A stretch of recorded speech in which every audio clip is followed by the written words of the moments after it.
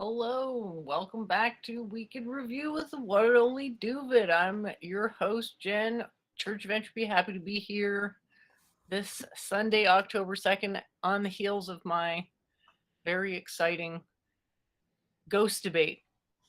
That for the first time, I actually think I got the thumbs up from Doovid. So without further ado, Vid, I'll hand it over to you for the introductions. Thanks for being here with us this evening. Yeah, great work yesterday. So, me and Jen streamed ours Thursday and Saturday regarding her ghost debate. We'll probably talk about that even a little bit more. But yeah, definitely thought uh, technically it was one of her better performances. Especially we worked in the introduction, PowerPoint, debate strategy, friendly. So good work with that. So I'll share the links. The next 2 weeks, there will be no week in review because of Jewish holidays that are on Sunday night. So possibly we might do a stream somewhere, but probably not unless Jennifer gets another modern day debate hookup or something like that. So it'll probably be a 2 week break for everybody. So you enjoy the Jewish holiday season. So let me share uh, some links that I had. This actually from 2 weeks. I don't actually have that many links, but just get these off my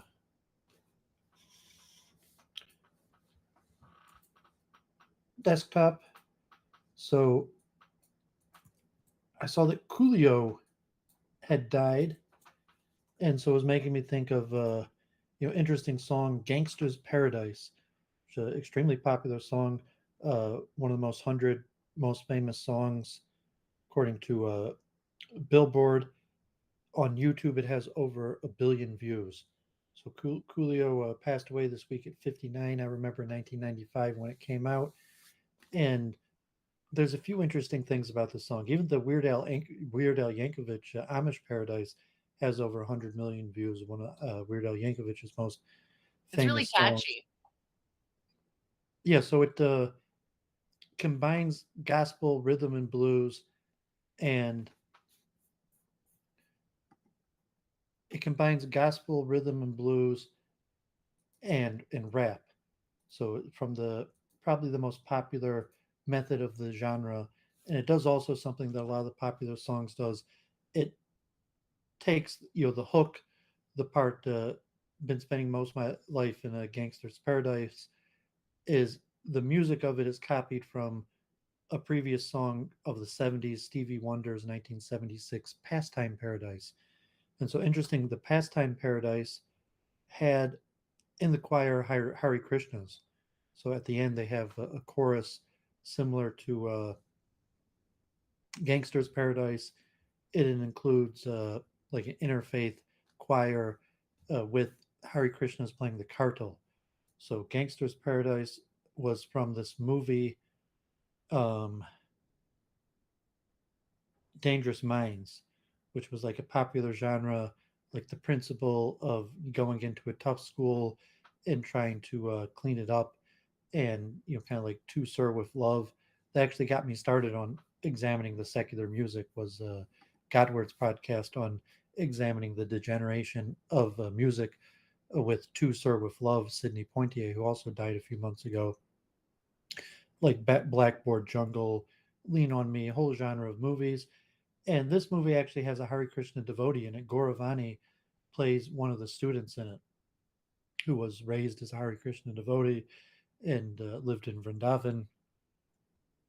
So interesting Hare Krishna connection, and it has some positivistic message. So ironically, when it won the Grammy Award, Stevie Wonder appeared at the Grammy, and they changed the words that there are no gangsters in paradise, there are no racists in paradise, and with the movie Dangerous Mind, kind of this hope of integration in urban African American tough areas that have a lot of violence, um, would be able to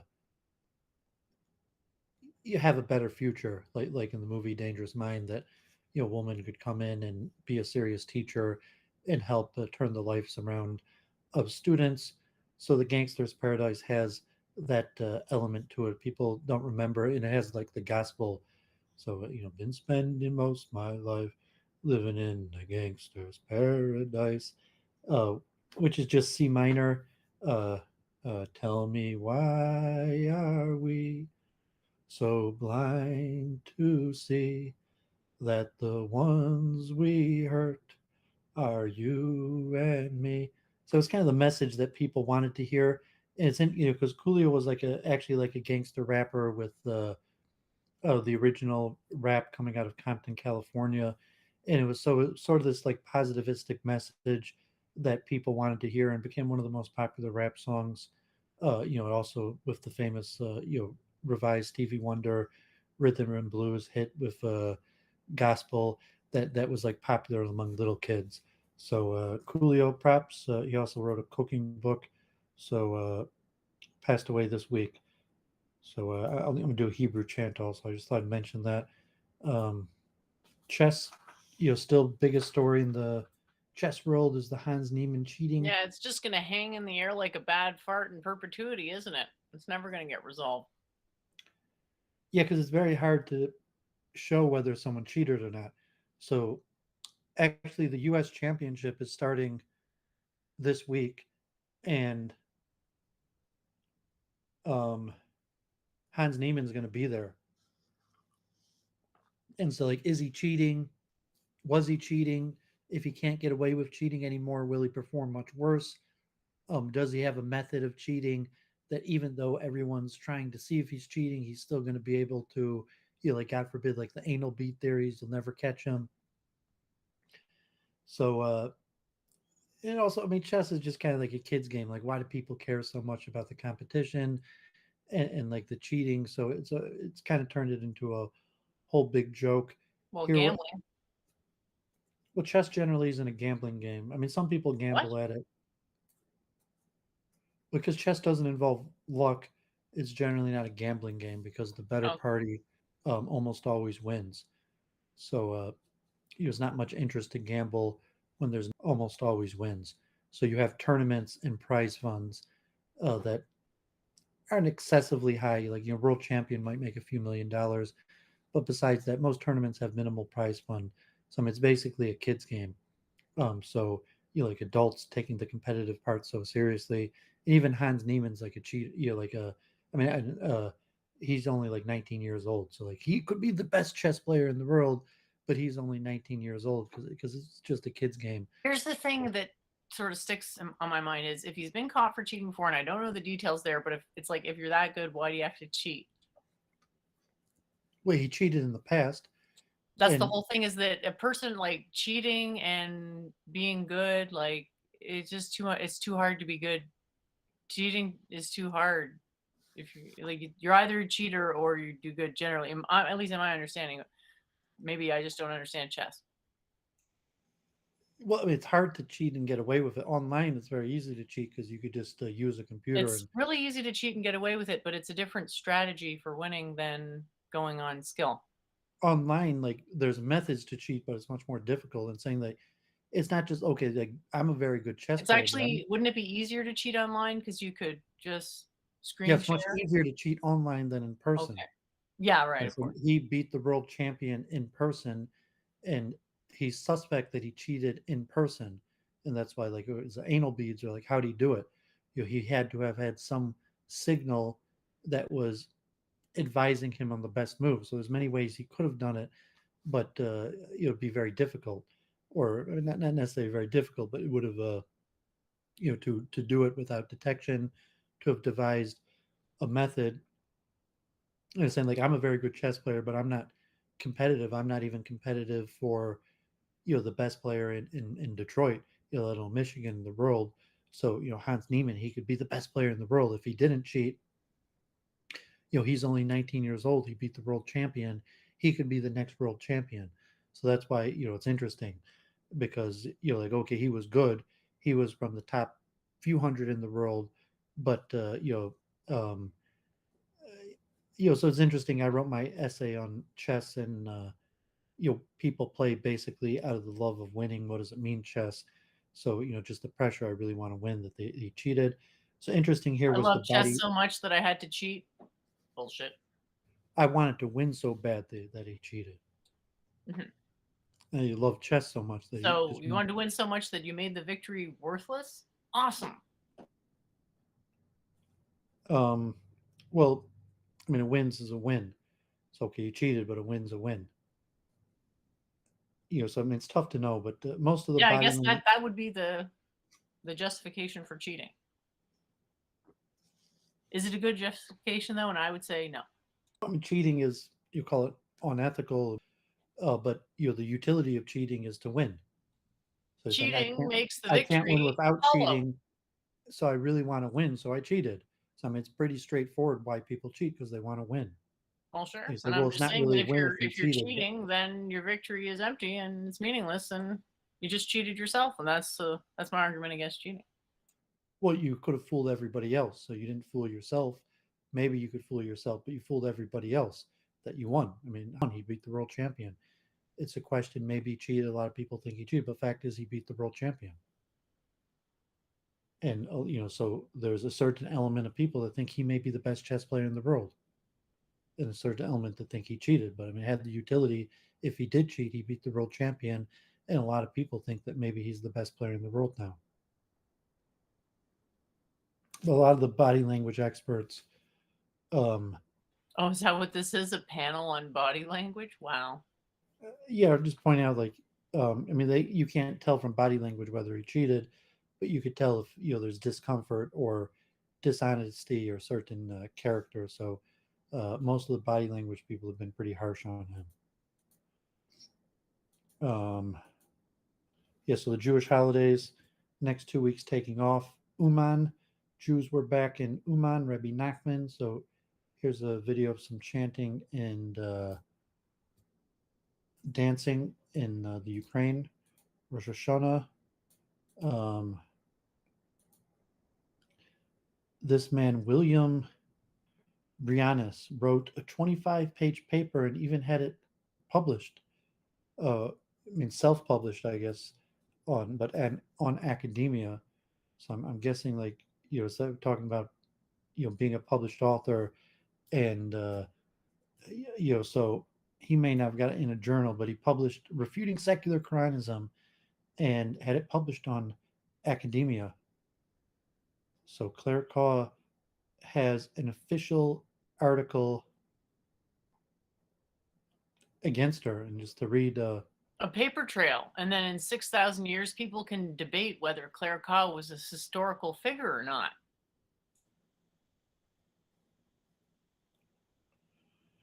There's an unfortunate caveat to the effort of this paper. I'm refuting the novel idea. In refuting the novel idea, I'm forced to also refute the author of the idea, Claire Kaw. It is far from my intention to bring ad hominem attacks against any individual, and I will avoid any personal attacks as much as possible. Still, it will be necessary to expose her background, beliefs, and methodologies, because in many ways the author and the idea have become nearly synonymous. In doing all of this, I will avoid making accusations of any kind and rely upon her own words, quoting her directly as much as possible.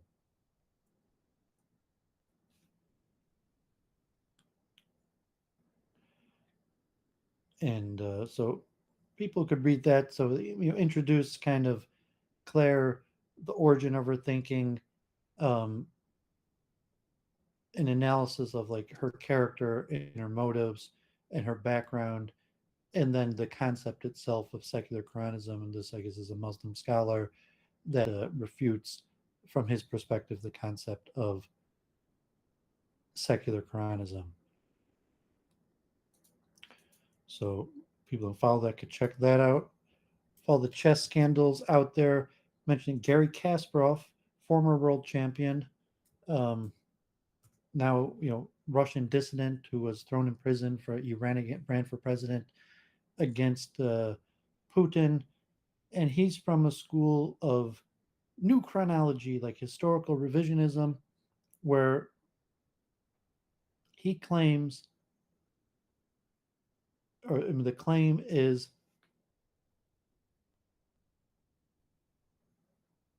that what happened in ancient history isn't accurate, and the Habsburgs and the Catholic Church, when they in 400 years ago, when they were writing the history of the ancient world, they put ideas that were much more recent into the ancient world. So it's like Plato, Aristotle, and we say, well, Plato and Aristotle discussed everything. What's your word for that again? Anachronizing. Oh, thank you. Yeah. So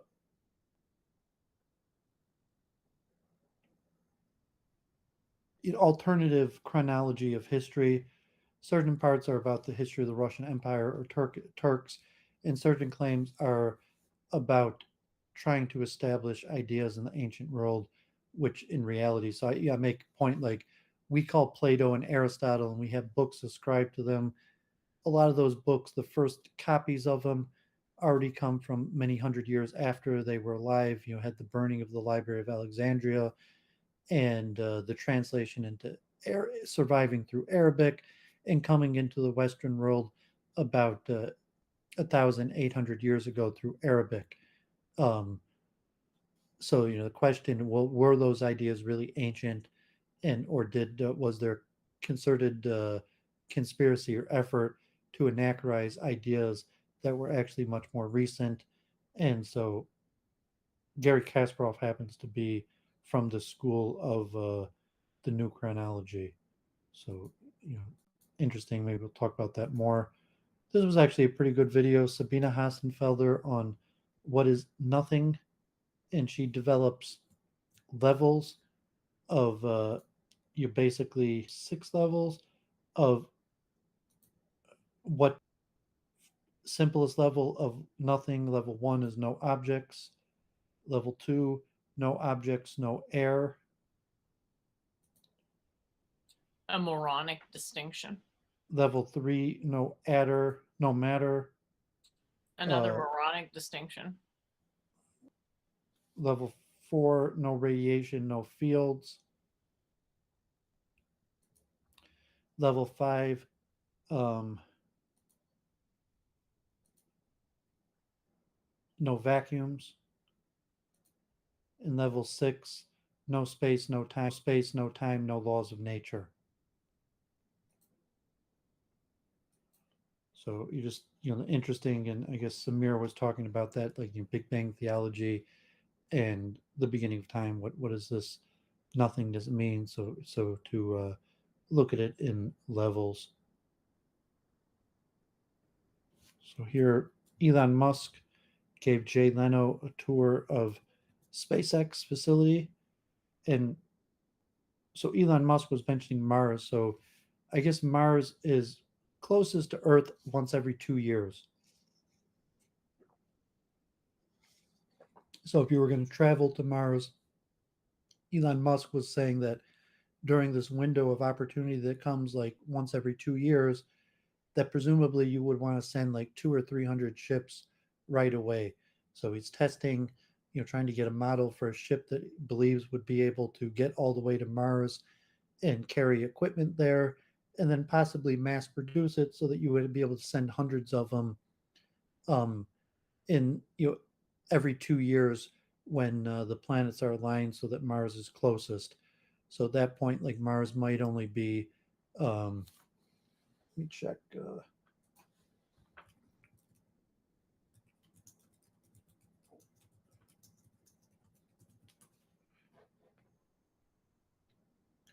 33.9 million miles.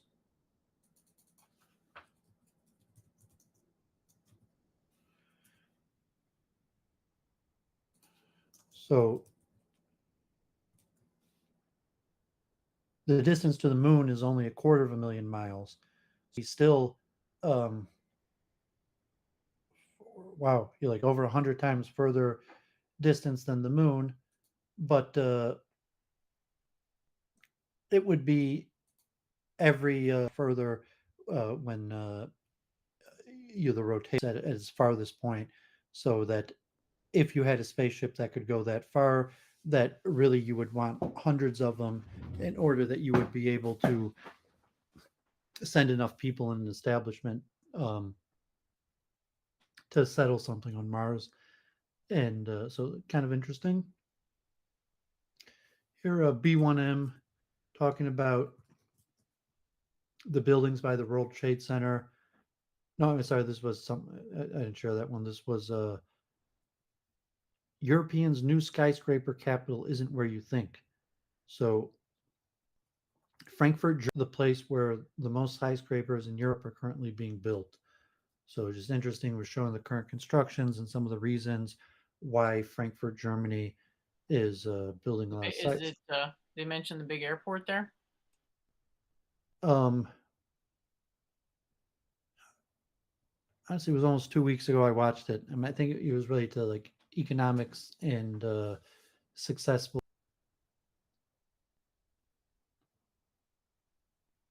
God forbid. Um, Here was like a anthropological evolutionary um, deep dive into modern obsession with big butts, evolutionary psychology. Um, I streamed with Luke quite a few times. Not this week. He wasn't feeling good, but the week before, quite a few times before Rosh Hashanah, I super chatted him. My first ever super chat, $5. Great work, Luke. Happy Hebrew New Year's. May we all be sealed in the book of life for another year of peace and prosperity and continued self improvement. Um, and Luke had done this show on a voice and character analysis of alt right live streamers. He's been taking like some voice lessons or listening to some courses, and it was analyzing, you know, like the upspeak, excitement levels, tonality of various personalities that what it takes to be good broadcaster. So there's the level of the content, and then there's the performative level. And Luke played a clip from this channel, YouTube Archive, that had me and Jennifer talking about cults, and then I saw it had this one, from 2019, um, right when Week in Review was starting, the origins of Doovid, trolls, and debate culture online, where I was talking about kind of what I had intentions of from streaming, and it didn't really work out that way. I've mentioned like IRL, and so I've never really met anyone IRL from streaming now 3 years. So it's been over 3 years of streaming, and I've never met any one of these people I've streamed with. Um, There's always yeah, I mean, I haven't been on Modern Day Debate or let alone invited, and I doubt I would go to that. But I'm saying like I've streamed with a lot, quite a few people. I mean, Deshaun, like I stream with him, but I brought him to my house, but I have not yet to meet anybody that I've streamed with. And the pivot, and I think it's gotten a little bit more unfriendly, or like trying to get people that are interested in common ideas.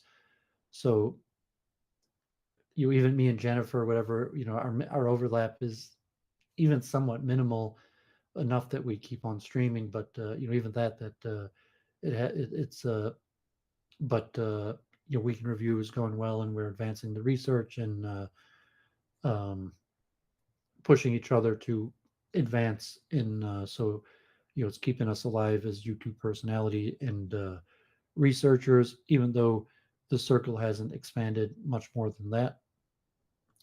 I actually got an email from like this guy Jeff, who was trying to book me on T Jump. I was like, I was on T Jump already, and he was like, oh, I didn't notice that. I'm sorry. I don't know if T Jump wanted to have me on again a second time, or just his booking agent didn't realize that I was already on his show. why God not forbid a go back? horrible story. Streamer Charles But you don't want Moskowitz. to go back on T jumps. I said I'd go back on T Jump. So I wasn't. So I told him I was already on T Jump, and the guy made like, oh, sorry, like it was maybe he didn't mean to invite me. Um, he meant to invite me because he hadn't thought I was on, but since I've been on already, it was a mistake. So maybe we'll see. Maybe he did want to have me on again, or maybe it was a mistake. He meant to have me on for the first time since I've been on already. Um, and that was actually just today. That email. So I streamed with Charles Moskowitz, and God forbid I called in. Actually, when Jennifer was on modern day debate right before I called into that guy, the revisionist Rizzoli. That was a mess. I'm not even going to post that link. Um, Maybe I'm going to talk with him. I don't know, but we'll leave that for a different venue that won't be on YouTube. God forbid the woman's running for governor of Massachusetts, Diana Ploss. This, related a horrible story. God forbid, God forbid. I don't think I met this girl, but I guess I've read her. She had an article in the Detroit Jewish News, and God forbid, her father killed his wife and his mom from QAnon conspiracy. Michigan man who killed his wife went down rabbit hole of conspiracy theories after Trump's lost, and so God forbid, this girl that her parents are dead, her sister took a bullet and may be permanently injured because her dad fell down the rabbit hole of QAnon and conspiracy theories so much so that God forbid somehow he ended up like in some murder suicide. So just horrible. The dangers of the e personality, and I kind of picked on Charles this week, where I was just like, That's not dangers of e-personality. That's conspiracy rabbit hole stuff. well, I mean, she says it was the e personality that the conspiracy rabbit hole was on the internet, that he was doing this Okay, QAnon stuff so on the a, internet. a personality requires a person, and a conspiracy is just a theory, So I don't know if he had like, right? So it's not really the same. I just don't know what you're really talking about. I don't know if he had like a alt identity and he was like in chat rooms. I mean, she said it looked like he was in chat rooms. I don't think he was on YouTube streaming, but he was I think, I mean, he seemed like a normal businessman, father who you just spent his spare time looking up conspiracy theories online, and somehow that caused him to be paranoid that that he killed his wife and then he killed himself and his daughter and his dog. God forbid. But no, I think it was related to the internet chat rooms related to QAnon. It wasn't in real life Trump activism or political activism. It was just spending all his time looking at conspiracy theories online, and then his wife, suspect of his wife, enough that he went mad and murder suicide. God forbid. So I mean, pretty crazy. Um, yeah, Charles was like, just like the negativity. I pushed him on it finding this week because he talking about like Michigan politics, and like he has to be like the three wicked witches, and I think to somewhat he's just copying Trump. It was like the revisionist I called in, like Charles is 65 years old, and he's like doing like high school burns and teasing, like politics, like governor political races, and he's like teasing him like he was on a like a elementary school play yard, and so like God forbid, um, situation here, like pretty bad the karma. So it's tough to know what to do. Next week, the week after, I signed up for two conventions. There's the heating, ventilation, air conditioning, and energy conversion Congress and Expo. So not this week, but the week after, I hope to stream twice on IRL from engineering shows. So let me do a Hebrew chant because Yom Kippur, the Day of Judgment is upon us, and um, it's a big day. It's an important day, and so this is a famous prayer in the Musaf prayer.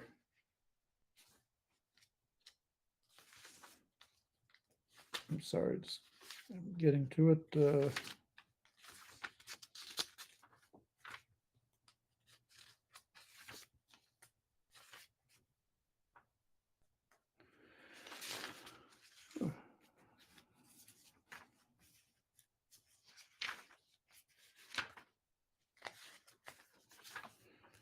Sorry about that. If you want to say something for a second, just while I find this. Welcome to the show. I'm looking forward to discussing my debate, if there's anything else to say, and whatever's happening in the future, because that combo last night seemed pretty interesting. Or I don't know if you thought it was. They're just boring run of the mill rehashing stuff.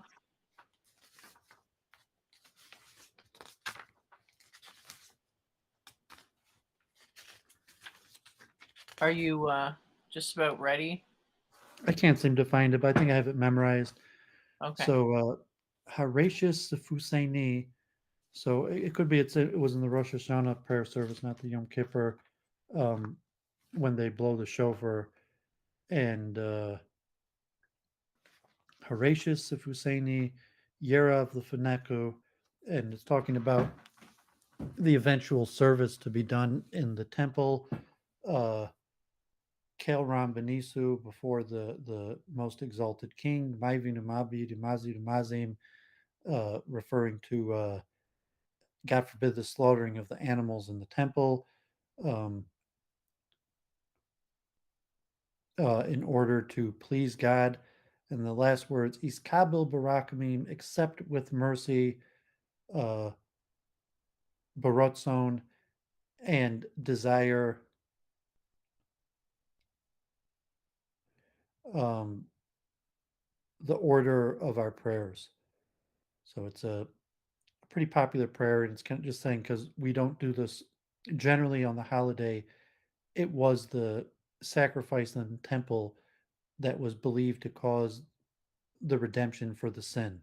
There's certain sins that we do that we could just repent for and like feel bad and not want to do it again, and that could erase the karmatic imprint.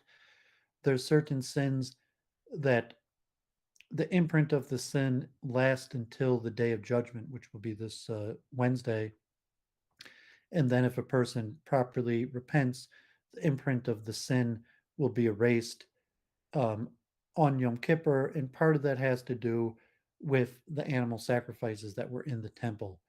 And then there's other karmatic imprints that death atones for, and then other sins that not even death atones for, that the imprint, the karmatic imprint of the sin would stay even after death. Arashis ifu seini yerav lifu nachu. Arashis ifu seini yerav lifu nachu kewel ram venisu. Arashis ifu seini yerav lifu nachu. Arashis Sifusaini Yerav Lifunechu Kewel Ram Venisu. Oi mai vinu mazi ma bidi makshiv my vinu mazi ma bidu makshiv likoi te seini. Iska bil birachomim, birach bini vrutzoin. Iska bil birachmim, birach mini vrutzoin. Seder tekiyoy seini. Iska bil birachomim, birach mini vrutzoin. Iskabil birakmi ni rutzoin seder avoidoi ni.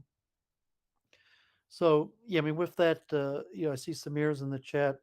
I don't know if you wanted to have him on again to talk more or even hear his ideas on math or Riemann, but say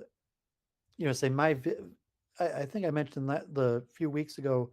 My view on karma is most impacted by the Hebrew prayers.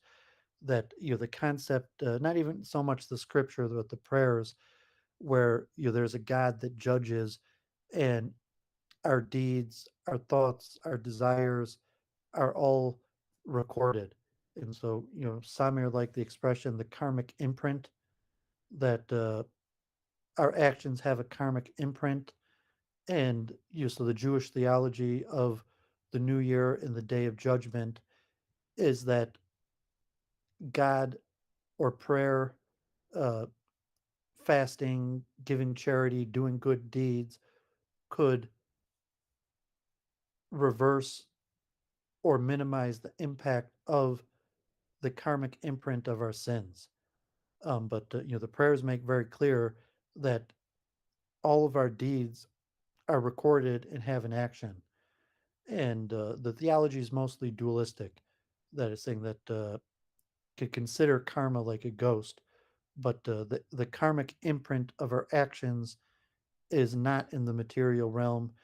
And from doing these prayers and living as a Hasidic Jew, I've basically became a dualist, and I understand the world in this dualistic way, where everything that we do causes an imprint, but that imprint is not material, and our mind is not material either, and our mind's eye, so to say, could see um, an anthropomorphization of the spiritual realm, because it's the spiritual realm and hard to describe.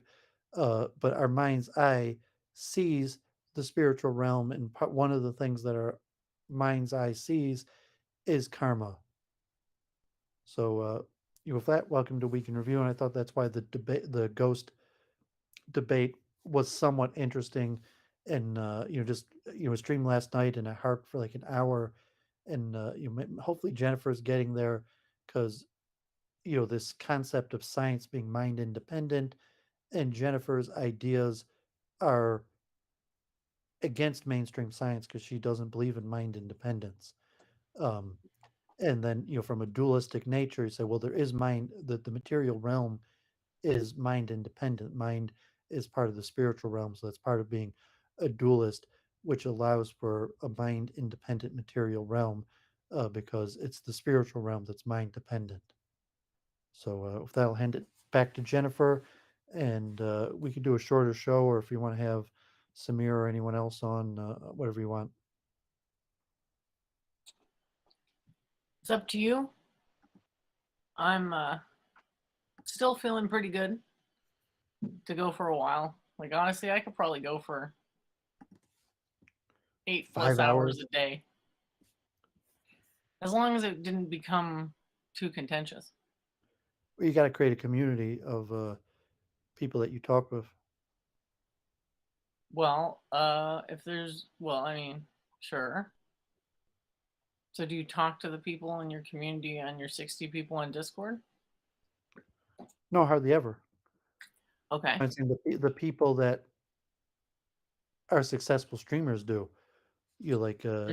Jay Dyer, Destiny, Crucible, Politically Provoked, the people that have became successful and stream tens of hours a week, have active um you're not like modern day debate that has guest debates, but people like Destiny or Politically Provoked or Crucible, Jay Dyer, that have active discords and voice chats going, even T Jump, that if you wanted to have, I probably don't plan on doing that. I don't plan on ever streaming out tens of hours a week, or I mean tens of hours every week. But if you did plan on doing that, I mean, you don't have to be through your Discord, but presumably you would have to have a rotation of people that you talk to regularly. And I mean, most people Right. do that through Discord. Destiny, J Dyer, Crucible, Politically Provoked, all do that through their Discord. Although modern day debate may have a Discord, but they don't do that through their Discord. But they just have scheduled events with moderated debates. But they have a very big, um, including Jennifer, uh, of a lineup of regular guests, in order that they could have 4 or 5, 3, 4, 5 streams a week, 10, 20 hours of streaming a week. And like Luke Ford, he reviews content, and his stuff's not that successful right now, and I have a hard time doing it. when he was more successful, he had a bigger lineup. He had Kevin Michael Grace for a few hours. He had Brundle and Kyle and Babs and a cast of characters. Now maybe he just has like me and Elliot. A handful of people like Rodney, uh, Colin Liddell. I mean, he has a handful of people that still chime in enough that he could still stream tens of hours a week, and then he restreams Tucker or something like that. But I think Jennifer, to be successful, if she was going to stream hours every day, if she had a lineup of I wasn't talking about streaming. I was just talking about talking. Probably couldn't stream 8 hours a day, but could talk 8 hours a day. I don't really want to do that, though. That seems like it would be not good. I feel like my voice is already starting to crack. So, you don't mean talking, you mean having conversations 8 hours a day. Or you mean talking 8 hours a day. well, I That's what I could say. be partaking in dialogues, trialogues, tetralogues, Yes, I whatever you want mean to call talking, them. meaning People conversations. talking in a combo. You need a lineup of people that you're talking with. Mm, lineup? I don't know. It sort of depends. Like, some topics people just don't want to be have an audience for, understandably.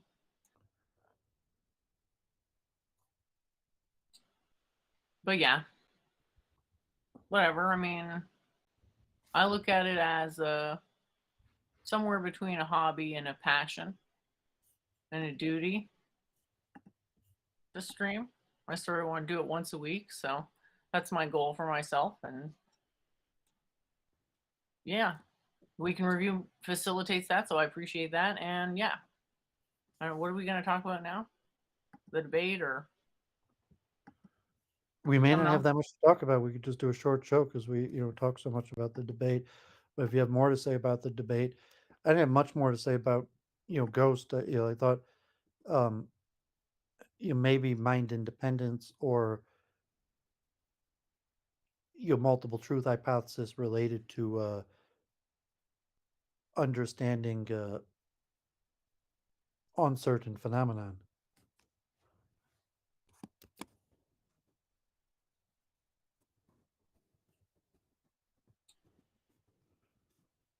Okay. So you didn't have anything to review, any content to go over. Well, I did notice something that this concept here. Whoopsie. I always have trouble loading stuff. Let's see. Woo!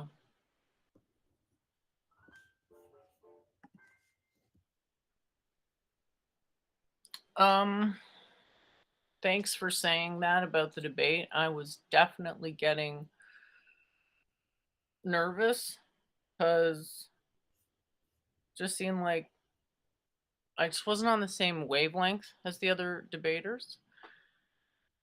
And I just couldn't get it to like click. Like, I feel like I offended some people where I was like, maybe we could plan out the debate before we actually started debating, maybe. And then it was like, well, no, that's bad form. And I was like, why? But whatever. So that debate was, I mean, my opponent really didn't have very good tech. So there's a bit of a disconnect there. Um, I think he's just starting out. And who knows, maybe the Did he debates give the a way they clear used to be, bio? where it was like knock down, drag out, actually trying to count point for point, trying to undermine the premise of the other person talking in the first place, like those are just not going to be on YouTube Did anymore. he give a clear bio? I don't know that he gave a bio. Even like educational background or how he got into Ghost or even what his affiliation with Ghosts are. Well, he said, I mean, is like he says a flat Earth channel, so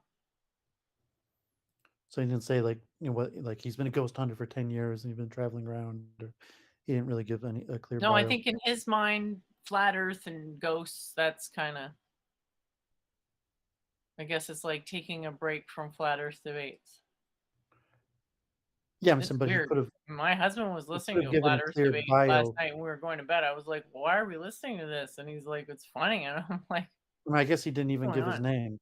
I mean, just troubling, but I mean, he could have given a bio like how he got into Ghost and what activity he's done with Ghost, the kind of research he's did, or if he is active, like if he's a ghost hunter, if he regularly goes to phenomenon to investigate paranormal phenomenon. So he didn't give any bio information like that, like of his credibility. He's just a guy who believes in ghosts that didn't have any professional ghost bio to back that up. I think he thought it would be very easy to argue in favor of ghosts because, quote, everyone believes in ghosts. I mean, you can't just straight answer my question like yes or no, What? or of did he didn't give a bio No, he didn't of give a bio.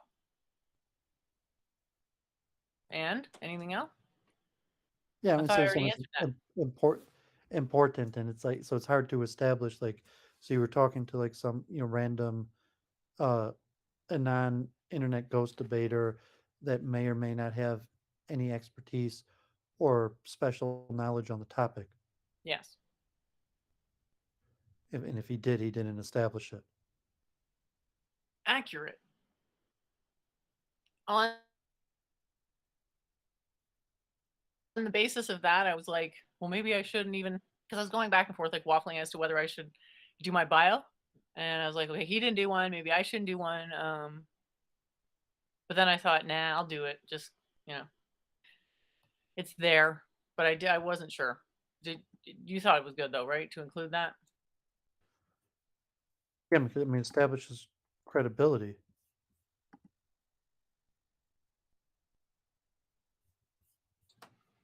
I guess so.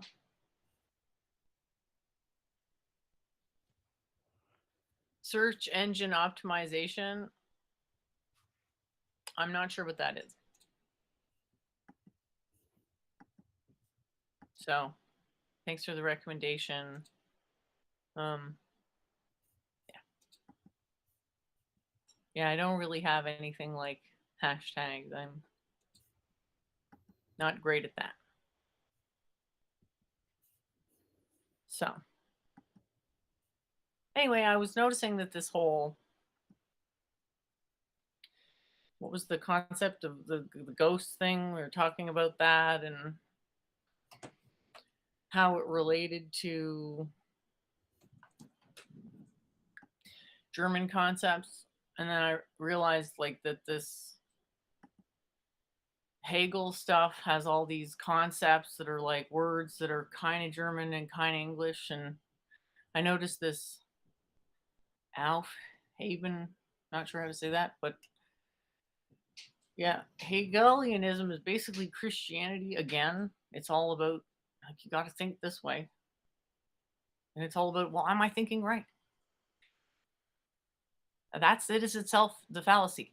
You're the first judge. You can't abdicate the judgment to something external, even something as quote certain as logic. I mean, just listen, think how foolish that is. So anyway, I just wanted to say I thought it was really interesting that all these things were connected by this necessity to negate everything and how it compares with neti neti in the Orthodox schools, but that it's just like this really fatalistic version of it where you ought to have a certain position or else, basically. And I was just thinking it probably is the origin of the cancel culture phenomenon, which is essentially that like limit of that fanaticism. And I just thought it was an interesting connection that it literally means cancel. And I thought it was a very good example of how meaning and words and culture, that's all connected. And hoping to encourage people to go back to sanity and just facing reality and that maybe just like denying everything in perpetuity might might be insufficient to form a basis of coherent understanding of reality. So I just thought that was really interesting that so much time and effort can be spent on something so that doesn't really take that much time to explain. It's just really hard to do it right. Like to properly negate stuff is really hard. And when it's done improperly, it's just like, ew, that sounds nonsensical. So why would I? Which is why like the debate scene is kind of like dead. I don't want to say it's sad that it is, but that's the fact. And I don't know how to get past it other than to like figure out how to engage with the quote unquote dialectical format. So I'm a little bit at a loss here because I feel very hurt when people do the Socratic method to me, and I kind of feel like all the stuff is all connected together, and I don't want to go in and hurt people, so I'm sort of not sure where to go. That's why I just want to maybe focus more on writing now because I thought, oh yeah, we didn't talk about my writing either. And I was hoping to go over that at some point. I don't know if you felt like it was already done or what the next step would be, but at this point, yeah, I was thinking of letting Daryl have a look at it. I mean, you get any, more people willing to help you, possibly the better. I mean, you had your essay on panpsychism, and it had a little biographical info, and then you start adding a whole bunch of other stuff to it. So I'm not, I don't know if you published something or if I you put took it the out there. biographical info out, and I did publish something actually, is the last version that I sent you. So that's just as a draft on. I can put the link in the chat if anyone's interested, but yeah, it's the last one I sent you. I don't know if you wanted to check it out, but if not, it's no problem. We've been having a lot of excitement this week, so I understand, if you want to take a break and come Did you back to put it it. on your blog? It's on School of Entropy. It's the latest one on. Did you put that in the chat? It's not on the blog though. No, I'm a little discouraged just from all the criticism and everything, and if no one's understanding the stuff in the first place, then it's like, what's the point of publishing it? So there we go. So it's the first one here in this link.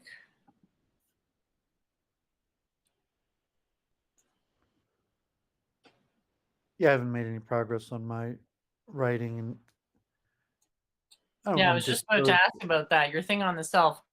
That's what I thought from the beginning. The topic is simply to you could write a library on it and not be anywhere near 1% of done. So what about just a different topic, or just you're not inspired anymore to write? well, I don't really have any feedback. Like, I'm not sure. Like, I feel like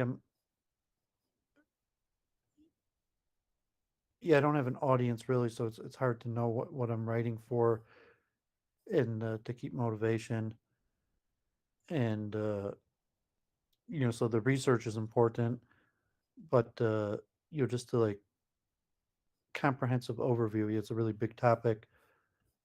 Although I think I could write that essay, I just probably have to wait till after the Jewish holidays, and conjure up some new motivation.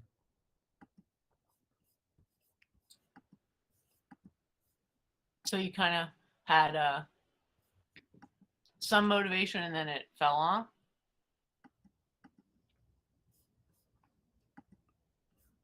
Um,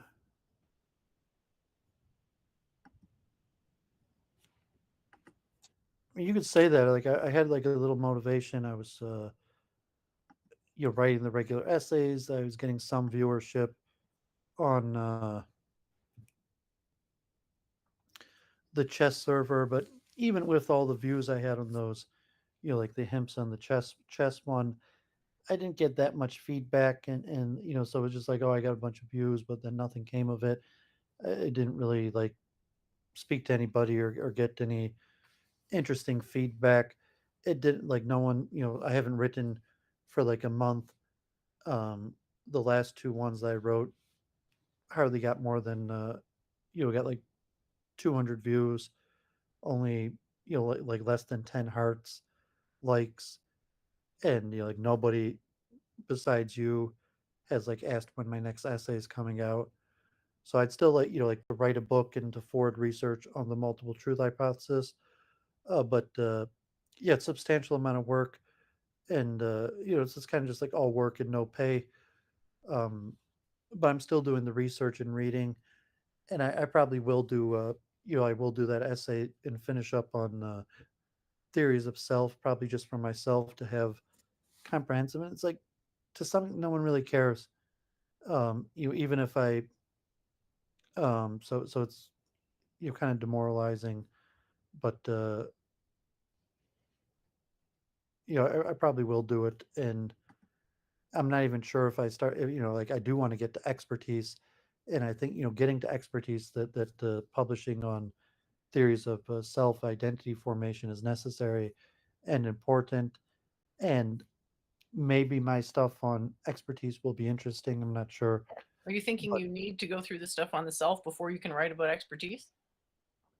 yeah, because expertise is said as part of identity formation and self. Okay. So I mean, it's one of these counterintuitive things, and then it's like I'm going to convince a bunch of people of something. I don't think I'm going to be able to convince people. And it's like I can't even convince you. And so I've What done is the it that you research. think you failed to convince me of? Like I see some value in your MTH. What is it you think you've not convinced me of? Well, I'm saying the truth of what I've discovered. Like, so if I'm just saying that expertise is an I don't think you're extension. gonna be able to get like, okay, I don't think we're defining self the same way. We don't have the same suppositions about what this type of research would entail. At this point, I think you're gonna get more information out of going through it from the expertise position, given what it is I think you're trying to do. And I don't understand how you could possibly get to expertise from an understanding of self, but Well, I mean, no one that's cares. what Like you have your way, I you care. understand self, and you don't really care what the experts say or what the psychologist or and not even you really care, like let alone anybody else. So I'm gonna do like a whole bunch of research on this, and then start publishing it, and you even relate to like the chess and the cheating. Like um, I mentioned the studies and the theories, and I don't think there's much interest in it. And like I've been talking about Fernand Gobet and Erickson, who passed away, who wrote the popular book, but there's not much interest in it. So it's just something that interests me. And So right, you're like, you're interested, and the fact that other people aren't interested is enough to stop you from writing about it. well, it just demoralizing because it's saying that, as say, writing What's the generally is point not. of writing? Isn't the point of writing influence? I'm trying to understand your logic. Please bear with me here. And What's I the said appeal when of when I writing? first writing is to communicate to other people. So serving mankind. Well, it could be part of it, like the utility or function. Like I want to serve mankind in writing. So I mean, it could be to record my ideas for posterity for historical record. But I mean, writing is to communicate to other people. But if there's no one at the other end to communicate to, writing is somewhat a futile venture. No, it's not. And just like you saying no, it's not. And saying like no, I mean, writing is for. Well, it depends if you give a shit about influence. You don't seem to care about abstract influence, even though that's a great way to help people, in my opinion. But all right. So that's just something we don't agree on. I Well, don't I want said to that fight about saying it or like anything. that I want feedback. Saying like if I'm helping people, it should be clear that I'm helping people. Well, And then we have to go into what does it mean to help people? yeah, I'm saying even to educate people or to clarify complicated Well, ideas. has writing ever helped someone? Well, yeah, I mean, I've been helped by writing, Okay, how? by learning things from people that Okay, have taken the what? time to write. Okay, what?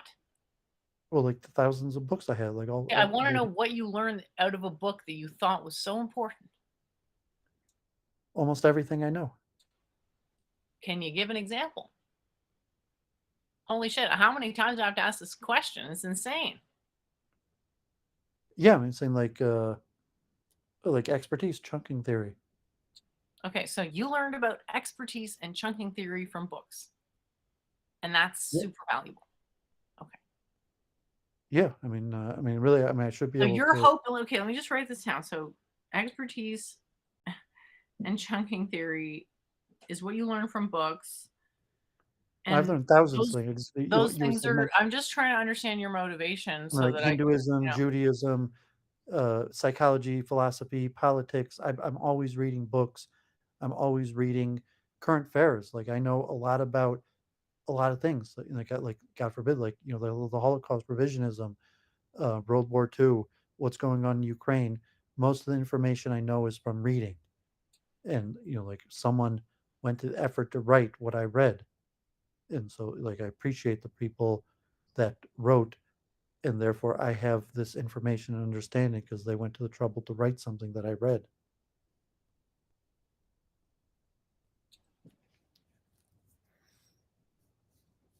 so you don't feel you have anything to say? Um, Hey, Anders, thanks for joining. yeah, what I was saying, if someone asks you something, you answer it, but saying like, no, I mean, writing is a form of communication. So just you're like, I wish I had a friend so that I could talk to the friend about this subject, or saying like, I'm not sure. Um, I have things that interest me, but I'm saying writing is to communicate to other people, and it's unclear that other people What are about interested. writing to convince yourself that something makes sense? Maybe Well, that's that that's also an that's uncharitable way to put it, but in a way, like, putting stuff in writing is sort of a test to see if it makes sense. The yeah, test, I'm if the force apparently to I clarify and often organize fail. thought, and that's probably why I'm going to go through the effort of doing this because like I'm not really writing for anybody else. I'm writing more to clarify and organize my own thoughts. So the process and so it's so like I'm thinking and studying about it. I plan on writing, in the effort of me writing, uh, because there really isn't an audience for it at this point, or maybe ever, is just to clarify and organize my own thoughts.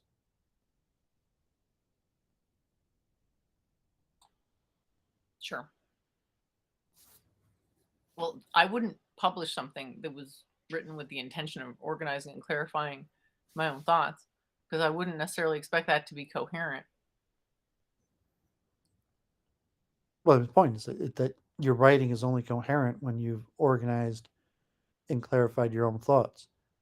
That's okay. The writing that I did, I think, relatively clear and coherent.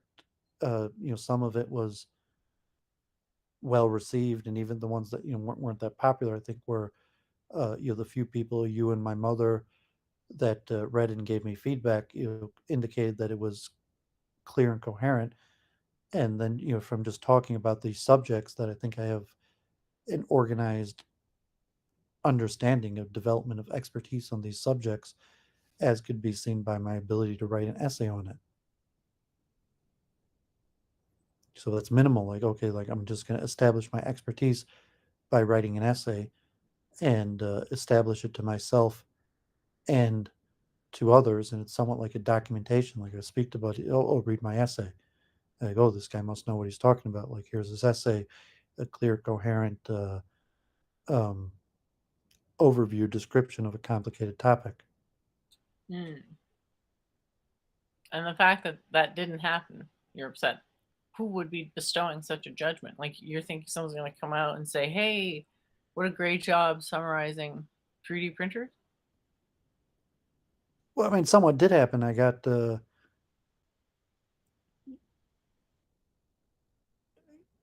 cognitive dissonance over 1,000 views. 3D printers over critical theory, Frankfurt School. I mean, some of the had high tens of likes and hundreds of views, and to say like, yeah, this guy probably understands these topics, and I established to myself that I think I understand these topics through writing and publishing an essay, and then I have if I'm talking. So I mean, it does happen occasionally, mostly on the chess server, where I'm talking to somebody, and so instead of blabbing, I'll just be like, "Oh, read my essay." Did you read my essay?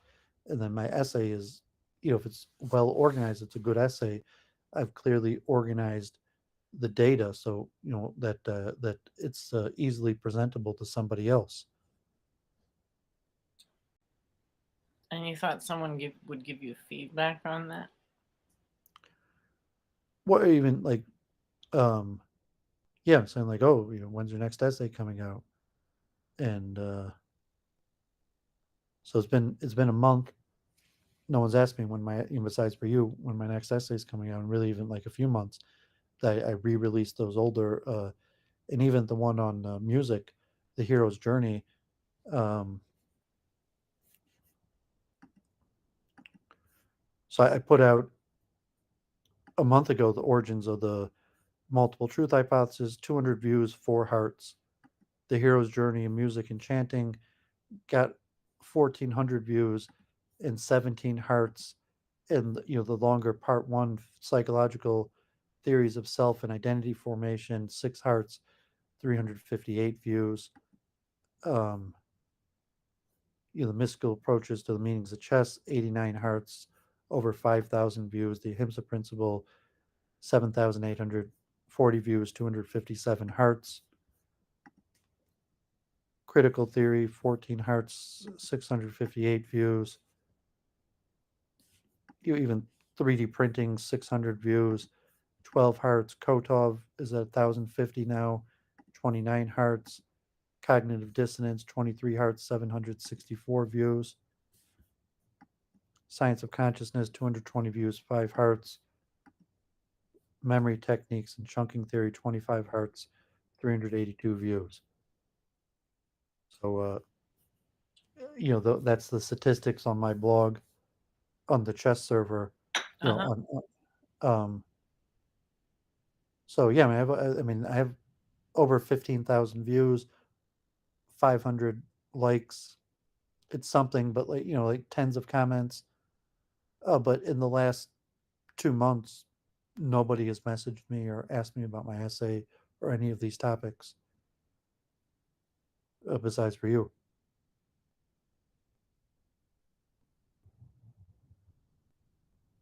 And Samir, I come to my own. I don't. I mean, my own opinion. Generally, I don't value my own opinion much on topics. I just want to know and understand things. So if you ask me like, what's my opinion on Ukraine, I might have an opinion, but I'm not trying to like form an opinion. Like, okay, I'm halfway around the world, or these various topics. Like, I do think I have something to add. Like, I want to accomplish something. I want to accomplish something, big. Like you said, like the we, publish a paper. Like you claim that you've, solved the Riemann hypothesis or something like that. But I'm saying that to have a published paper, to have advanced research, or even like Jennifer. Okay, you were invited on modern day debate, but to be like a known subject expert, where I'm regularly invited to talk about my subject expertise. Which thank God I like that on Judaism. I'm a subject expert on Judaism, and I'm regularly still invited. Luke Ford, Charles Moskowitz, even counter Semites. I'm still in touch with a lot of people. Like, okay, I've established subject expertise on Judaism, and still relatively frequently people reach out for me for my subject expertise. But I would like to be like that with consciousness and self and expertise, but I haven't yet established that. So it's tough. The research, writing this essay, and I've never written on Judaism, but so whatever subject expertise I have, that people reach out for my expertise. That I would like to be like that with consciousness and theories of self and expertise in the multiple truth hypothesis. I have to establish that. And so streaming doesn't appear to be doing it. Well, Sandwich Writing, just said in the chat that he read the articles, which he found very exhaustive, which I assume he means exhausted the topic, not his desire to read. Uh, he wanted to give feedback, but refrained because he didn't want to sound academic. So there's that. Well, you could message me on Facebook, or if you want to talk about that. I mean, I'd appreciate some feedback, but yeah, I mean, this was it's tough writing for. I don't think like I'm gonna get like picked up or something. Like I'm gonna improve my writing, and all of a sudden, like someone's gonna like ask me to publish the article somewhere. I'll keep on working at it, and improve my writing, Well, and AI is doing more probably going to research. take over most writing, don't you think? The what? I said AI is going to take over most writing, don't you think? No, no. I think that there's still plenty of I mean, journals think that. about it. Think about it the way it works. Like I haven't tried these things out, but I've worked with adaptive filters before, so I'm assuming it's just the kind of thing where you can like, dial it to 7 from 8 and then have it suck less and then just go sentence by sentence. Yeah, you can't even say that I'm about actually laughing. thinking I'll just wait for AI and write my book with AI and I'll be like, "Thank you, AI, for helping me." Yeah, you can't even Right say that ahead of about it. laughing, but I'm yeah, laughing at myself because of how absurd my problem is and how unusual it is. That if that's all right. well, it's like, no, I'm saying there's obviously thousands of journals. There's books, like I sell books. I constantly buy books and read books. People, there's popular books that are constantly being written. There's journals and articles and blogs.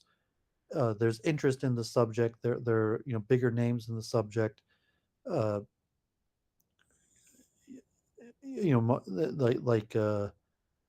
like any field that there's conferences and colloquiums, and I'm not at the level where I'm going to be included in that. And maybe my writing now is more kind of just generic, like overview. I'm not even writing you like unique. I'm doing like kind of the exhaustive research to I'm going to go to these engineering conferences next week. I'll just do a stream. um but yeah, I picked up all these. There's plumbing. There's HVAC magazine. There's 3D printing magazine. I get TCT Rapid, the magazine on 3D printing. I don't know if my article was, maybe it was almost good enough that it could have been published in a magazine. Circulation's kind of small. Maybe people even get paid that my 3D printing. Like in some role, like maybe would have got like $500 for writing that, and would have been included in a magazine, and then I would be like a speaker at a conference. Um, but yeah, you could move into it, and writing is uh, a good way. Like one viral article, um, and the Ahimsa was minorly viral, at least on the chess server, but it didn't lead to anything where I'm going to make like rounds like a typical author. Uh, like Judaic studies. It's because you're looking at this as though it's, some sort of clown show when it's like it's more of a think tank. But anyway, No, I understand how these things work. I understand where I'm not at. It's what I put in the video, like sharing about streaming. Like well, you don't seem to understand that networking requires a certain attitude and you come across as extremely negative. networking requires. You can network. I'm saying that to a certain level of accomplishment, and saying like, no, there's a reason. Like my writing's not enough. Where I'm going to be on the speaking tour, and people are going to start inviting me to programs to talk about my essay.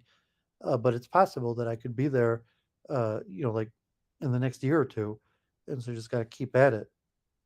But like, no, I understand how these things work, uh, and I'm just not there. Like, no one's inviting me to on like a speaking tour to talk about my essay.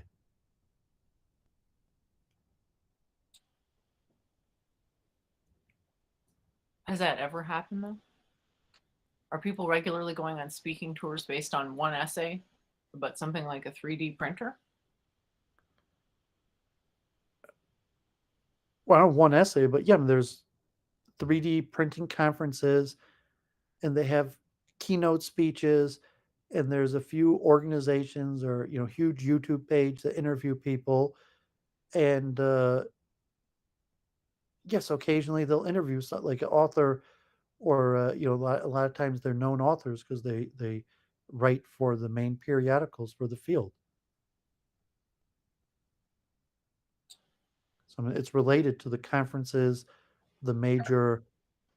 media platforms, um, and if it's like university, so if it's like I'm a subject matter expert on Judaism, but not like a Judaic studies. So there's speakers circuit for people who are in Judaic studies and write a book on a Jewish topic, and then they make the speaking tour at all the various Judaic studies programs, and then even some of the symposiums and conferences.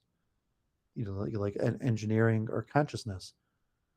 So there's the bigger channels. Like if I wrote a book on consciousness and it was big, and maybe I would be a speaker at the Science of Consciousness or one of multiple conferences, or make the rounds to the various channels to talk about my book, like Philip Goth, who made the rounds. He was on most of the major channels talking about his book Galileo's Error.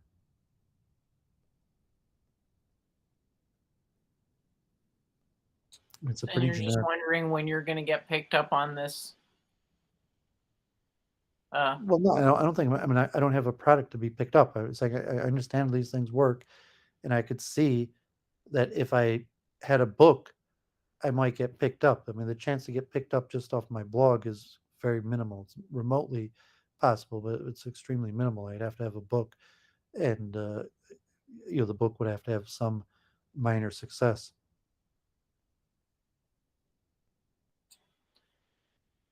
And these are so really generic processes. yeah, no, I get that. So I just thought that that implied that you should keep writing, but it seems like you maybe want to take a break from writing, or I'm not really understanding what you're saying. Well, I'm just keep on researching, keep on working at it. Yeah, I should keep writing, but uh, yeah, I've hit a slump right now, and Yeah, it's really hard to write. So sometimes you have to try new things to get the creativity flowing. a lot of people spend years, and most authors, their books never take. Spend like 5 years writing a book that no one ever buys.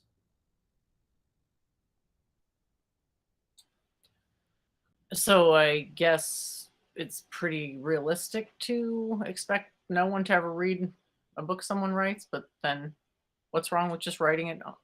Again, the whole always comes back to just do it for yourself. And, if you don't want to do it for yourself, fine. But I'm pretty sure all the people who write for themselves.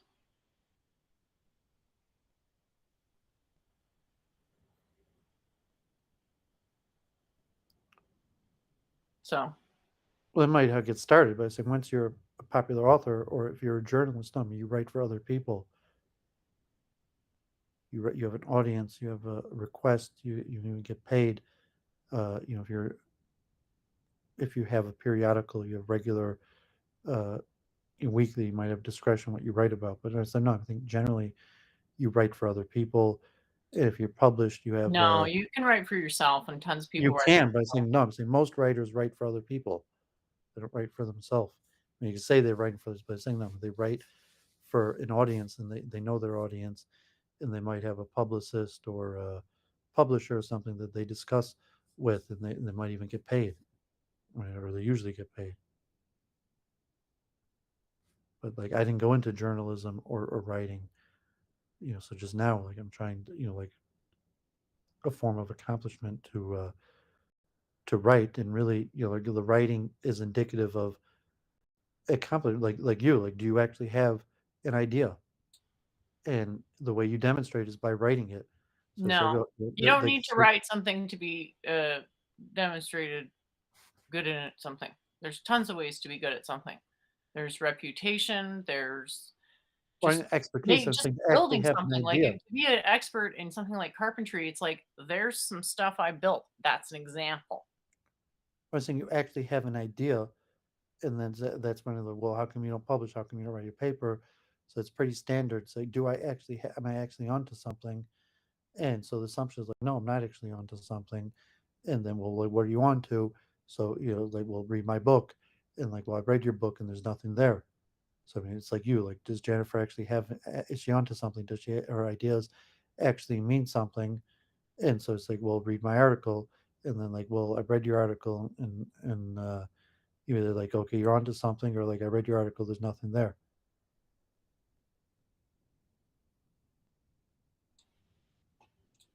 Don Willis asks if we're familiar with OPP, Ontario Provincial Police. Yes. Samish once I believed think that that's like a streaming was rap just an song. alternative to the entrenched publisher perish rule of academia. Streaming is based on an oral transmission of ideas, which I found innovative and adaptive. Yeah, thanks. I think so too. And it's great. And it's a dying art. Conversations, in a sense, is a dying art, but in another sense, it isn't because people are reading so much. So there is an access to information of a sort, but there's a loss of another sort of skill that is, one would think, viable. Under says AI can surveil the entire internet 24/7 and read and even watch everything and suggest to us what's interesting. Of course, the AI would know our interests intimately, which could be scary.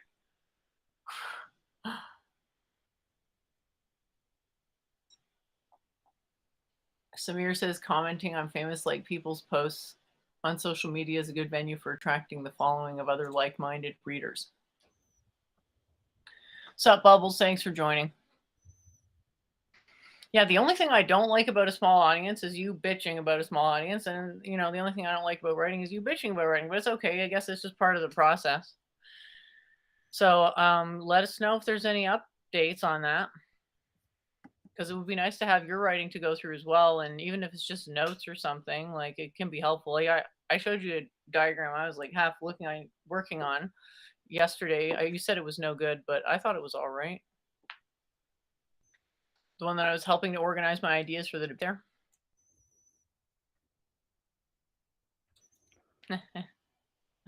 Yeah, it just didn't make any sense to me. I mean, the organizational structure, what you were trying to show. I wasn't trying to show anything. It's just notes. So it's like how I develop my ideas. And then maybe there's some kind of way to, maybe I'll show it because I still have it and people can see if they like it. It's like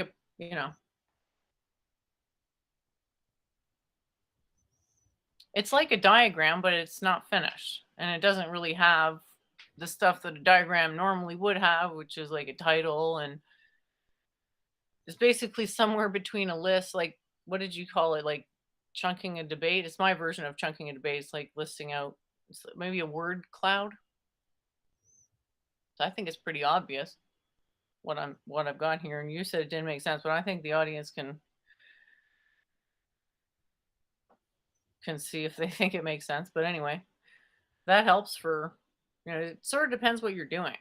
Where I think for you, it's like a standstill because I don't think you see value in creativity, developing creativity for its own sake. Am I right about that? No, I'm not sure. Well, do you do any activities to develop your creativity?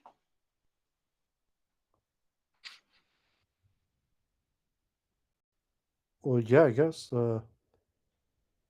Because to me, reading destroys creativity because it's basically delegating creativity to writing.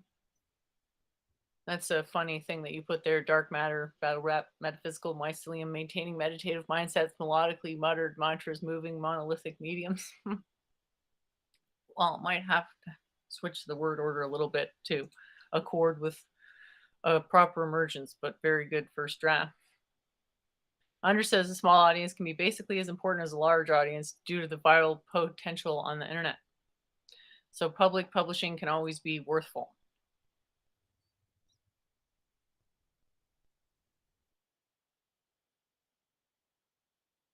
So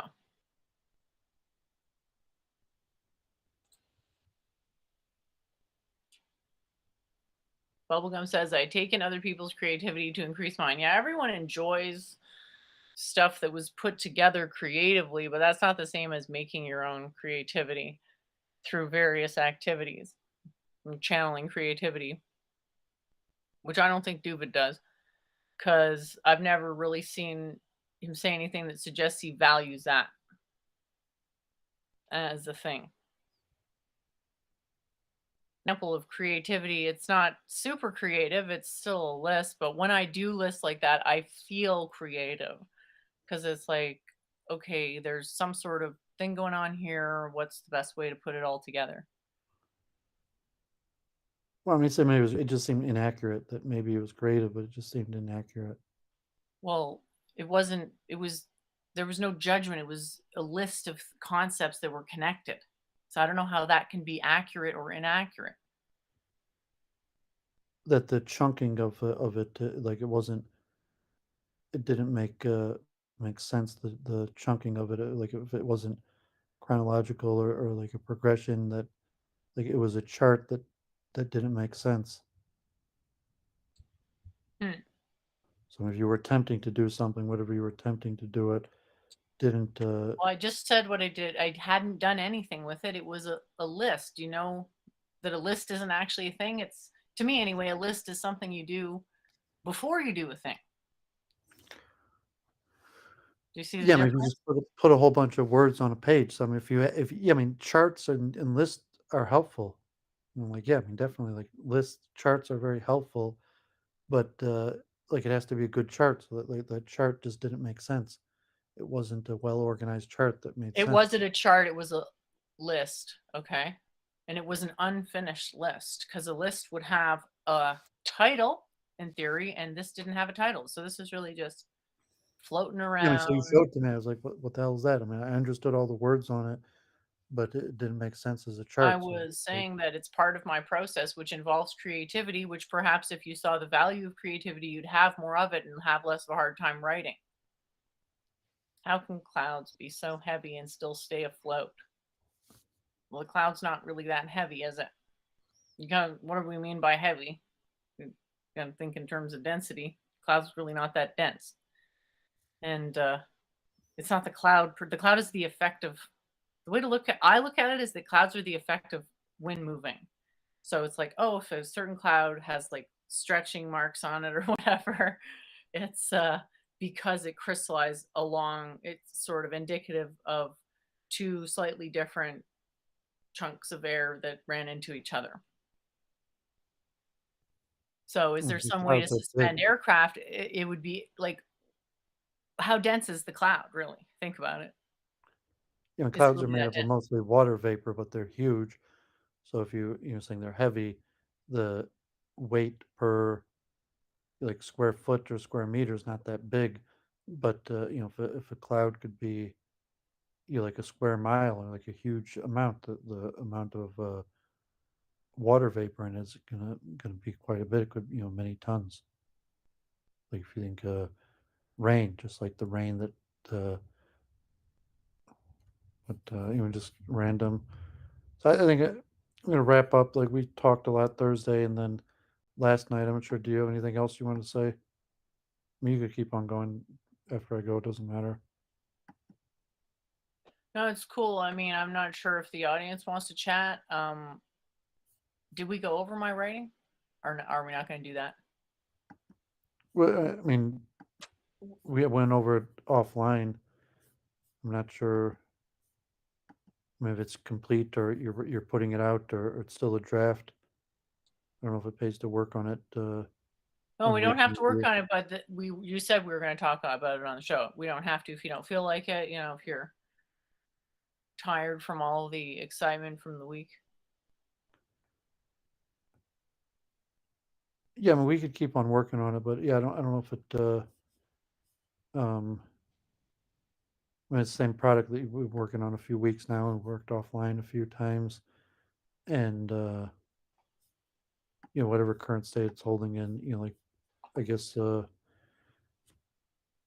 then just like the basic writing right workshop where we're trying to work offline and get it in a proper essay format, which was very draining to to do. Took hours, like reviewing your essay and trying to teach you how to just follow proper format, and then just like argumentative that what the hell, like I'm gonna argue with you to write a proper essay. So it was just very draining.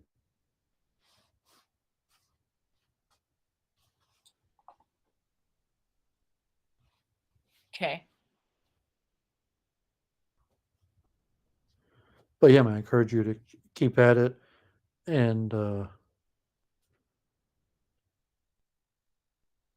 then like it wasn't clear because like the last time we did it, like it looked like you almost had a finished product, but then you went in a different direction and like added a bunch of stuff, and then it seemed like it was even further away from being finished. So I mean, you could, so it's unclear what you're trying to do, and I don't want to argue with you about what does it mean to have a proper essay, or like paragraph format, or introduction or conclusion. If you want to do that, you will, but I can't argue with you to try to convince you to put things in like a proper essay format if you don't want to. Yeah, I do want to. So I guess there's a miscommunication there.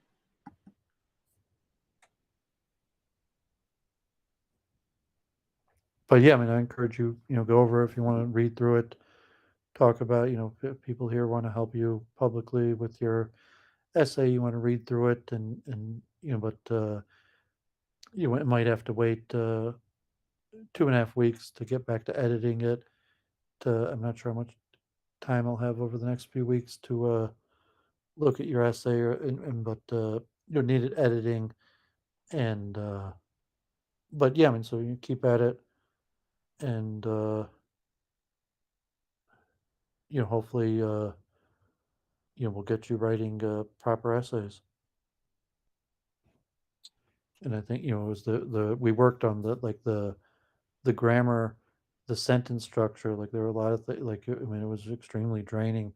Like you're getting you to stop using the passive voice, um, like the pronouns, to convincing you that like you should have an introduction of what the elements of an introduction, like the introduction to the topic, um, definitions, a roadmap.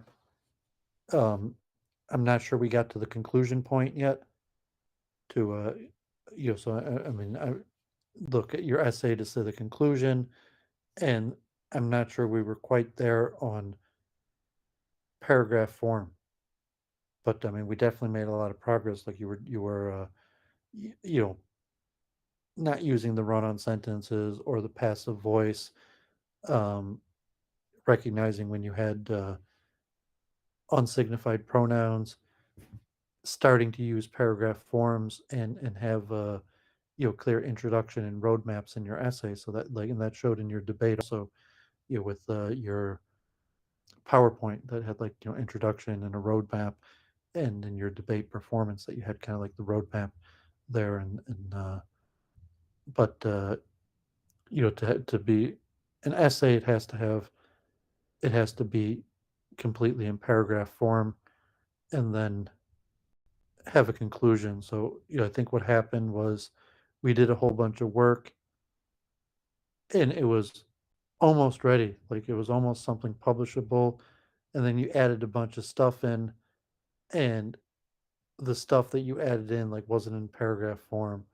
So it was just like, oh no, like now, like, so it seemed like I mean, I know like it was probably important to you to add the stuff in the essay, but the essay was almost complete. Like you could have just given a conclusion, it would have been an essay, but then you added a whole bunch of other stuff and it wasn't even in paragraph form. I was like, oh man. So like I didn't really look at it since then. I mean, I looked at it, but we didn't review it since then. So I don't know if that's where it's holding now, where it has like those additions that you made, and it's not even in paragraph form, the additions, and it doesn't have a conclusion.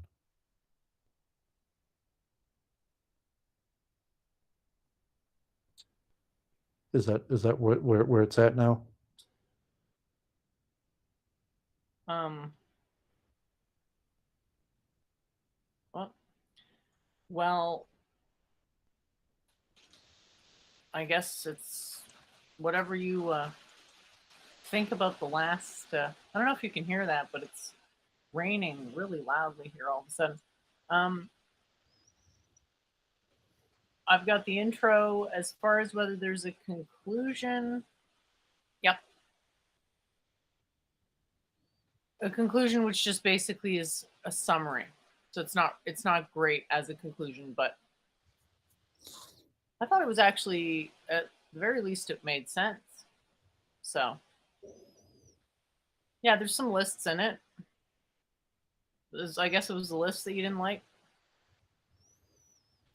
Well, you almost had an essay and didn't have the list, like, saying that it was Yeah, we but were then almost you discouraged me from putting my personal information in it at all. And I realized it's a I mistake to do it. encouraged you to put your personal stuff in there. Well, I felt discouraged and now demoralized and don't want to do it at all. So my desire to put my personal information as low as it was before is even lower into this shit. So that was mostly what I spent time doing. Yeah, and so, I mean, it looks like since then you just, like, you put a bunch of lists in, so it's, like, counterproductive because, like, now, it's even further away from essay form than it was the last time we looked at it.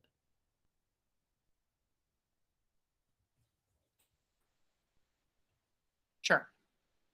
And one might assert that a proof would not be in a paragraph form, it would be in a list form. So just a thought.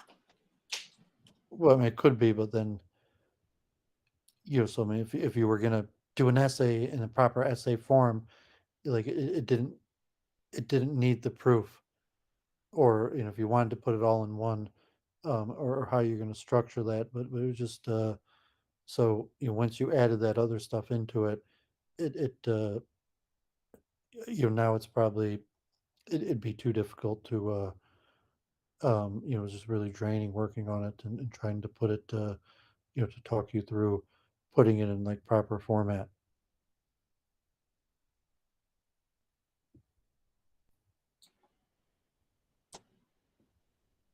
Jared Leto, if you're watching, this will be the method act of your career, buddy, for that redemption arc. When you're looking for it, just let us know. But yeah, I mean, definitely encourage you to keep on working at it, and, like, I mean, maybe it doesn't mean anything. Maybe mean, if you just put out, like, an essay that's in proper format, and you'd be like, "Yay, I wrote an essay that's in proper format," and maybe no one will read it anyways, or no one cares. So, you just want to keep on doing what you're doing, or you're writing.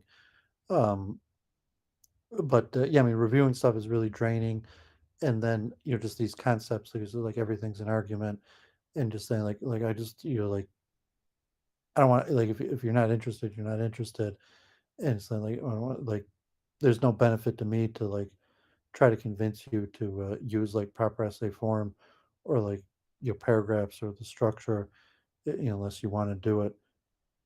And so maybe, another 2 weeks after the Jewish holidays, we'll get back to, reviewing your essays. But certainly encourage you, if you want to keep on working at it or stream about that on your own, or if anyone else wants to help you or join streams and work on your writing with you, go for it. Knock yourself out. Anyone willing to help, that knows what they're doing, you should probably take them up on it.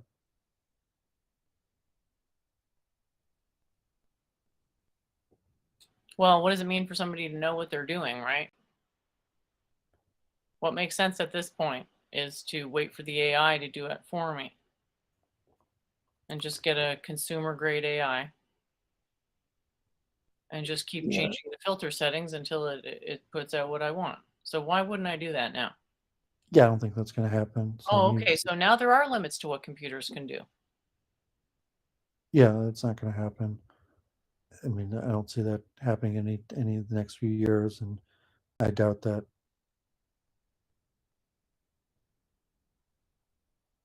So you don't think there's already articles being written by AI? Um, I've never seen one. I've never, like, I read constantly. I get like 20 different magazines. I've never seen, like, this article was written by AI. I've seen, I guess the attempt, the idea that it can be done, maybe like in a paper, uh, but no, I don't think it's there yet. And I've certainly never seen popular, uh, articles in any of the magazines I get that have been written by AI.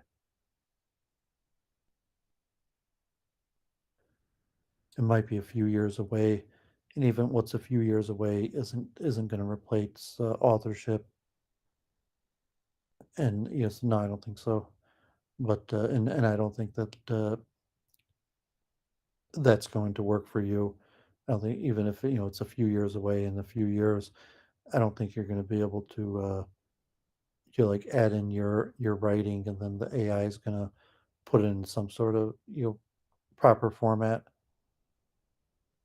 I don't see that on the near horizon. You maybe 10 years, Have you maybe 10 seen the years. stuff coming out of it lately? AI with the really good pictures and everything? Well, I mentioned stuff like so that you could buy. It's proprietary. Like when I was mentioning, um, like AI chat box. You could download a chat bot that uses machine learning, like a chat bot. Um, but no, I don't think for like writing essays. Chat bots, yes, but like essays, no. And it's definitely a few years away. AI that even like the AI that solves equations or does these things, like they're usually like alpha zero something. They're not necessarily like something that like a chatbot that you could download from CNET, or even I mentioned the AI that did the machine vision learning You were for so optimistic robotics. about the robots. You were so optimistic about the robots, I and now wasn't you're not optimistic. optimistic. I showed that this stuff exists. I mean, a lot of it's expensive, costs thousands of dollars, where you could buy software that programmable machine learning for a robotic arm to pick up objects and place them somewhere. So I mean that exists. You could buy that right now. I could name you the companies that sell the software, and you could purchase it. But you're like, no, that exists. It's You a could buy question it of current. how general is that? Okay, if you can pick something up and put it down, okay. You've And got a I'm saying robot. I don't have that Okay. need. I'm not like it would be a waste of money. Like I don't know why spend the money? But I mean, for a manufacturing process that exists, it's on the market now. The essay writing, I don't think it exists. Chat bots exist. You could download. You could get for free, even not even expensive. You could download for free a machine learning chat bot if you wanted to program for like your web page a chat bot.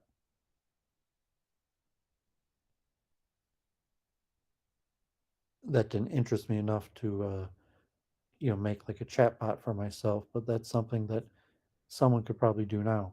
Download for free machine learning chatbot, and then program a chatbot that would learn and become better at chatting. If like if anyone was going to your page and chatting with your chatbot, but that's not essay writing. I've never heard of even such a phenomenon. As far as I know, it doesn't yet exist. Well, I just Googled it, and there is something, although the tech may not be that advanced. And I acknowledge that, and I'm saying I can just wait,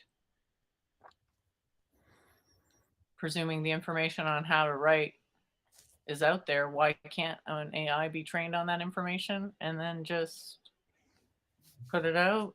What's wrong with that? I just don't get what's theoretically wrong with that. I mean, if writing is this hard, why not just delegate it to the cloud?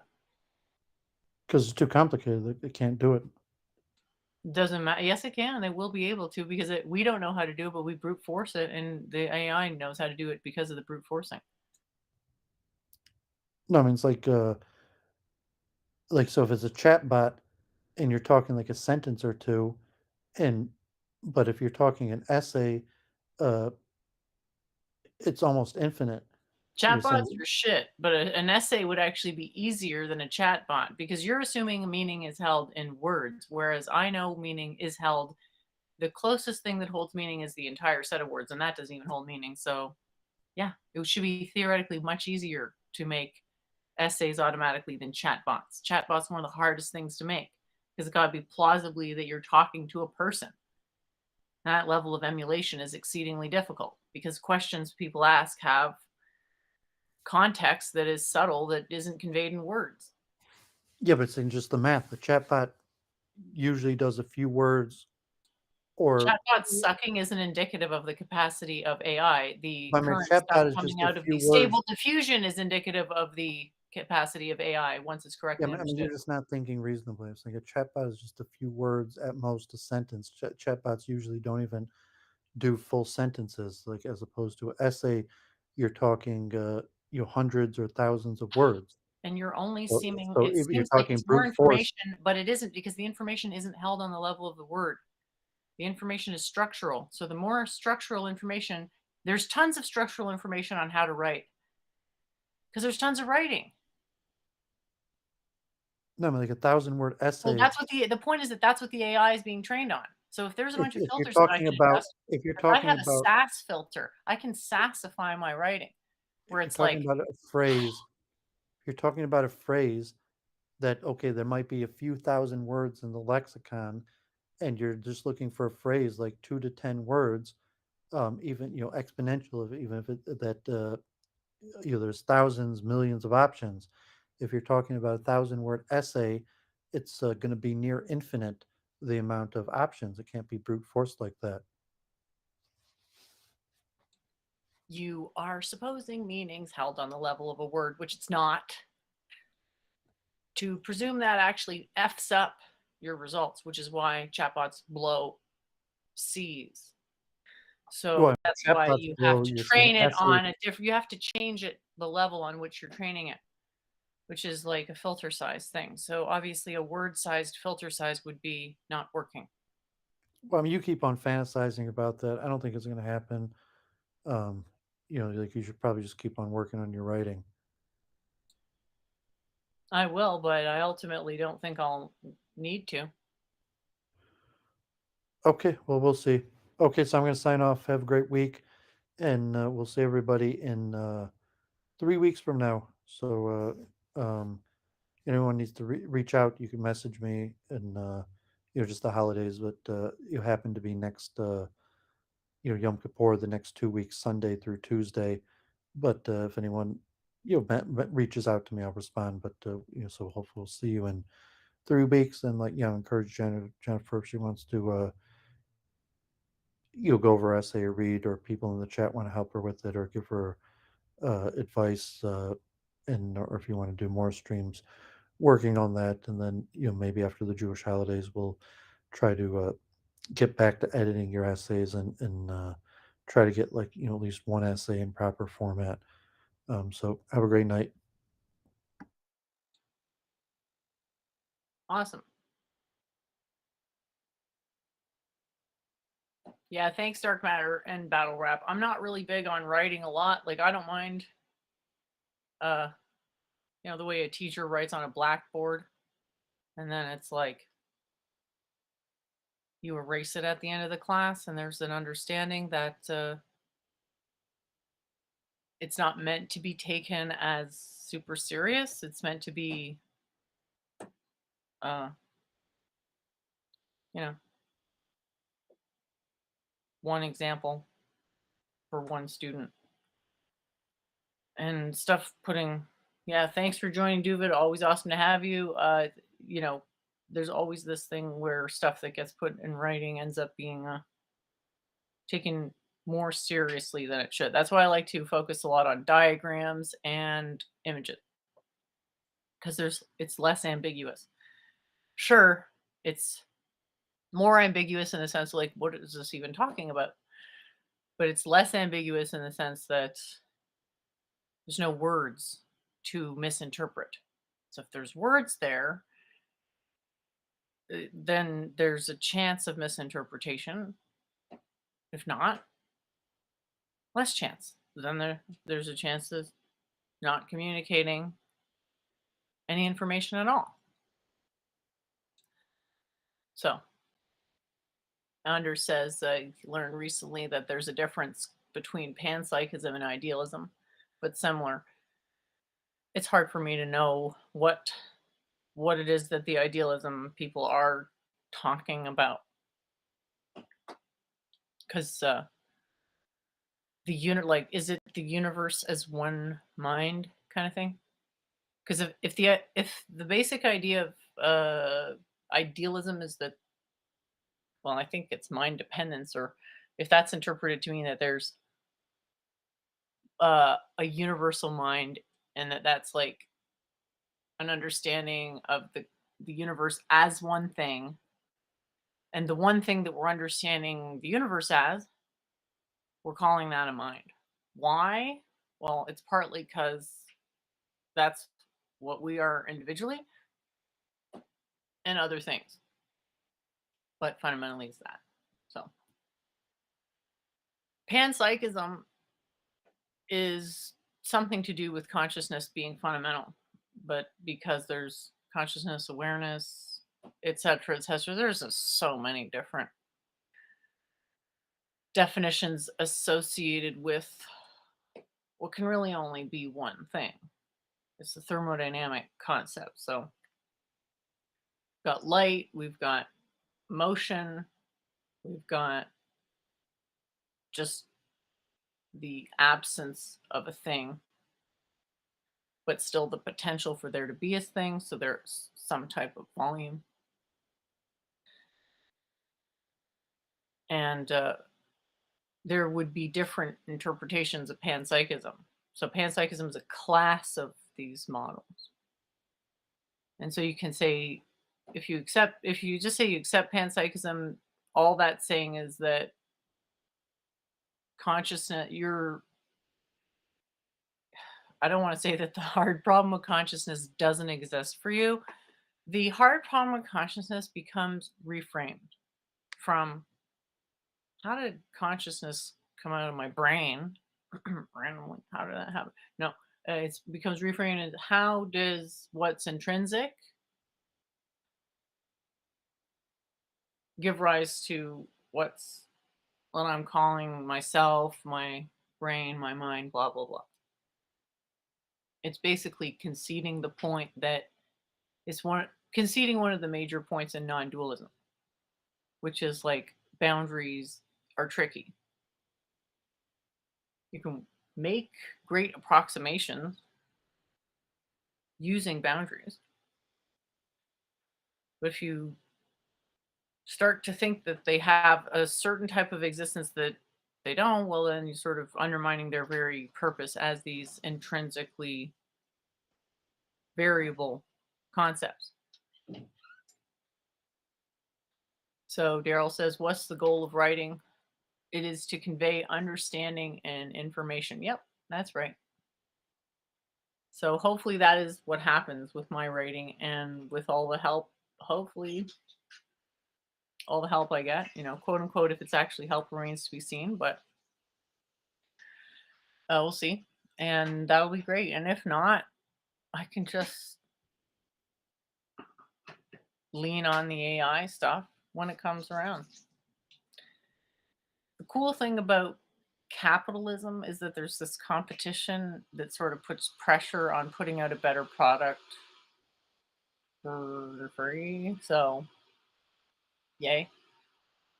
And if anyone's interested, I've been starting like a catalog of AI of just very simple text to image as a curiosity to see how much better it gets.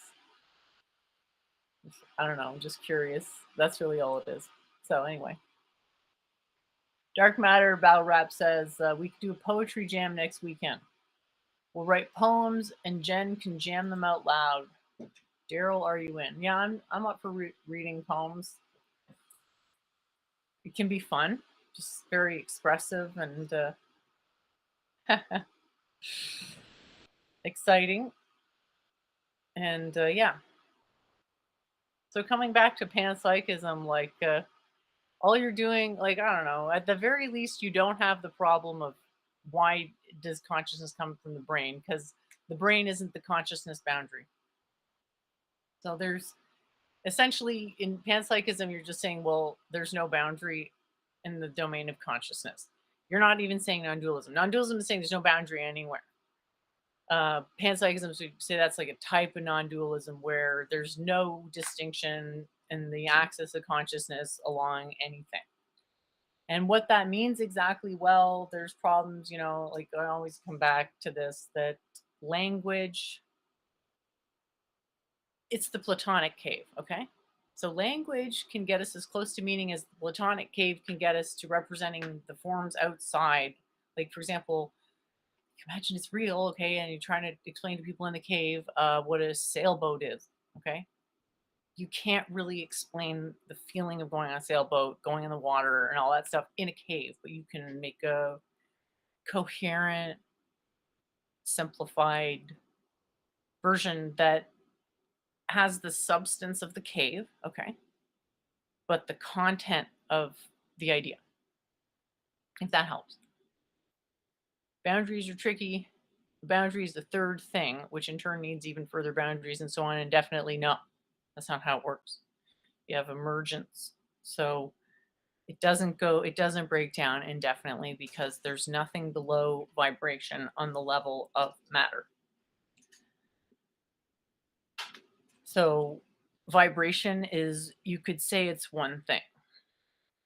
And then the question is, well, is that everything? Is everything a vibrational process?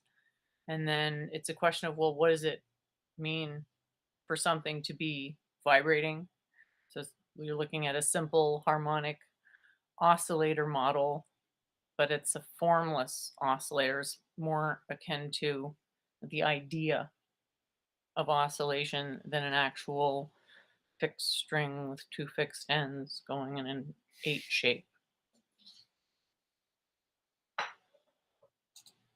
Type theory, as mentioned in the Wikipedia article, seems interesting, but I haven't found a simple tutorial about it yet. Well, it's, again, you have to look at how well various schools understand various problems. And so it's like math theories. I don't really see the utility of math in consciousness. I just think it leads to confusion. Consciousness needs to be studied in itself, for itself, as itself, and you can make math from an understanding of consciousness. Like, I do think it works like that. And I forget his name, but he's the famous Brahmin who invented all that or discovered all that math stuff. Anyway,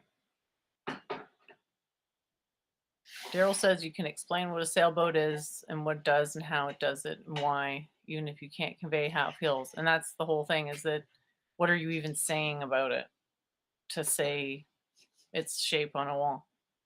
I mean, the point is that the only lesson is not to try to show individual shapes on the wall. Okay. To show more shapes on the Platonic cave is actually bad, because then you start to believe that the two-dimensional cave, quote unquote, is real. What the purpose of the cave is to try to use the cave itself to as a metaphor for matter. So if you're in matter upside down and dark thing, infer based on those properties what it would be right side up in a light thing, which is like a model for uh the inverse of what your senses are doing. Reality is one wholeness solves the boundary problem. I actually think that's the problem. I think monism is actually what leads, one of the many things, wonderfully, that there's so many cognitive problems. I think monism is actually one of the things that leads to like fanaticism. Even something as trivial as the universe is one thing, because it's the first step towards ascribing agency. And then ascribing agency is like, oh, people are out to get me. But then it's like, is that how you use your agency? Like, most people are self-oriented. Doesn't it follow that this, like, whatever? Anyway, just saying, monism is a subjection. And it can be very useful because monism and putting a boundary, like my understanding, it's the same thing. So monism and putting a boundary is the same thing. And dualism is also a boundary, but it's more complex of a boundary. So every dualism has some type of monism intrinsically it's there. Residually, it's just maybe not accessible because what we're focusing on is the dualistic aspect. But again, coming back to this emergence model, there's levels of categories. And so you can think of it as like, well, if stuff in category 3 is happening that you can infer that, oh, all the stuff in category 2 and 1, that's there too. Very good way to sort information. Don't have to presuppose understanding and knowledge. That is the job of what you write. You could maybe read auto transcripts of your streams and pick up parts that can be used for writing. No, writing is supposed to be a story. Like, I do agree with Doovid on this, that it's meant to be something that's fundamentally easy to read and that takes you from one place, kind of leads you down the path to another. And I guess in some way, I don't know that I have anything like that in terms of a story right now to tell. That what I want to say is more in line with a bunch of proofs. And then maybe a page explaining the proof. Again, I'm still just putting ideas out there. And my concern with doing too much in one direction all at once is that it's still developing and I'm still not exactly sure how I want to relate all the different concepts to each other. So where I'm at right now is basically everything is it's definitely going to be process relational. The fundamental process is going to be vibration, and then vibration interfering with itself, that's consciousness. So the question after that is, how do I integrate the concept of substance? All right, so we've got substance as well as property. And do I need to invoke this third thing called essence? And the answer is hopefully not. Hopefully whatever essence is either is so trivial that it doesn't matter, or it can be explained in terms of something else. Daryl says, I'm sure people can understand things as abstracts. You're putting too much into it. That is not super helpful, Daryl. Mark says, I gravitate towards unexplainable things, unprovable things. Okay, so in my mind, I'm thinking I want to show how to prove things. But I have to set the stage first by explaining what does it mean to prove something.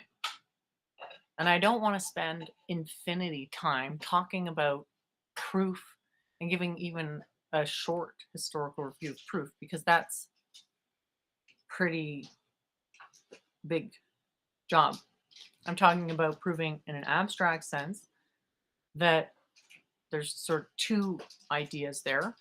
One is the average of the civilizational average, right? Like conventional meaning, average everybody conventional meaning.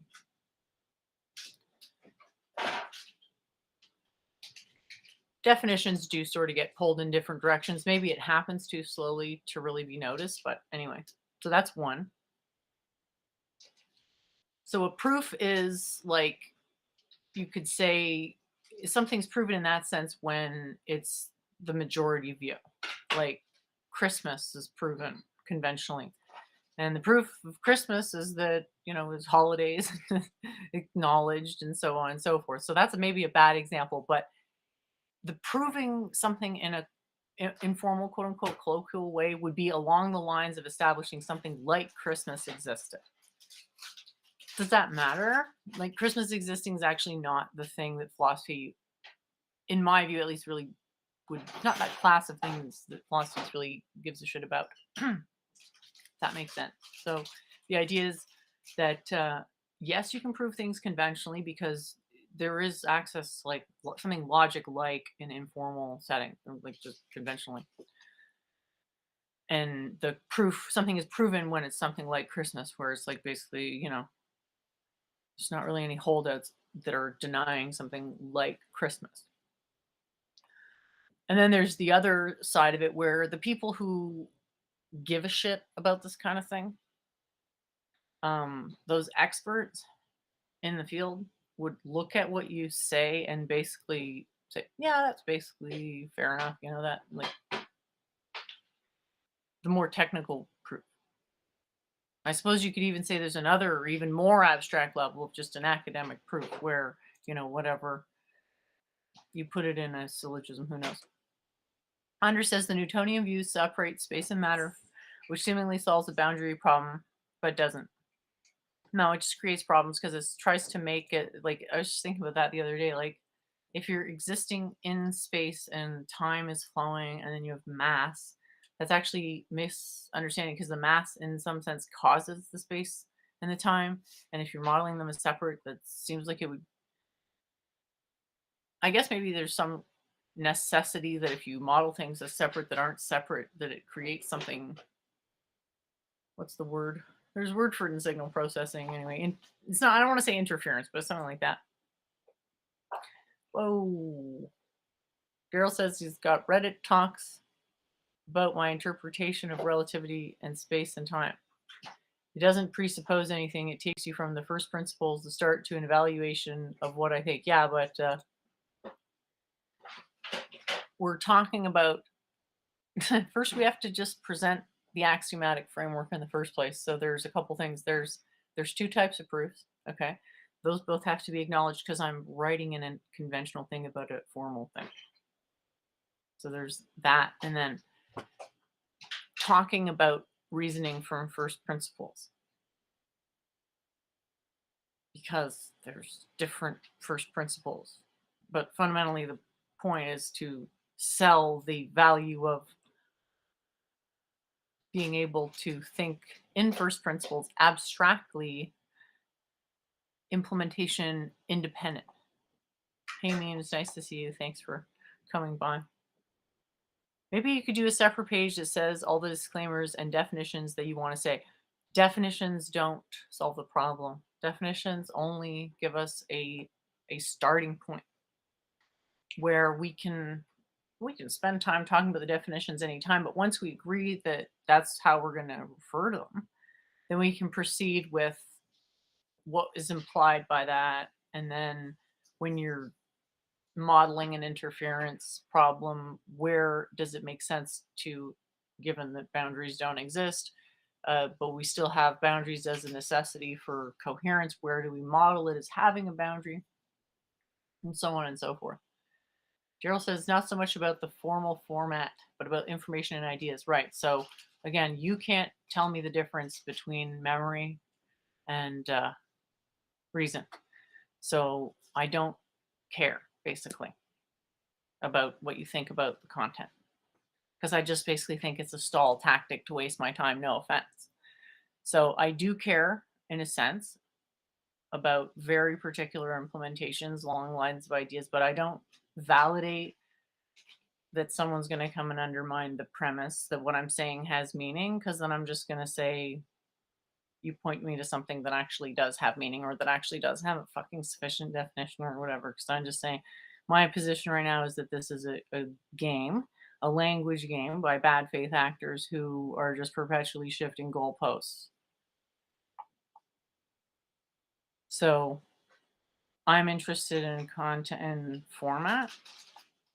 And in terms of content, I'm happy to answer questions, but I'm not interested in being dragged into some perpetual nonsense that doesn't actually help my work progress at all. And is really just perhaps a venue for you to feel special that you wasted someone's time. Congratulations. You're in a category of people who feel good about wasting people's time.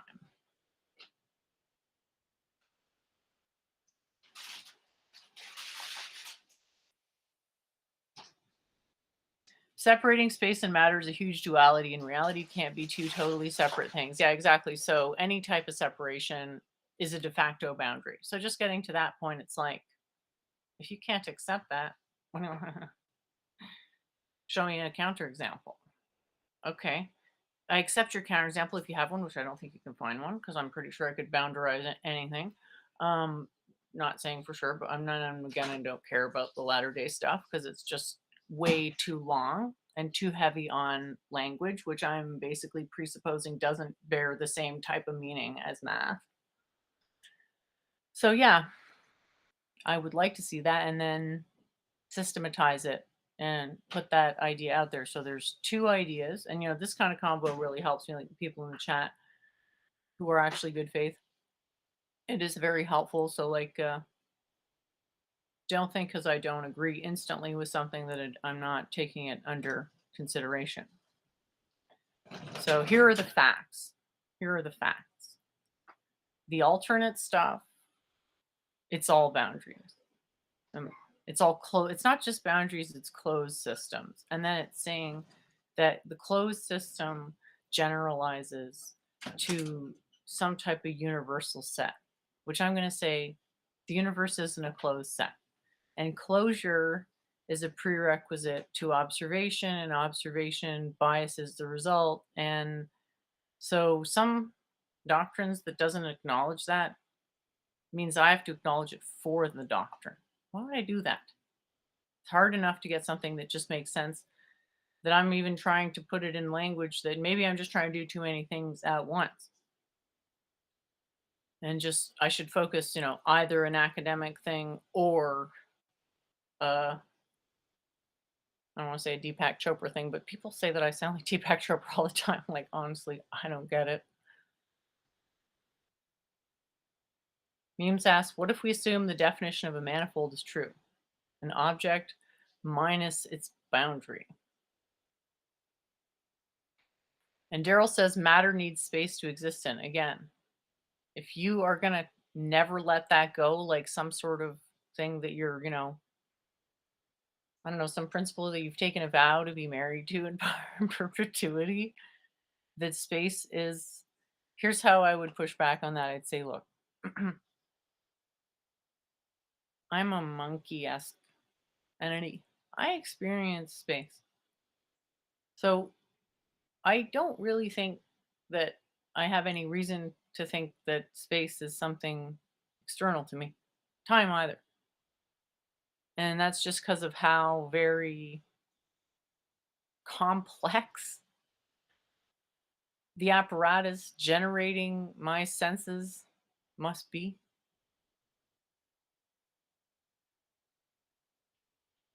So yeah, there's a problem with mathematical realism. And if you want to fight me on that level, I'm just going to say, honestly, go find another circle jerk. Because I'm familiar with these ideas. Local realism doesn't work, okay? And you know how I know that? Is because the things we're calling real, well, they are happening as a result of localization. It's not even a problem. Like, I can talk about multiple definitions of existence and reality. That's not a problem for me. It's actually a great opportunity. I love the fact that that happens because it gives me a chance to throw a diagram that is just, it's one of my favorite diagrams, honestly. I totally love it. I'm probably going to have trouble finding it right now because I don't actually remember what it's called. So I'd have to like do a little. Maybe what I can do is like play a tiny bit of my debate from yesterday and like be right back while I go look for that diagram. If anyone's still interested, I don't know. I'm having fun. Like I'm still actually a little bit still feeling the buzz off that debate because you never know when something, just awful is gonna happen. My only disappointment was that I wish there were more questions. So I hope the next time I go on that like I'll get more questions that are kind of interesting. However, I think in this one I was a lot better at, I don't want to say BSing, but basically padding the convo with diet information content. So I have no clue what point this is in the debate. So maybe I should like back it up a little bit because I don't think it was as good at the end because the questions were they were basically like I had to interject and answer his questions, which was it's a bit tacky, but I really wanted to answer those questions. I was excited and just had a feeling like that. Okay, now there's an ad loading here.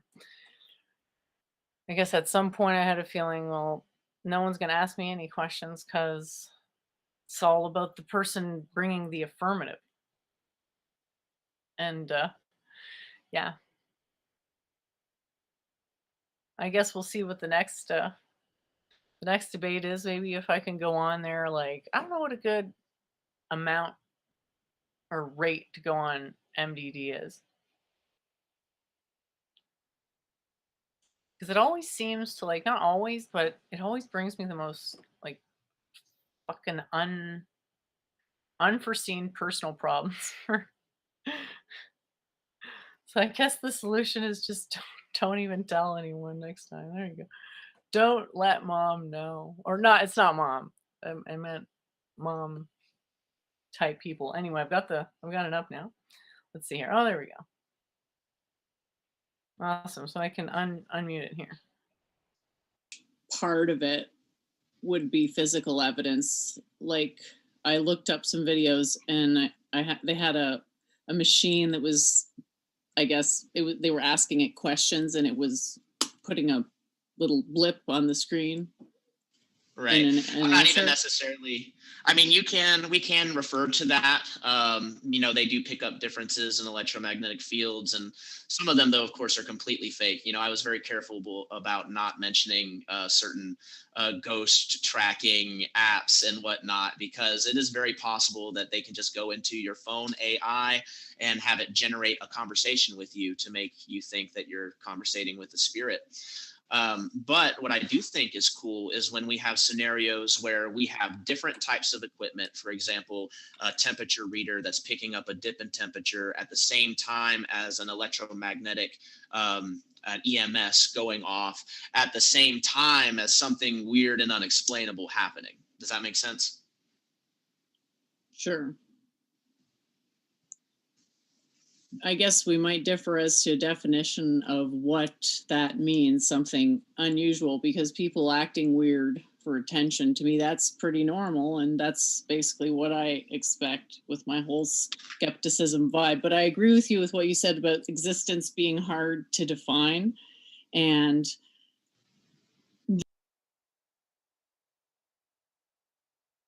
that mental existence is not actually an argument against existence. So I guess we could say that even if we're going to give the benefit of the doubt to the ghost detectors, it could actually just be your own mind triggering it. Because what if that detector is registering the electromagnetic from your thought process, and you're thinking maybe it'll do it and it just does it. So I'm not saying that that's what's happening, but theoretically there's no way to, that mentalism problem is that the origin of the causal breach, so to speak, or the relationship is not something that you can isolate due to all of the measurements being resulting from a measurement device, that you're fundamentally making assumptions about the measurement device.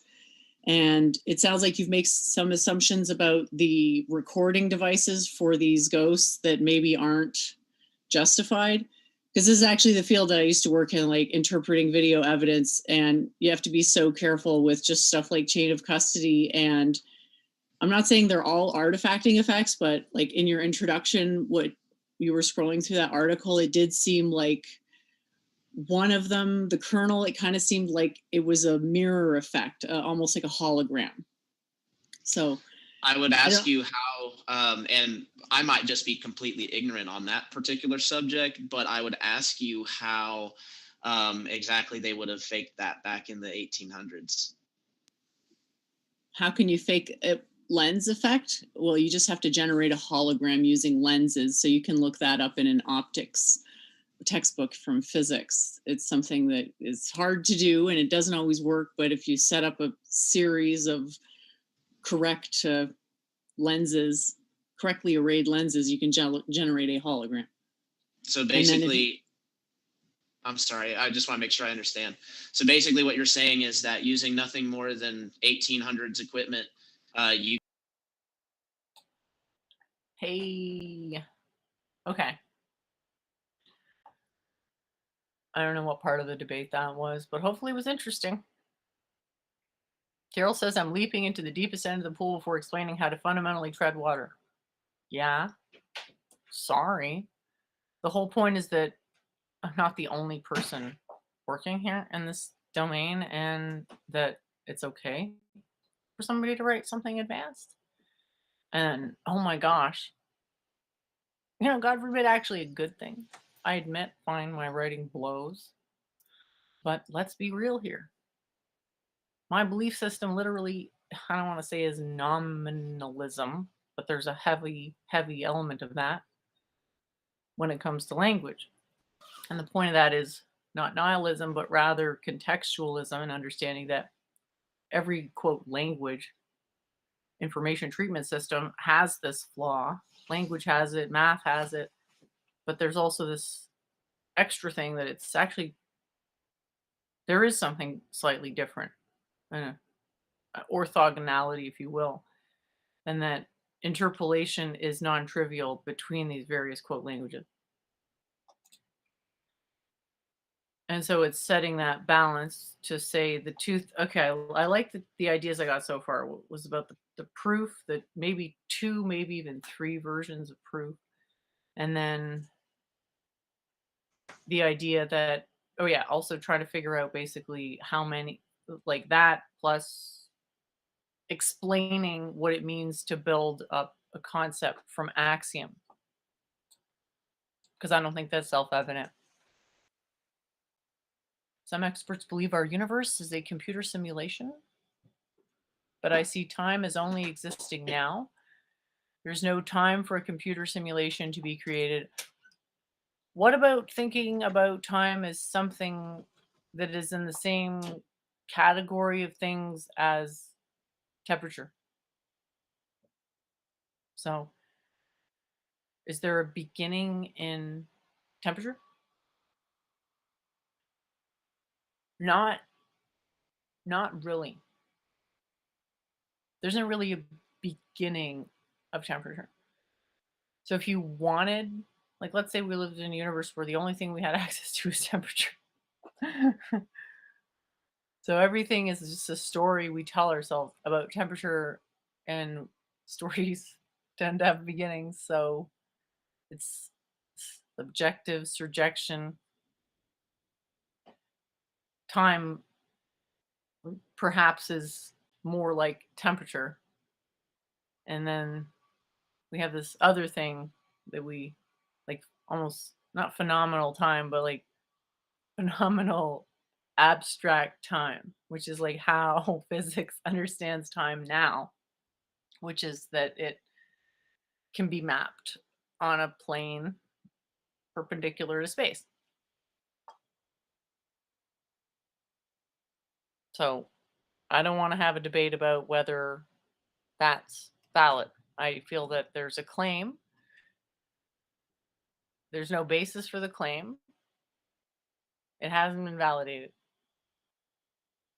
What if the simulation was made first, then what we know of as time started when the program started? Yeah, so again, starts and stops, those are things we create. The universe doesn't have them. So is there a start to temperature? No. So would there be a start to the universal simulation? If it was an intrinsic simulation, no. But if it was an intentional simulation, then it's more of like a, I want to say 13th floor kind of thing. Maybe it's not right. What's the one where like they realize that they're in a simulation and they actually build a simulation like within a simulation? That's a terrible description of the thing. Really terrible description. But making implies agency. So when we're looking at the universe, there's no agency. That's the monistic fallacy, is thinking that there's like some mind in the sense of an agent. Now, when I say mind dependence, what I mean is that all dependence can be described as mind dependence, but that dependence is fundamentally, at least the way I understand it. I don't want to say dependence is dependent, but non-dualism means that there's nothing, not even something like panpsychism at the beginning. So panpsychism would itself be a requirement for empiricism. So you start with non-dualism, and then you add something like panpsychism, and so you have what vibration model, and then you can build from vibration model, aka everything is temperature like. So we have some exposure to temperature.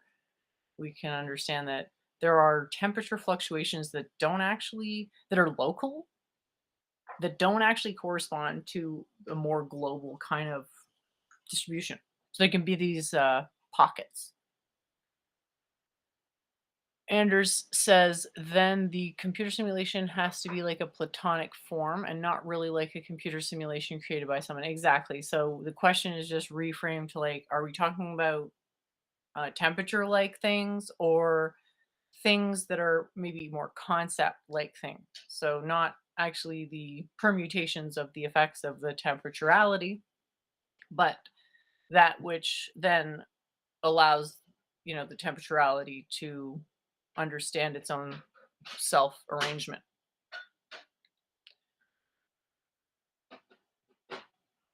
So the agency simulation, you're looking at an aliens model, you're looking at an ultra intelligent aliens model, and maybe you could say like, okay, energetic, if you want to make the argument, you could say like energetically it makes more sense that there was something previous that seeded life on earth, because for something to come from something already existing versus to come out of nothing, that's a conservation of energy. So basically it takes less energy to seed life from nothing than to like have interference with some life blob sphere thing from some presumably dead planet. I think that's kind of a estimation question you can't really answer, and it maybe it misunderstands space-time, and if it's like a harmonic resonance question that might have to reframe it for it to make sense. But as far as aliens, like anything, okay, my point is that anything more complicated than aliens in the sense of, okay, a planet died and the consciousness of that planet kind of dissolved into one single monistic form, if you will, and floated over to another planet and colonized it. You could have a conversation about whether something like that's actually the energetically favorable path. Other than that, though, like if you're talking something more along the lines of aliens versus predators, it's back to like the straw man farcical versions of solipsism brain in a vat thing, where it's like, okay, Doctor Who, where'd you get all the energy to do that? It just sounds like that would cost a lot of money. Time, as I see it, has a beginning. Sure, I think because we had a beginning in time, it just may not be something that like we may not be able to understand of beginninglessness. Like understanding is a thing, and think of that as being there's some stuff that it's made out of. In a way, it's primitive because it's a word, but there's also some necessary conditions for it. And one of those things might be a beginning, because basically what I'm saying is, you need boundaries for coherence, but understanding is boundaryless. So there's the point of coherentism is to make the case for boundaryless. Oh, wait. Yeah, boundarylessness. That doesn't mean eschew all boundaries. It means understand that every solution for a system comes from first approximation that's unbounded, and then through averaging, deciding basically by necessity where it makes sense to put a boundary or several. So thinking of things as having a beginning in time kind of goes to the theory that I'm currently developing, which is a model for what's the best term to describe the first person, like the cogito kind of thing. And I would say the storytelling student is what comes to mind. So lots of stuff has a beginning in what we conceptualize. Stories, sort of an easy way to, if you're trying to explain the concept of a beginning to someone, you probably want to point to the concept of a story. And so that substantiates my hypothesis that the storytelling is intrinsic in subjectivity. And so, it's another way to say that is that it's a primary or the primary information compression method. Daryl says the universe is an analog computer simulating a universe, which is an analog computer simulating a universe. We don't want to get stuck in a word game. So I like the diagram that I have up right now because it could be described as a simulation, but I think it's better described as a superposition. The reason I was kind of holding on my whatever logic, quote unquote, behind simulation is that it reminds me of Maya, and I like that metaphor about the I'm gonna forget how to even say it here, but when you look at a really hot road and then it looks like there's some sort of water on the road. Anyway, that is a simulation because you're perceiving something that doesn't have the same substance as the it's again back to the Plato's cave.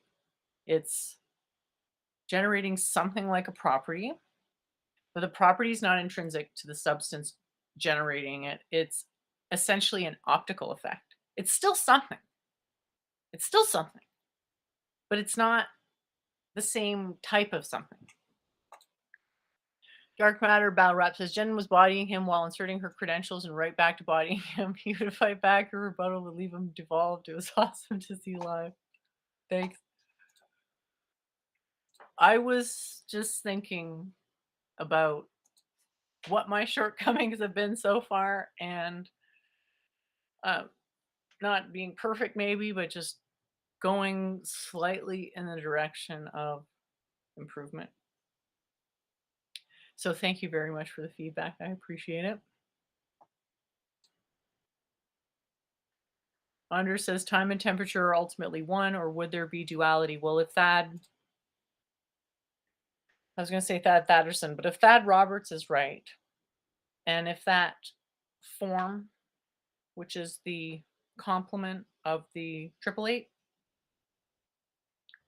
hyperbolic complement of the 888, if it is indeed possible to derive those observables from that, then it means there's 5, and it's time, space, mass, temperature, and I'm probably going to forget one. But anyway, there's probably one more. So give them all the integers as the first. So anyway, the point is that time and space and then 3 other things would be, or sorry, time, space, temperature, and 2 other things would be coming up all together, would all be different attributes of the universal peach, as it were.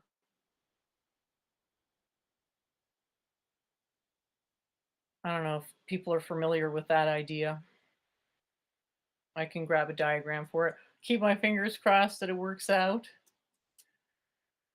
I just think it is adorable. Honestly, I think it is one of the cutest things I have ever seen. And I gotta say, when I saw that thing, I really had a I had a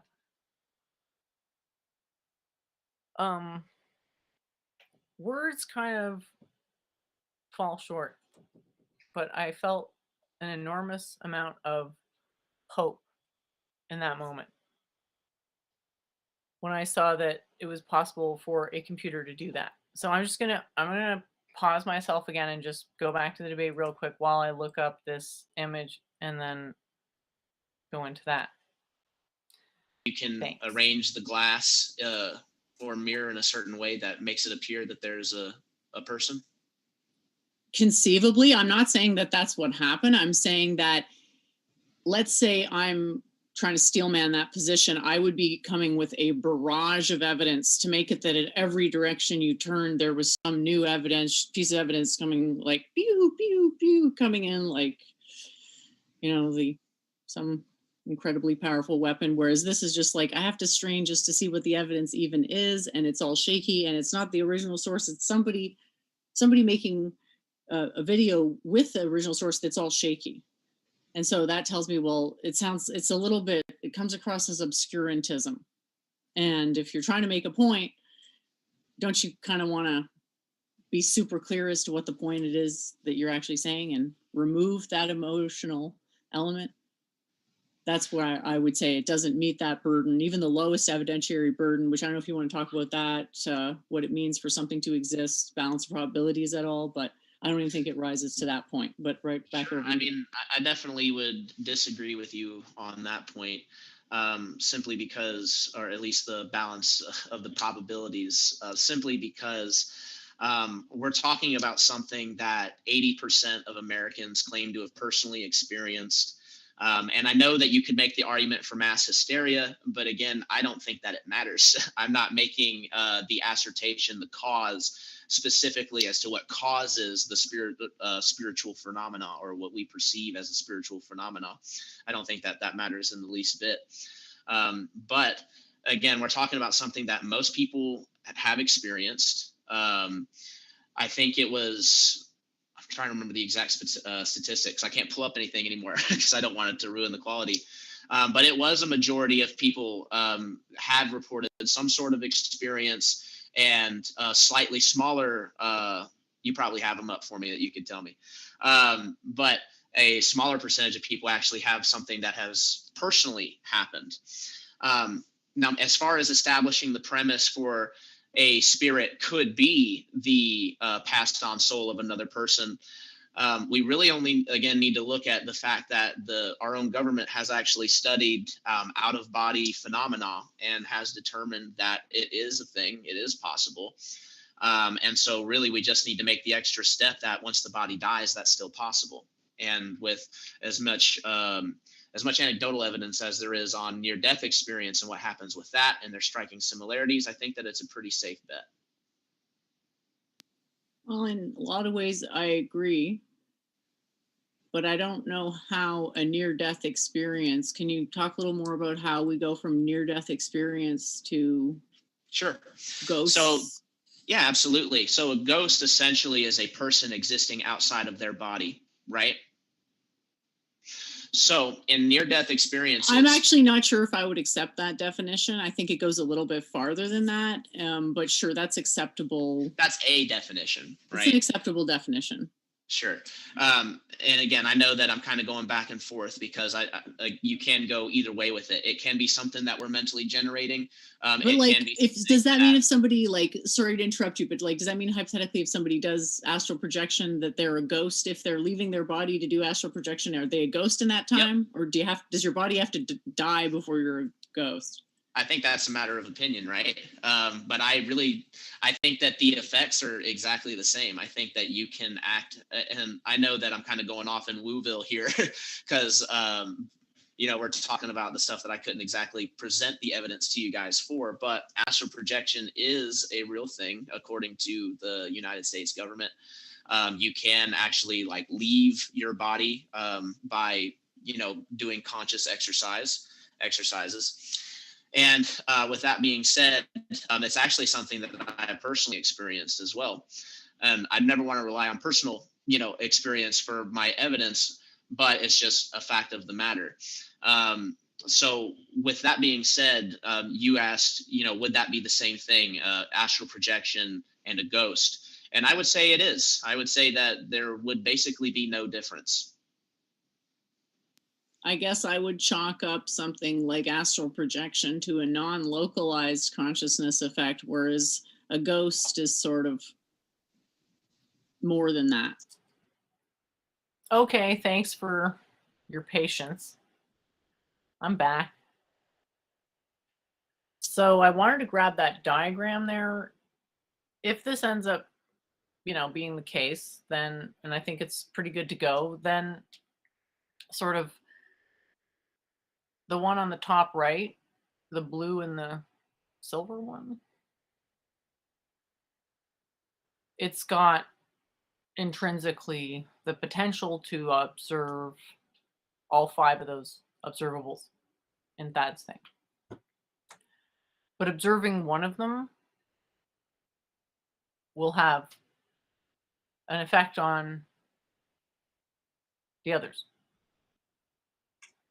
Possibly. Especially if they're in quick succession, which makes sense. Like, think of the ideal gas law. If one aspect of the system changes, well, some other aspect changes to compensate for it, and that's why we can have equation. So Daryl says time is what separates events. So that's what you call a self-evident, irrelevant. It's actually a non. It doesn't even rise to the level of being a fact, because what you're trying to say is, I feel like time separates events, but actually, that even in your own doctrine doesn't even make sense, because a space-time event, time comes out of that. So time's not what separates the thing that it comes out of. Okay? It doesn't make any sense. You're thinking events are happening in time. No. Time is part of the process of rendering an event. And events really don't have much variety. They do in a way, but in another way, not really, because there's only 118 elements. That's not really that many. And we're not really using that many of them either. And what ones we are using are fluctuating between quite a tiny interval. So it's, it's, I think my point is, it sort of pays to get on the same page here. Yes, the prediction is that there's an emergence of observables, i.e., it's really just, you can make the predictions yourself. Observations are interferential. Interference is when a system observes itself, and physics of a system tell you where the boundaries are, and the boundaries is where it's not an actual observation. There's a minimization of a non-observation, a localization. So to insist we have to have time separate events, it's like, that's your perception. If you want to talk about your feelings, that would be psychology. This is more physics, and there is sort of a philosophical or psychological element to this stuff, but here's how we look at it. We see our subjectivity as wonderful for certain things, but then very liable to become imbalanced, because civilization kind of has a narrow band where you can acceptably like channel aggression. So yeah, time isn't what separates events. Insisting that time is what separates events is saying that what you're basically going against what my understanding says, which is that we're supposed to try to negate the false influence of the senses. So there's some good like karmas of perception to do with physics and like abstract thinking and stuff, but a lot of its subjectivity is highly biasing, and that is exactly what you would expect from an evolved species. The more evolved, the more computation, the more computation, the more observation, the more observation, the more reduction, the more reduction, the more change, the more change, the more distortion. No one's judging that there's distortion there, but when we go to do something like physics, we kind of say, oh, my subjective hot take, that distortion on stuff is not necessarily going to serve me. It's probably going to be bad. Maybe I can like hack it to being good, gamifying poor perception, like vestigially poor perception. And it's not poor across the board. It's poor for physics. It's awesome for evolution. And that's what evolution ultimately is like reconciling those things. Like, it's awesome for evolution.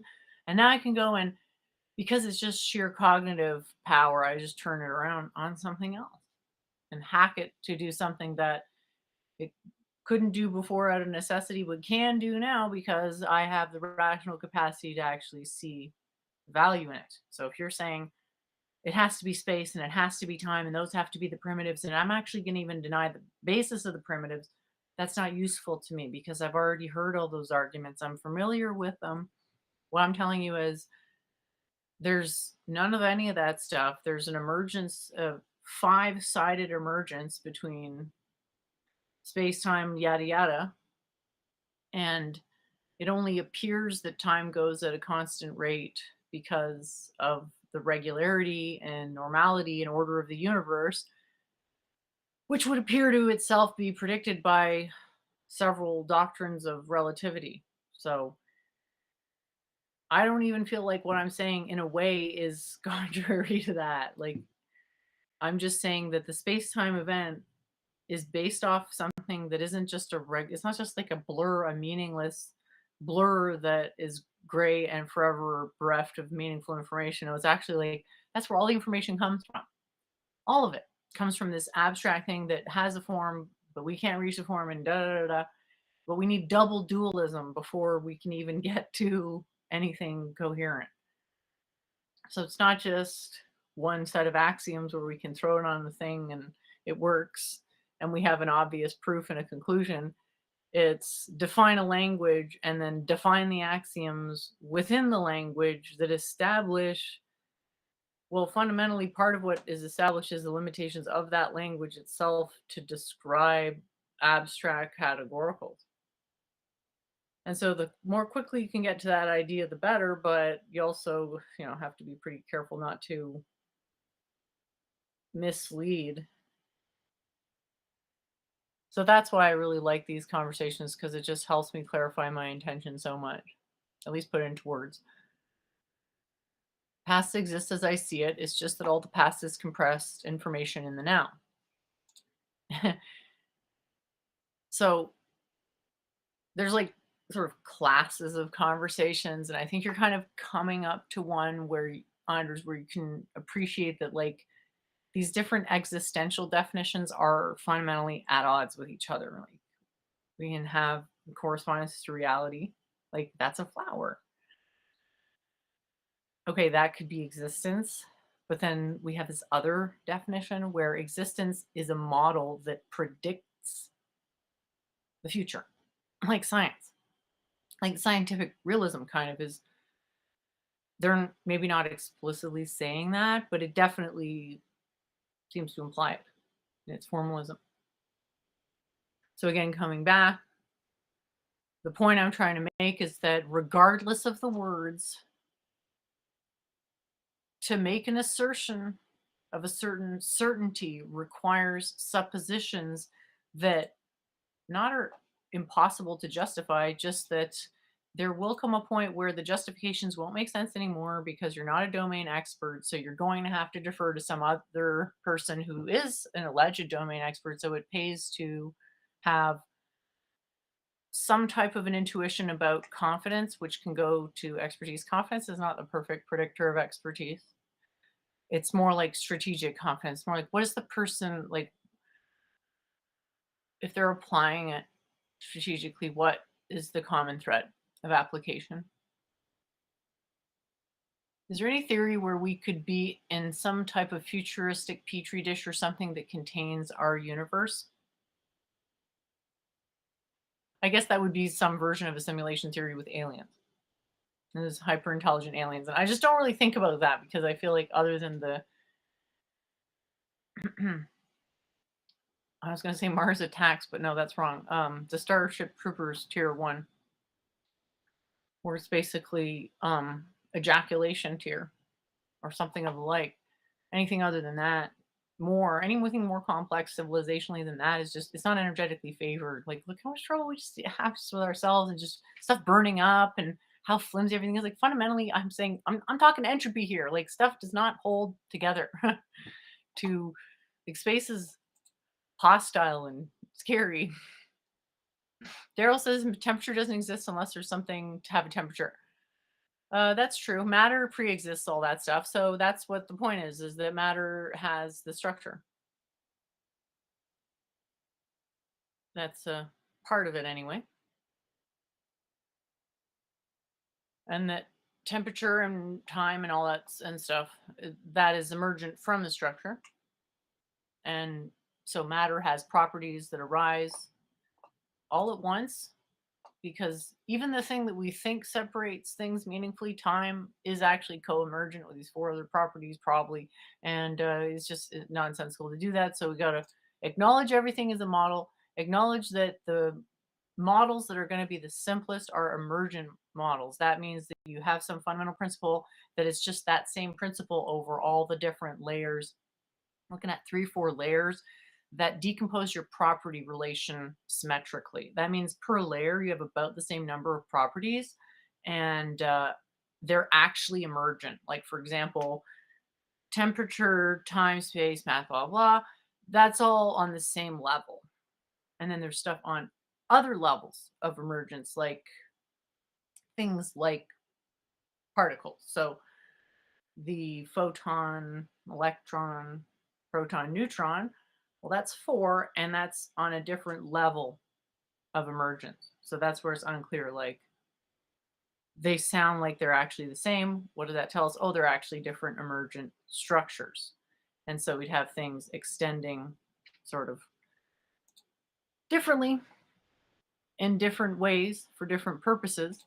But none of it is going to make much sense if the context of valuing the simplicity of an emergent model isn't understood. So if you're just going to keep trying to bring it back to it's got to be stuff happening in space, got to be stuff happening in time, it's like this model accounts for that just differently. So, like, okay, if you're so obsessed with your space and time model, like, and it's so insightful, you're basically saying like my model doesn't mean anything. And to that I would just say, like, well, I still really like it, because, like, I feel like, what if this is just one piece of information expressed in number 4, for example, or sorry, not number 4, but the one where it says 4 on the top of it, and it's the top left one. Like, what if that's the same as the one on the right? And it's just like, whoa. But they're not, they can't be the same. So, like, what's the difference? And it's superposition. So you take the guy on the left and just like swirl it in so many directions at once that it just magically forms into, that's the crazy thing. It's just this swirling, this 59 balls doesn't even turn into nothing. It doesn't turn into just like slop or whatever. It turns into this other thing that is it just maintains the 3 plus 1. That's what's so crazy about it, is like it's always so hilarious because there's always people talking about empty essence, but I'm thinking, hey, there's this transformation here in the essence of 3 plus 1.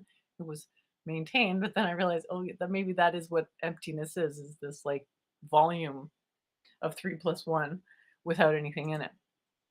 Memes ask, don't photons have a temperature?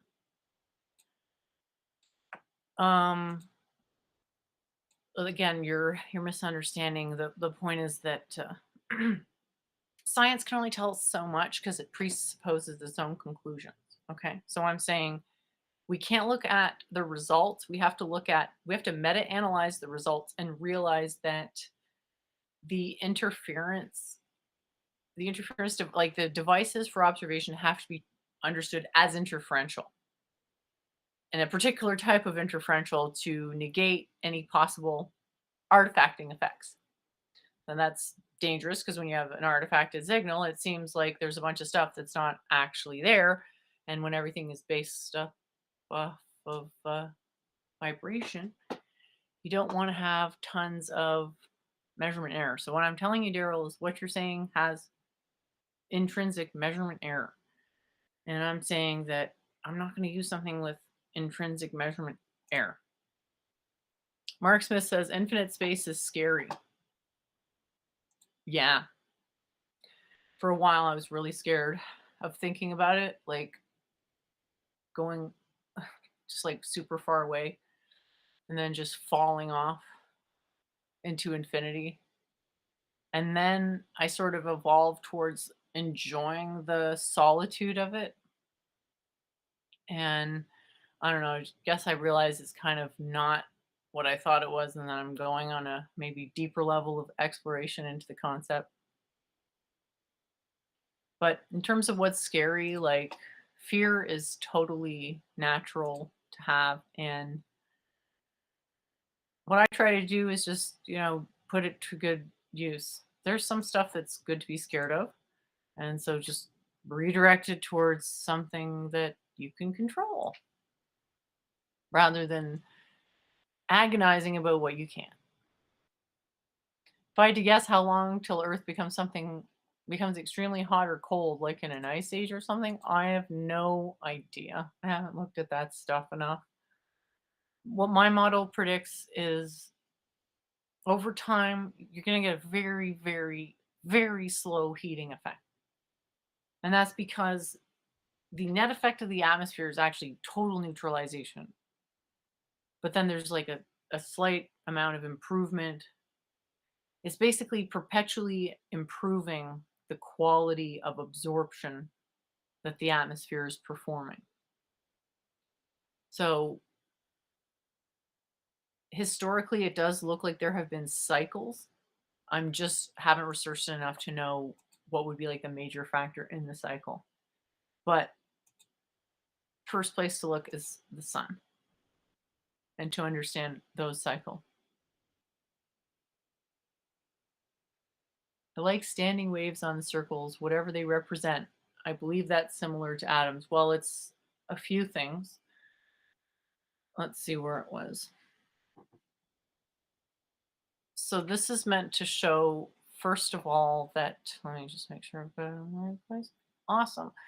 This is meant to show that, first of all, language doesn't really convey, that there are limits to the meaning conveyance in language, and that I'm just trying to evidence those limits. So saying you have existence, and that what exists is the union of a thing, which is x equals x, and not a thing, which is not x equals x. So you can look at it as blue is one component and purple is the other. And that's where the legend comes in. And then the logic to go from the first square to the second and third squares, which are complementary or canonically conjugate, is the idea of less than zero energy in a sense. So yeah, you could argue, oh, well, a circle doesn't actually have any energy. But actually, to keep a circle in that proper shape is to instantiate a permanent boundary. And so reality doesn't tend to have those. Reality tends to give the middle finger to permanent boundaries in a pretty serious way.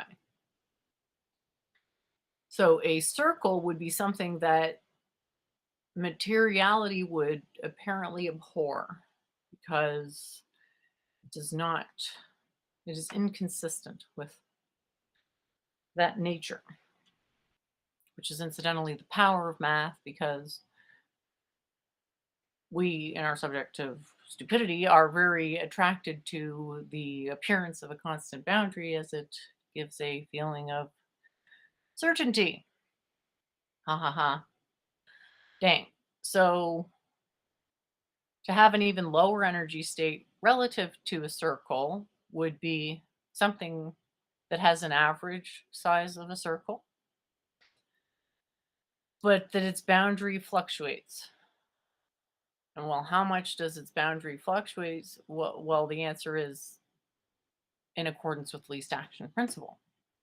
So I feel like this is the information here is fundamentally a reassertion of the least action principle in a way that makes it clear that the utility of placing the boundary as a conceptual primitive in the process of deducing the most appropriate model for localization type processes. And again, processes are so general because everything's vibration. Vibration is a process. Everything's a process. So the question is, how now do I go from super abstract thing that's tautologically true, but informationally basically vacuous, to then words that actually pump meaning into content? And so far, anyway, that's a bit of an aside, but so far I'm at property. I don't think I can get away from having to talk about properties and substance. And this would be the time to put in a vote if you think essence should replace substance. I'm would put the probability of me being open to such a thing at around 0.1%. So basically, the first one is saying that there's a compression between that which exists and that which doesn't exist, such in accordance with least action principle. So in other words, least action principle trumps even something as simple as that. Something as fundamental as existence can be made to look foolish and flimsy in the face of least action principle. It's like, yeah, of course it makes sense that everything would be modelable by a boundary, but it also makes total sense that there wouldn't be any boundaries and it would seem like that was incompatible, but actually you just have to sort of shove some multiple truth hypothesis on it and then you're feeling good for a very long time.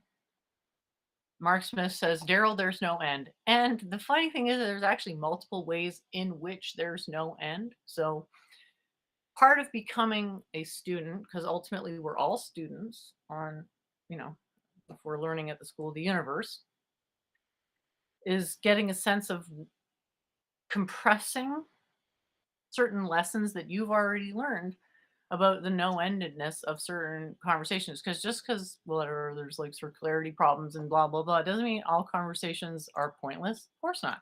Like you don't even have to like worry about the content. If you want to ensure a good time, worry about your intention. If you just make that the best possible intention, you're going to be thinking positively, and that self-actualizes. So that's right there. Super easy. Daryl thinks that intelligence is the product of a brain and evolution. I didn't know that, Daryl. I never heard you say that before.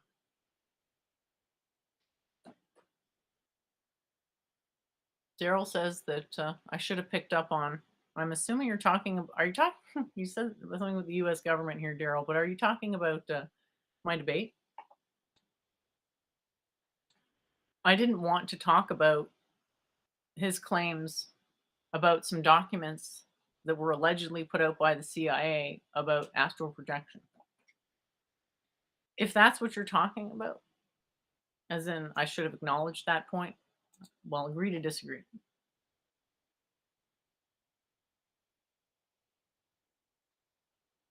Time does separate events. That's all there is to it. Who are you trying to convince here, Daryl? Couldn't AI be programmed to be curious or be intertwined with some type of organic 3D printed or lab-grown component that could give them emotion? Well, here's the problem in that. Like, what does it mean to have emotion? So the computer, here's my point, is that we can't disprove that we aren't emotion emulators. I'm not saying we are.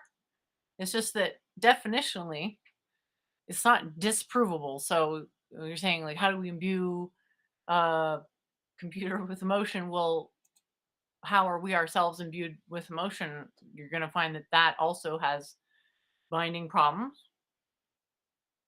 So I just threw this little screen share here. I don't know if this is real or not, but I thought this was just hilarious about the living plant controlling a machete through an industrial robot arm.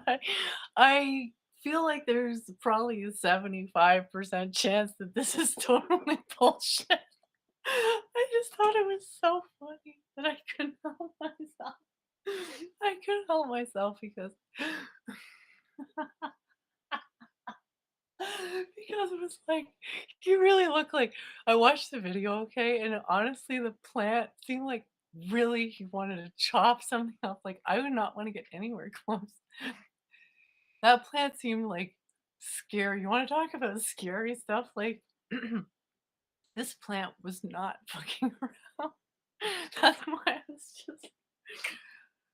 I was anyway, I will play a little bit more of my debate and be right back because it's almost like you need a tiny haunting for there to be a ghost. Well, but it's okay if I would say I would sort of say seems like it seems like a bit of a shifting of the burden of proof. So we're not establishing ghosts anymore. We're establishing non-local consciousness, and maybe that is somehow connected to ghosts, but it's still not really clear.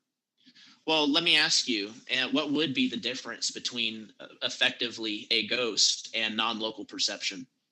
Well, my understanding in my framework, I don't really have a concept of a ghost. So it could effectively be that. Well, I mean, what you said before about it doesn't matter if it's mass hysteria, because if people believe it, then it's true. It just seems like by that logic, Harry Potter would also exist. In the figments of the mind, right? We're actually, part of this debate is narrowing it down again back to like the physical, right? Because existing, and that's why I said it makes no point to argue if they exist or not, because no matter which definition you use, they do exist. The fact that we think about them means that they exist. So it would be more productive to talk about, do they physically exist? And what I mean by that is, do they cause physical things to happen, right? They themselves may not be physical, but they can cause physical things to happen. And that's good enough for the purposes of this debate. Again, if you look into non-local perception and all that stuff, you can start to pinpoint like what might be causing this phenomena.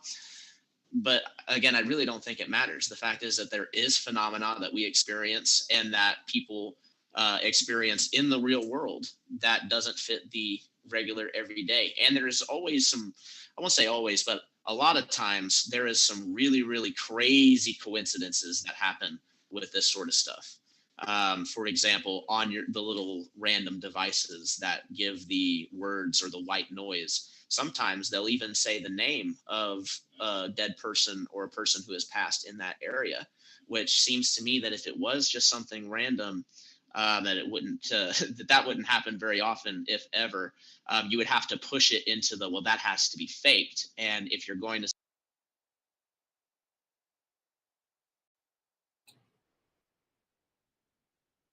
Hey, okay. Looks like it's going to a Christian connection ad.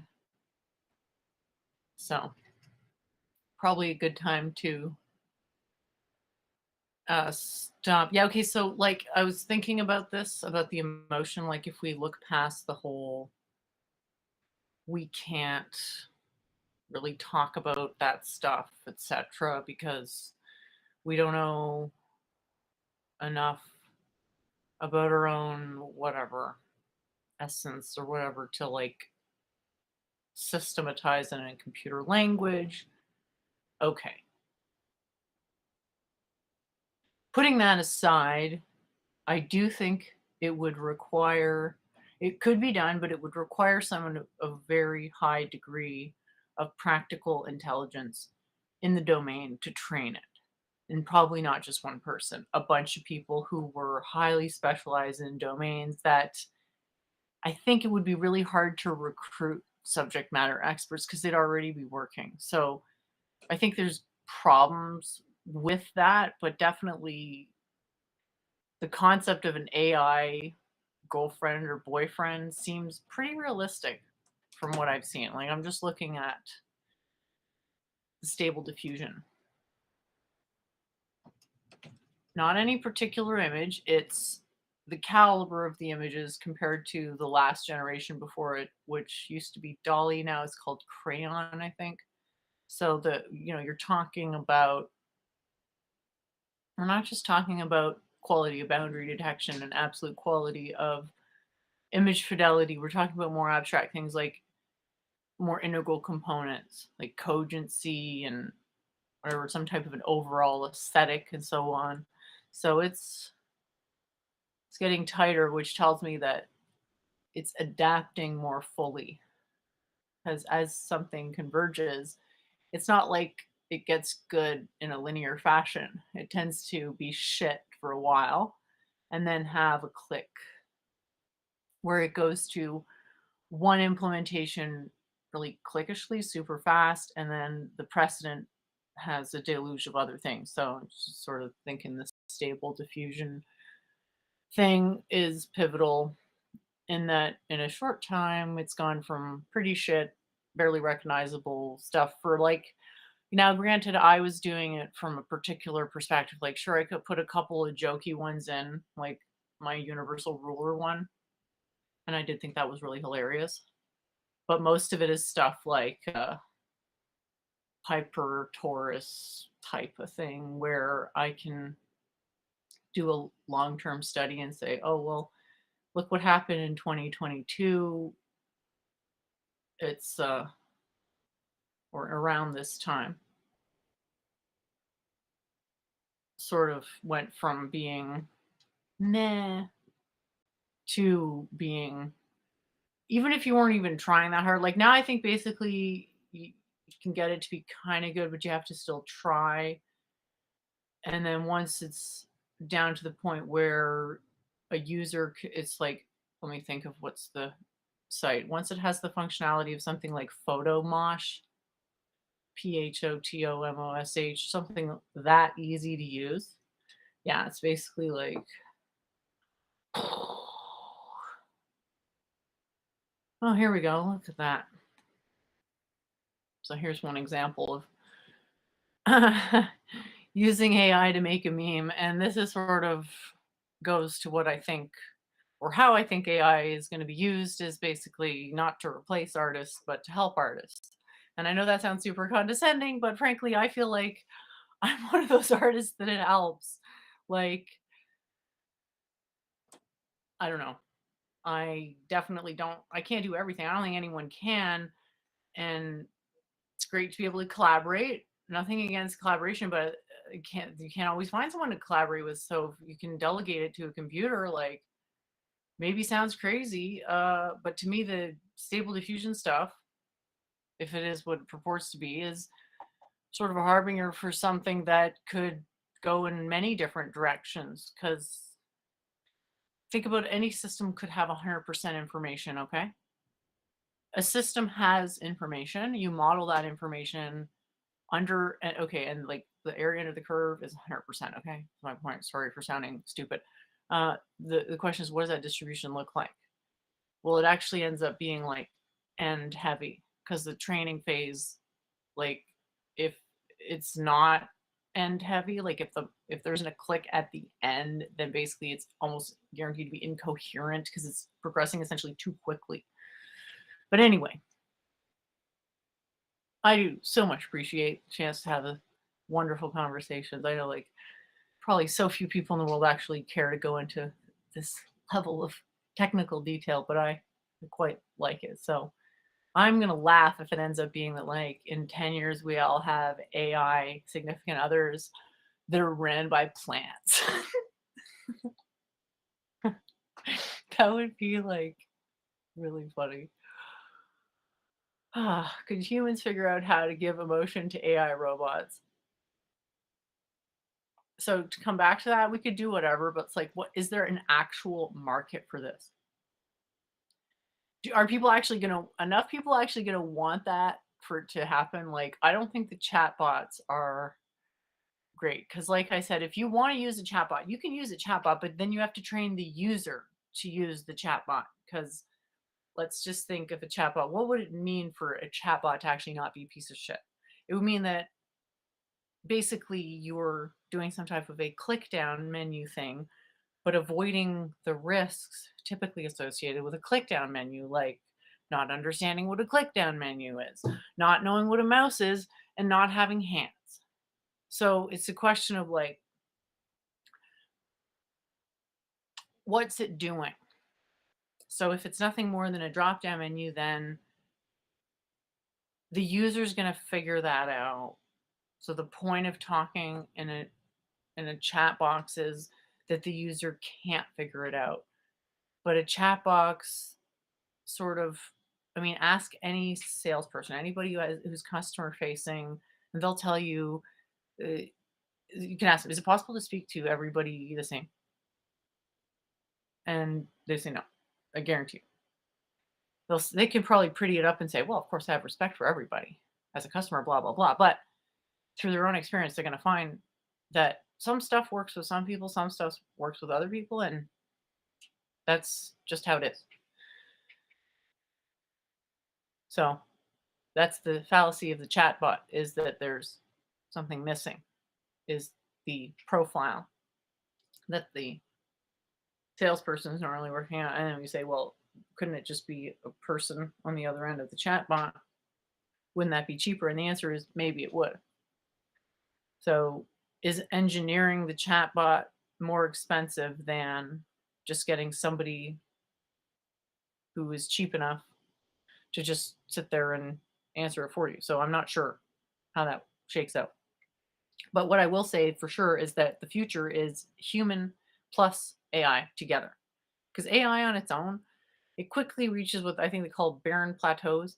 Because it's not anywhere near self-training. Like even the robot choppy thing is like just a joke. You need to know your machine kind of thing. So just watch the space, watch anything, kind of image thingy. Anyway, I just want to say the image on the bottom left here, that was generated by AI. And if you're interested, so this meme was just, my meme, and it's assembled by me. It's taken from another prototype, or whatever you want to call it, mimetic prototype. And the bottom left image is me putting universal ruler into the crayon text to image generator. And I think it's really good for that. So this is sort of showing like, yeah, my memes are fire and I have to put energy into them being good. And that doesn't mean I can't use a computer to make an image that pretty good. It could be better, but the fact that it's shitty is actually kind of cool. Like, I don't know if anyone's into stuff like vinyl or craft beer, but sometimes something being shitty is part of its cachet, so to speak. But tisk.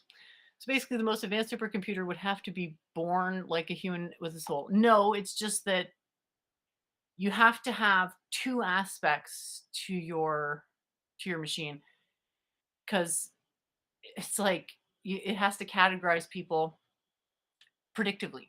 It has to be a meaningful categorization.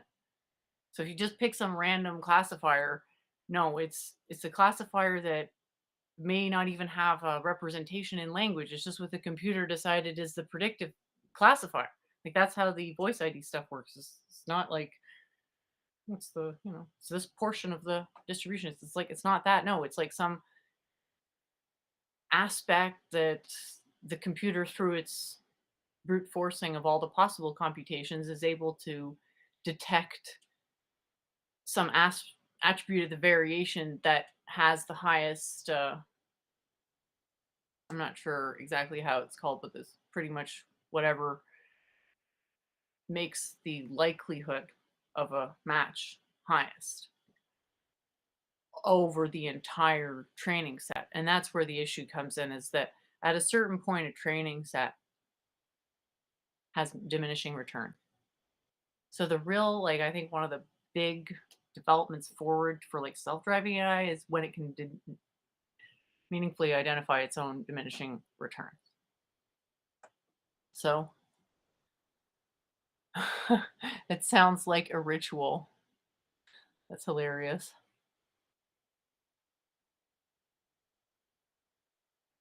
All right, just going through what's in the chat here. Hey, Sully, thanks for joining. We're just talking about a couple things, and namely AI. And I'm thinking, like, my writing is so shitty. Why not just wait till AI is good enough that it can just automatically write my writing for me? And I can just focus on shitty, intentionally shitty AI memes that are good because it represents that when you think about something, maybe it's not as crystal clear as seeing it. Or maybe you don't even see it at all, because some people have trouble with that. Technically, the laws of entropy as we know them may not apply to the beings who monitor the petri dish. Okay, done with the silliness. Well, it's not silly. I mean, people think about this stuff, And we spend so much time thinking, and so it's sort of a fact of life. And then it's a question of, well, what do you want to do about that? And I guess I like to have a good experience. And so learning how to think in a way that improves your experience, meditation or meditation like activity, can be very beneficial.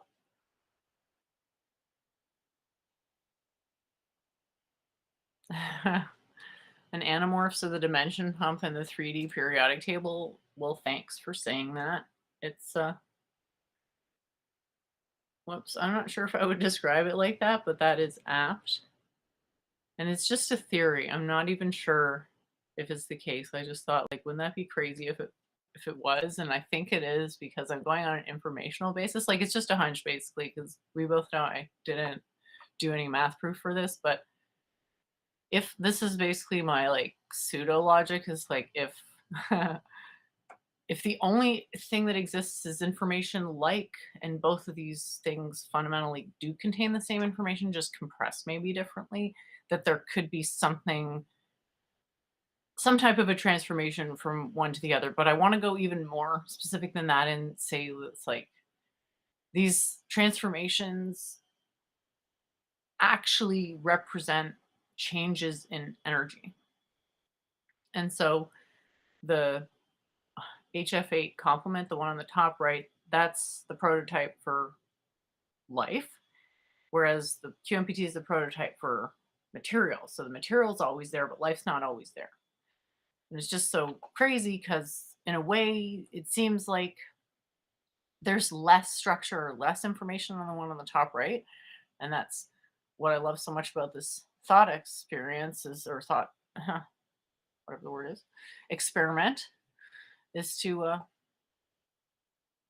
represent how I thought about it and the extent to which I can think about it. And I think I can kind of go past this, but 3+1 vision's really hard. It's really, really hard. And I'm like just taking it slowly because I don't want to rush into that. Hey, okay, Sully asked if we can smush our models together. I'm pretty much down to talk about models any old time, but it's hard when the emergent structures don't match up, and there's no way for me to like have a meaningful convo about emergent structures, but we'll see. In terms of the microtubules, that could be the simulator, possibly.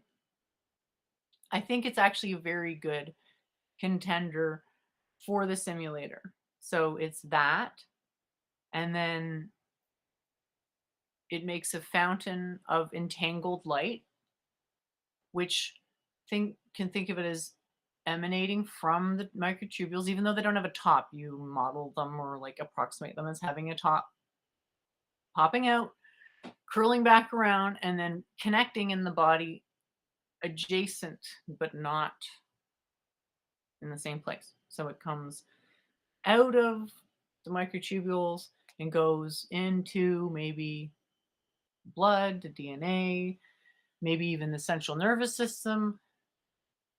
I'm not sure. But I think he's going in the direction I want to follow, because I want to make sure that everything is as accurate as possible. And he has tons of experience, Hammeroff that is, and that's extremely valuable. Photons have a wavelength. What wavelength can correspond to a temperature? Okay, so again, you got to be careful here. How do you know photons have a wavelength? Because you assume that they do because you measured them. So that doesn't work, because in my understanding, it's fine if that's your understanding, but my understanding, for something to be observed means that there's something interferential, meaning that something's changed about what's been observed. So can't even say photons exist in my thing. Can say that photons are in some sense well, it's not in some sense, in every sense, what mediate exchanges. and what can exist in absence of other things? Do they have properties per se?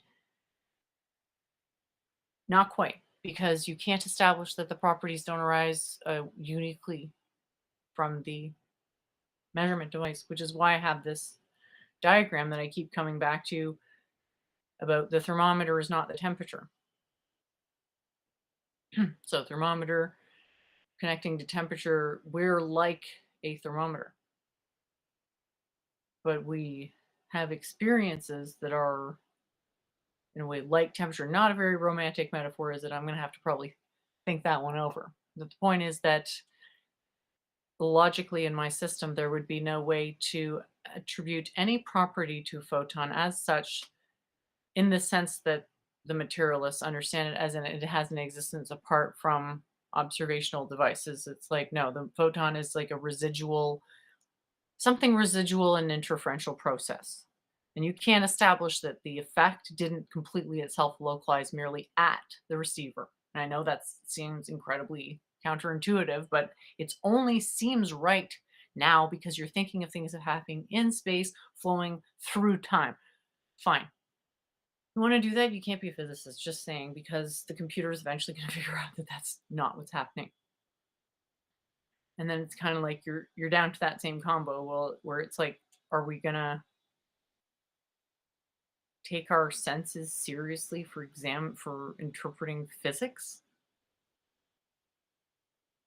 I mean, that's cogito on crack. That's just like, at some point it's like, stop it, get some help, want to talk about it, little buddy, type type of thing. Just a thought. I'm trying to find my temperature thermometer thing, and it's just not happening. So I'll do the old searcheroo.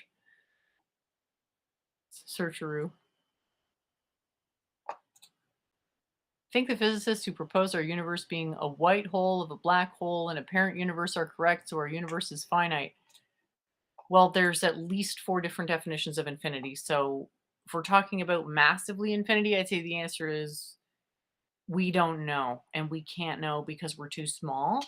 And it's unclear because if we're trying to extrapolate to like least action principle, the boundary of the universe, if there is such a thing, the external boundary of the universe may be the ground of the least action principle. I'm not saying it is, but what if it is? We can't know. So there's this like knowability boundary when you're inside something to know the absolute boundary of it. It's like, yeah.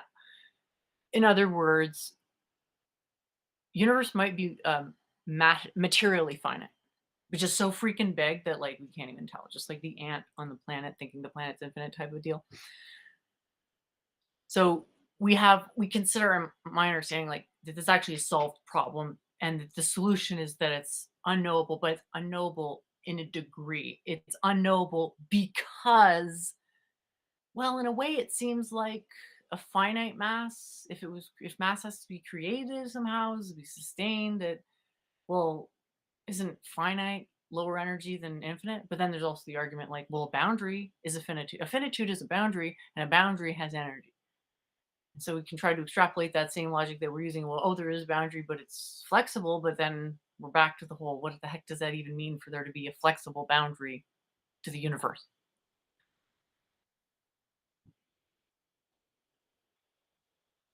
Circles modeling language, that sounds advanced. See, but it's not, right? If we saw something written from like 6,000 years ago in circles, we'd think like, what a bunch of fucking clowns. No offense. I'm sorry.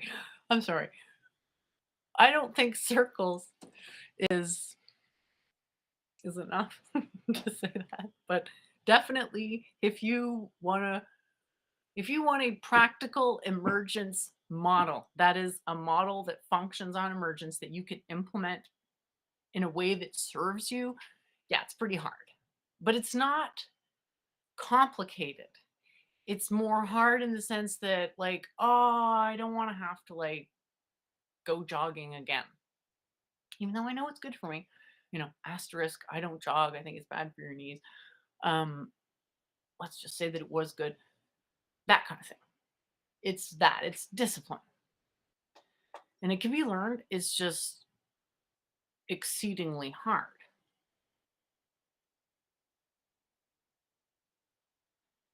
Whoa. So I think Daryl asked me to explain the least action principle. You can Google that, bro. The least action principle is on Wikipedia. I think it's a fairly good article.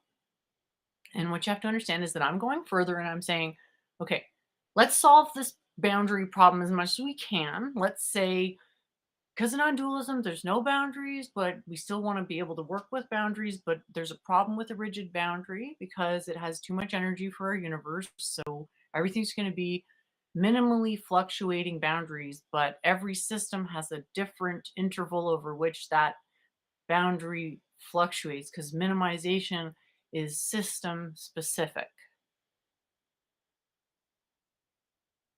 Jen, could you briefly explain this as if you were explaining it to a child? Normal circles and wobbly circles thing. I don't know that I would try to explain this to a child because I would probably be waiting for, yeah, I wouldn't try to explain this to a child because I just wouldn't. Um, does a child have a concept of existence that is sufficiently complex to make this level of that, you know, even adults are struggling with to understand? It's completely normal. But if I was going to try to break this down, let's say it was a 5-year-old who was really curious about this stuff and they were pestering me. And I was like, you're 5, but okay. You have a special interest. So we'll just say that that's the special condition, that this is not normally something I'd be looking to say to a 5-year-old, like literally. I don't know if we agree that there's some stuff that is better to not learn instantly, or possibly that can't really be understood till one has a certain level of maturity and experience. But if anything fits that profile, I think abstract philosophy might. So I would say I don't know, because I can't honestly just can't see how I would ever teach this to a child. I'd be more talking about like, well, what does it mean for something to be alive?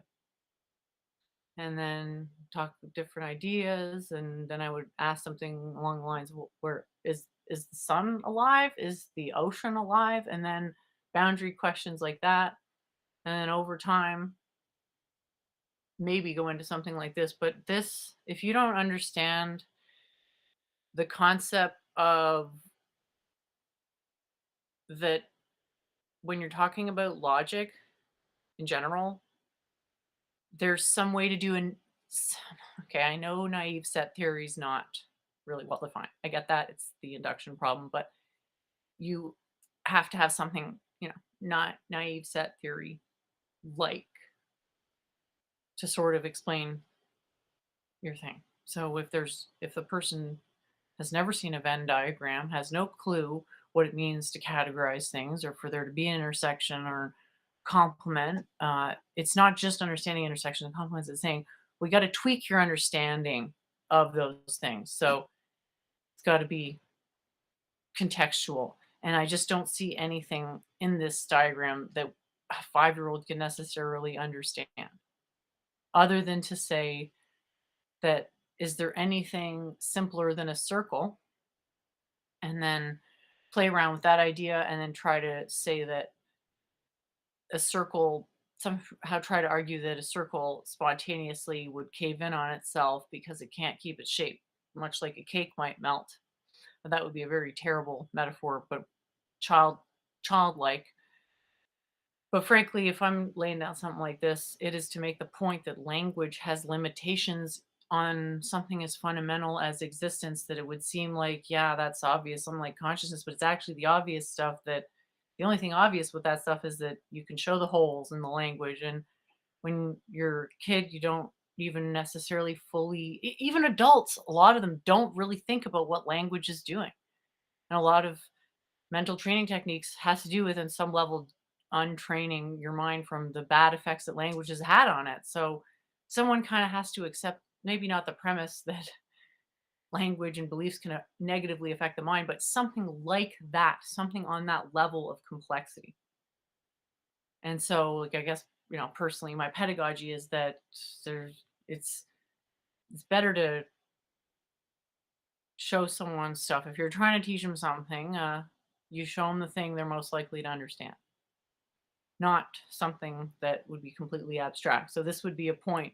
This would be to make a point that there's a lot of predictive power and constructive logics that are extremely simple. Like, we're just talking about a boundary that has flux. And you can argue that the flux is two-dimensional because it has to go along a sinusoid, blah, blah, blah, which is Pythagorean, but I'm going to say I don't use Pythagorean sinusoids, so it's really just boundaries all the way down, and then modeling them any way you like.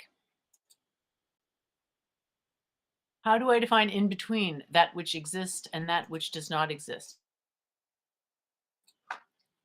It's a distribution of observables. Because observables don't really exist in the sense that time doesn't have a permanent substantial existence, but it still co-arises with existence. So everything important is in between that which exists and that which doesn't exist. And that's why it's called non-realism. It's not realism or anti-realism, it's non-realism. So you're talking in the middle, you're talking about your conditionals and understanding the conditionals for invoking realism. And all this is really saying is that I can switch existence and reality. And if you look at the two sentences at the top, like, just read them, I'm arguing there's no information difference in those sentences. So that existence and reality are both synonymous, but that they're self-negating. So what that means is that existence existing, and then that tells you something metaphysically necessarily about reality and anti-reality if my diagram is right, which I think is quite reasonable. But then if you switch it, you get the same dichotomy. So fixing one dichotomizes the other. And what is the greater lesson in that is that, well, we just pick one word, or pretty much you just don't use one. You only use existence because everything that you build from existence, you can just say, well, it's emanations of existence. I don't need a new name for it. But the point in this diagram here isn't to try to make a trick of language, just to show that language has tricks built into it. Because, like, it makes sense that there would be tricky things in language and a huge degree of redundancy, which would cause confusion, because the only way around that was, like, if the language was magically concocted by some, alien super intelligence that knew perfect languages intrinsically, it would just be revealed from nothing, right? Which, why would there be any reason to believe that that's the case? Here I'm clearly demonstrating that English has redundancy, and my argument is, like, if there's a difference in the meaning between sentence one and sentence two, show it to me, and if they don't contradict each other, show me how that's possible too. And just sort of, I'm interested in feedback, but at the same time, if you really feel like showing this to a 5-year-old, maybe don't. Emotions require consciousness to be real. Think feedback of information to reality. A zombie without consciousness could fake emotion, but there wouldn't be any massive feedback of information. I don't agree that emotions require that kind of consciousness. The way we experience emotions is, I think, we have emotions to help with memory, because the triggers create a stronger sensation. So there's emotions are memory signal boosters. And information, there's this interesting dichotomy with information, is that it's all luminal. It's mediated in light, but complex luminations, or whatever you want to call them, they need matter. So we do have this material requirement as well, where you get to these like, you need that material requirement to get to complex motions and stuff. So the computer can emulate the material requirement, i.e., what you call an ego. So why couldn't, like, basically what I'm saying is, I could, if you gave me a sufficiently not crap AI that I had some control over the filters, like, I could train it to carry on a probably decent conversation within a couple domains. It couldn't be, like, arbitrary. It'd have to be qualified, but it would still be decent, and it would still be pretty complicated, because like, reacting to emotion is not easy. And I think anyone who feels they're successful reacting to emotion will agree with, the point I brought up earlier, that you can't just have a one size fits all approach. That part of being good at emotional responses is actually adapting to the person. That's part of what makes it work, because the feeling you're receiving, something cookie cutter, devalues it to noise. Emotion. Okay, so I already got that one.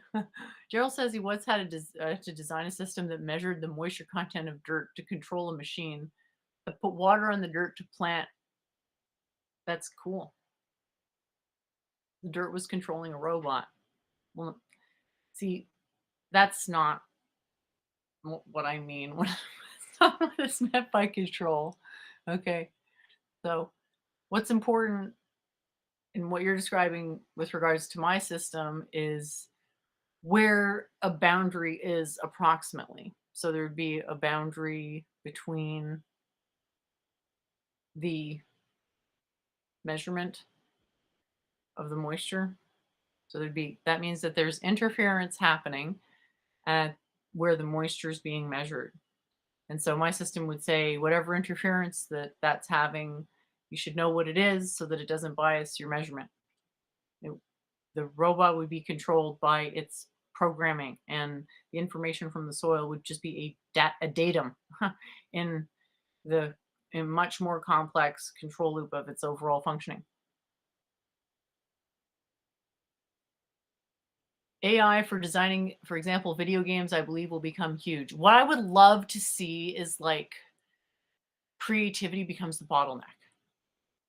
That would be amazing to make such a cool, like, imagine you didn't even have to code anymore. You could just think, it's like, okay, the AI is making a room and I'm thinking, oh, it's shit. And it's reacting to my emotions and it's de-shitifying it based on my subconscious presuppositions, that all it's doing is picking up on my emotional responses to its estimation of what it thinks I want to see. And then taking a walk through someone else's memories. Like, I think it's coming. I think it's great. And I'm really sincerely hoping that I can get the buy-in for people to see the value in developing imagination for its own sake, because that's what's going to save us from becoming like, all those like horrifically dystopian versions of the future where nobody knows what the hell's going on, but everybody has this like sinking feeling that everything's getting worse. Yeah. I think imagination is part of the long-term solution for that, because it gives you hope, because you look forward to doing it. It's like, maybe I'll be better at imagining stuff tomorrow. And I'm already on that train anyway, with grabbing a huge amount of crayon text to image AI generated stuff. Looking forward to the next iteration of that. Daryl says, Jen always falls back on expecting the user person to be completely stupid without any understanding of anything. This is not the case. Jen thinks she needs to impart all knowledge and information. Does anyone actually agree with Daryl here? Because I really feel like, as much as I try to put things simply, that I get the glazed looks, and that tells me it's not simple enough. AI can be useful and powerful in a limited set of conditions, but for many things, completely useless. That's because you're not using your imagination. So you're saying, well, chatbots and, burning Tesla batteries because somebody decided that they didn't want to understand what it meant to have AI driving ability. You're not you're not being creative enough. Like, imagine you could have a robot, kind of want to say robot boyfriend because that sounds creepy. Imagine like a secretary plus. That would be pretty good. And then you could feel yourself like improving. You could basically update the AI to do the heavy lifting that you don't want to do, but you kind of have to know yourself well enough to get the AI to work for you, or know what you're implementing it for. But definitely don't be discouraged by stuff that seems goofy in AI because it just hasn't reached the convergence. Like not every not every whatever machine learning goes to the point that it actually manages to brute force the turning point where you go from having like sub 10% information to over 90%. But we are getting to that point, it seems like, with a stable diffusion. So exciting. Oh my gosh. You want to talk about transistors forever, eh? That's not boring as hell.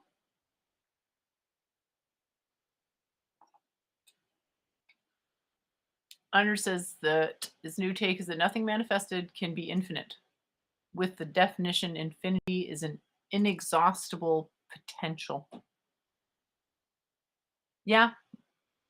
I'm thinking of going with like a 3 plus 1. There's 3 plus 1 infinities in advance of observation, and every observation reduces the infinition or whatever you want to call it by a certain amount, but that you have to retain infinity because it's the only way to account for the intrinsic vibrational motion. So whatever infinity we are talking about physically, it starts, in my view, like at a high level, is reduced by observation, but then has a boundary to which can't really reduce past vibration, which is a non-terminating amount of movement, which is some type of an infinity. I'm not trying to play a language game. I'm just trying to say that the concept of infinity is actually quite necessary in a way that is easy to miss. What's the smallest real number larger than 0? No such number, manifested infinity debunked.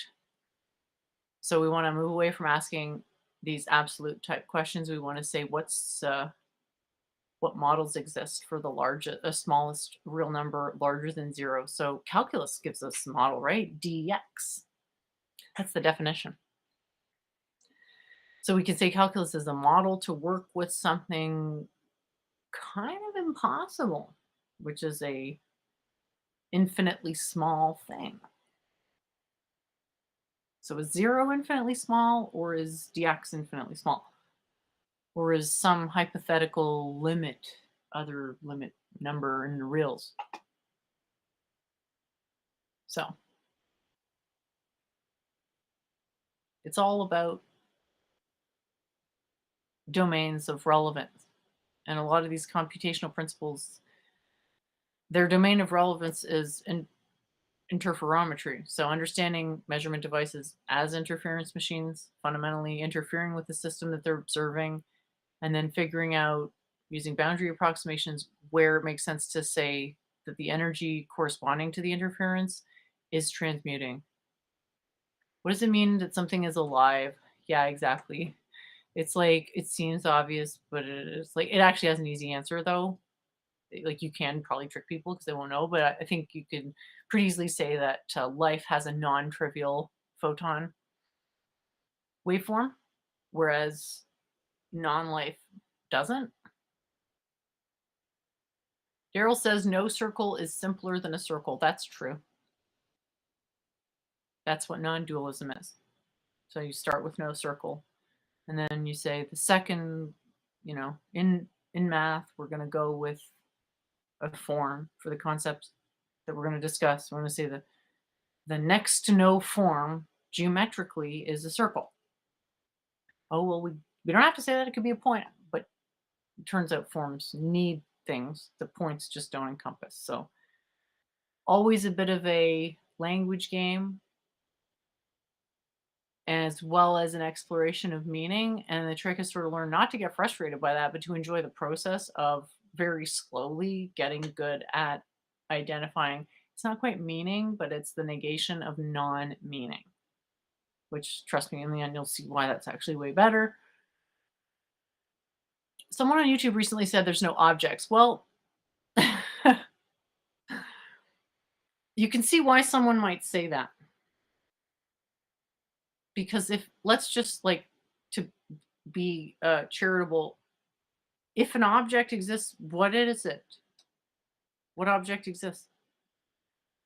So I don't actually know what we could point to I've argued, the quantum periodic table exists, and that's an object, and I'm fine with that.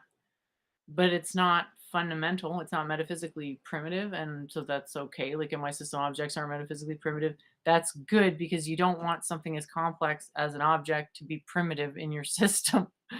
If something's complicated, for it to be primitive is, yeah, sure, 3 plus 1's kind of complicated in a way, and it is primitive, but it's like, it's not that complicated. It's really not. And so even something like 3 plus 1, is it an object? Well, objects can be imbued with 3 plus 1-ness, but 3 plus 1-ness is fundamentally a numerological thing, not objective. And even that, I haven't even talked about what it means for something to be objective. So we have two definitions again, which line up with what I was saying about proof before, which is like that which the average Joe thinks, which does matter. In my opinion, it goes to salience, but also what you can establish in some type of formal debate were it to exist, which is a question of it's not really about what words mean. It's about conventions on how words reference, with what certainty words reference concepts, if that helps. So I've got a diagram here that I can show. And basically showing the different, I hope that's big enough. Let me see if I can make that a little bit bigger here. Oops.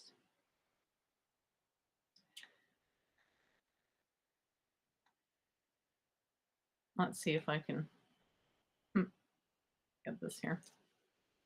Try to make this a little bit bigger.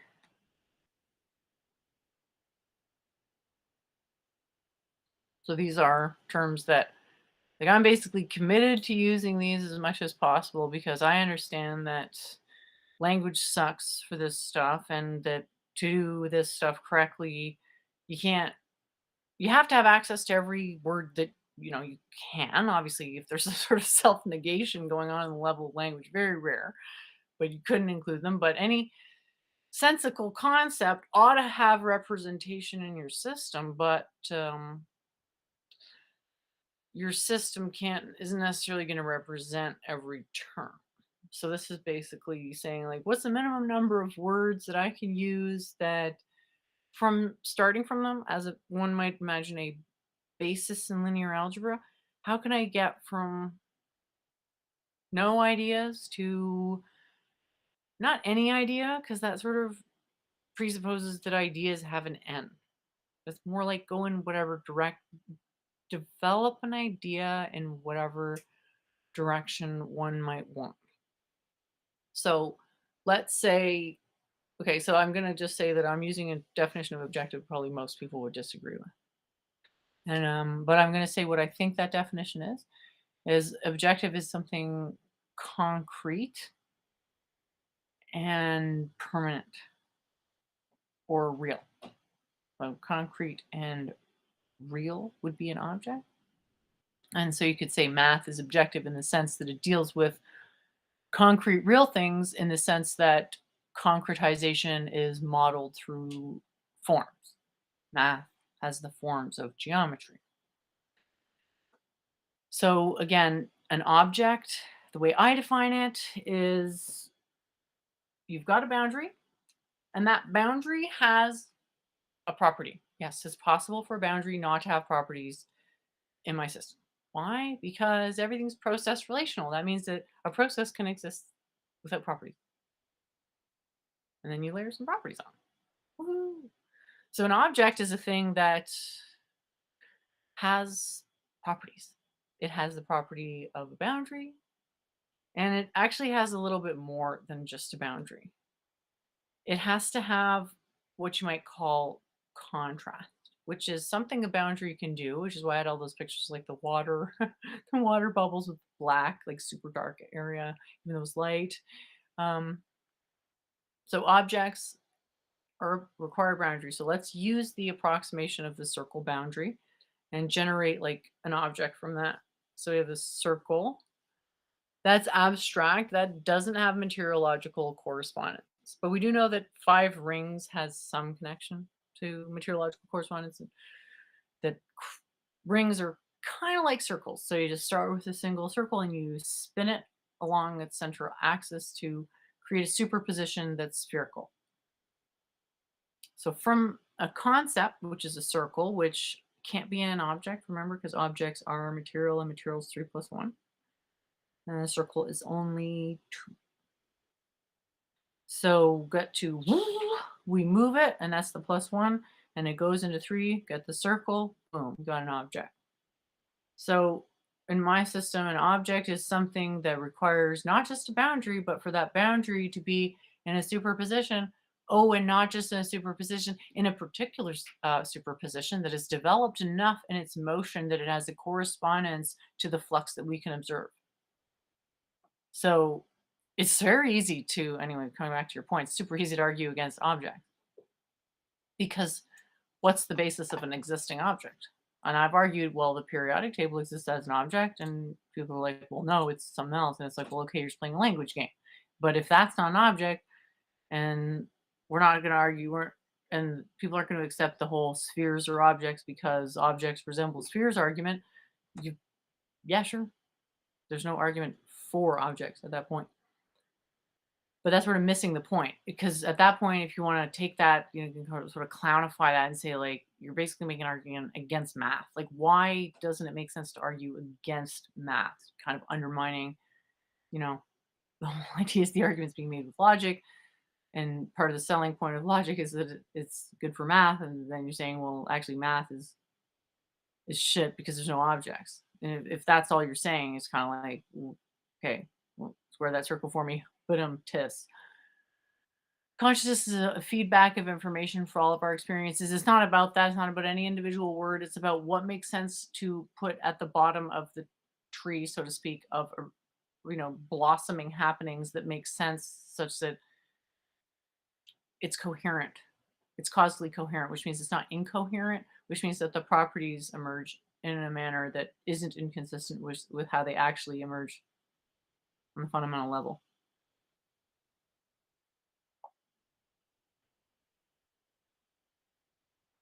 I always kind of cringe when I hear about Wilderberger because he just doesn't come across as understanding math at all. And I'd really just love to help him understand it a little bit better somehow. I feel like he could do a lot better because now he's basically, like, I hate to say it, sort of just not even helping the finitist cause. Not that I am a finitist myself. Like I said, I'm a 4 + 1 infinitist. Like I think you have to have an essentially infinite system, which is either cardinality 0, 1, or 4. Infinite system that is, representing reductions on that same order that are then limited reductions representing some maximum density of observation. So he just kind of comes across as like,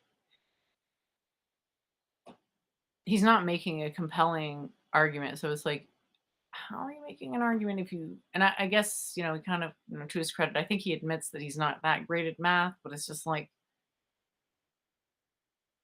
is this really the best argument that's out there for finitism?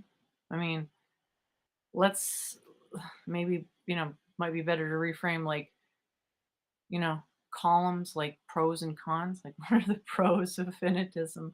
What are the cons? And if you don't understand math that well, like, either get someone who does, who has pedagogical experience, like, me, and then try to decide, like, you're gonna have to make an opinion at some point and say, like, this is how math ought to be taught because of these reasons. And expect full well that people are going to disagree with you and that that's okay. And you should expect them to disagree with you and, like, kind of push back. But within that framework to say, like, well, actually, I don't think intuitiveness of a concept is, I don't think that's 50%. I think that's like 70%. And then you can actually, don't even have to pick. You can do both. It is possible to have an easier system versus a harder system that has you sort of, like, again, always the canonical conjugation, double-edged sword.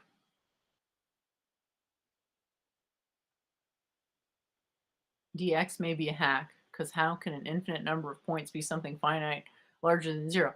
Yeah, it's a model for movement. For the movement that's associated with the waveform reduction. So absolutely, And that's why it works so well.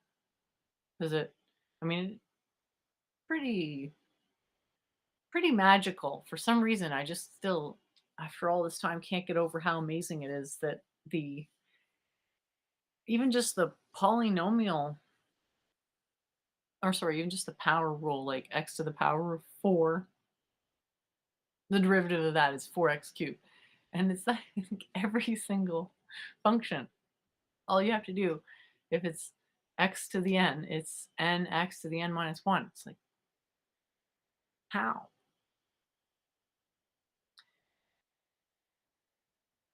Anders says, that sounds like it could be a verb, 3 plus oneness. No, it's a property.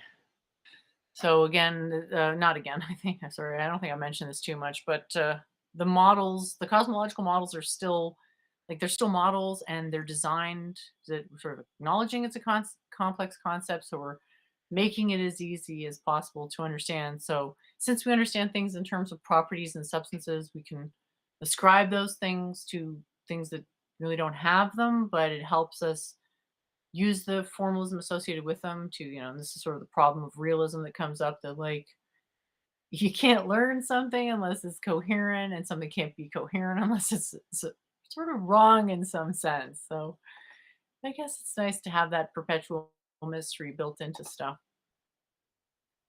I'll never run out of stuff to talk about. Measurement's not even a word. I would use observational, maybe, yeah. It actually is important to distinguish them though, because measurement and observation, it's like you could say you're measuring someone's foot size, but that's not the same meaning of measurement when you're talking about a quantum measurement. So the whole thing is to reframe it so that everything is interference and boundary models.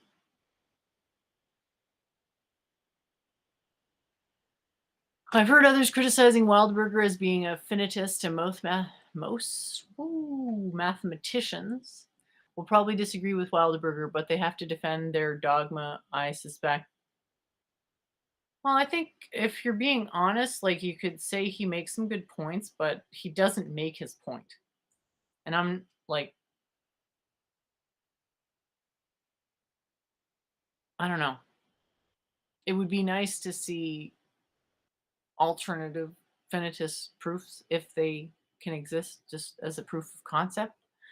But it's more focused, seems like now, on pointing out the problems with infinities. And like, I get that, but do the mathematicians feel that way? Because I doubt it.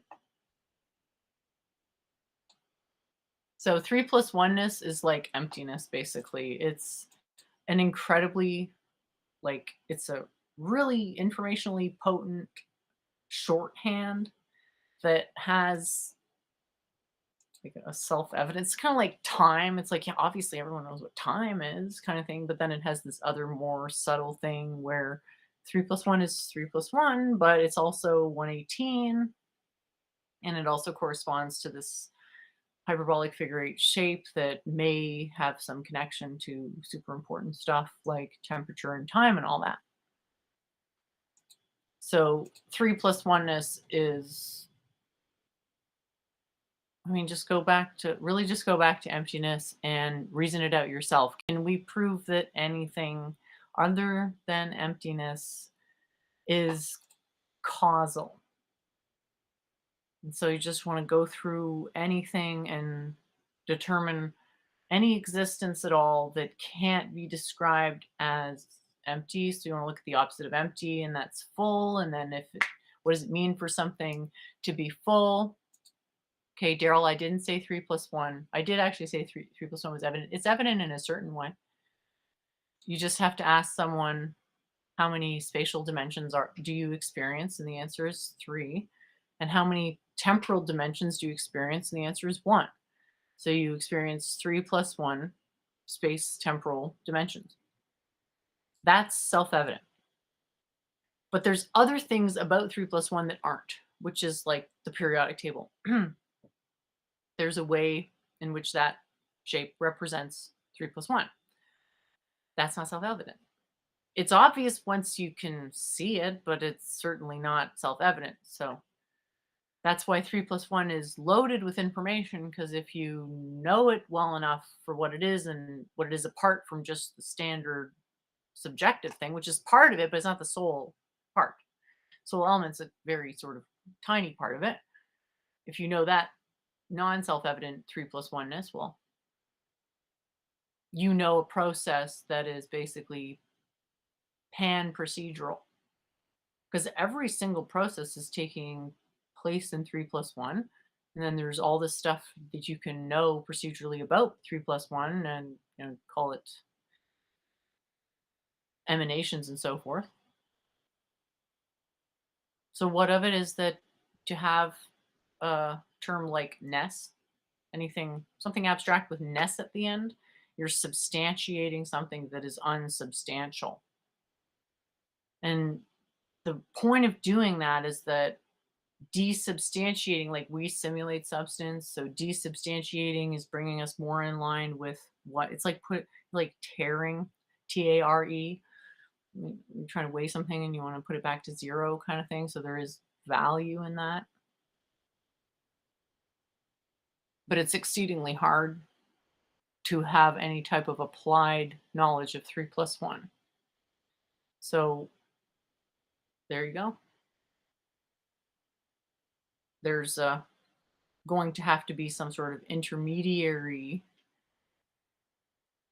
explanation that is a partial explanation that is implemented 3+1-ness that can be a stepping stone for somebody to go on and actually apply 3+1-ness on its own.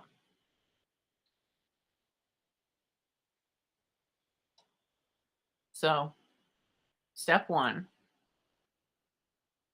our consciousness simulates our experience. That experience feels like a substance. Ness, the suffix ness is substance, sort of adjacent, connected, like wetness and so forth.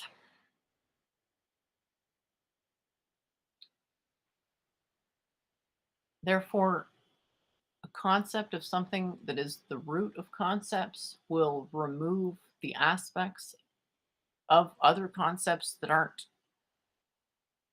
lining up with it.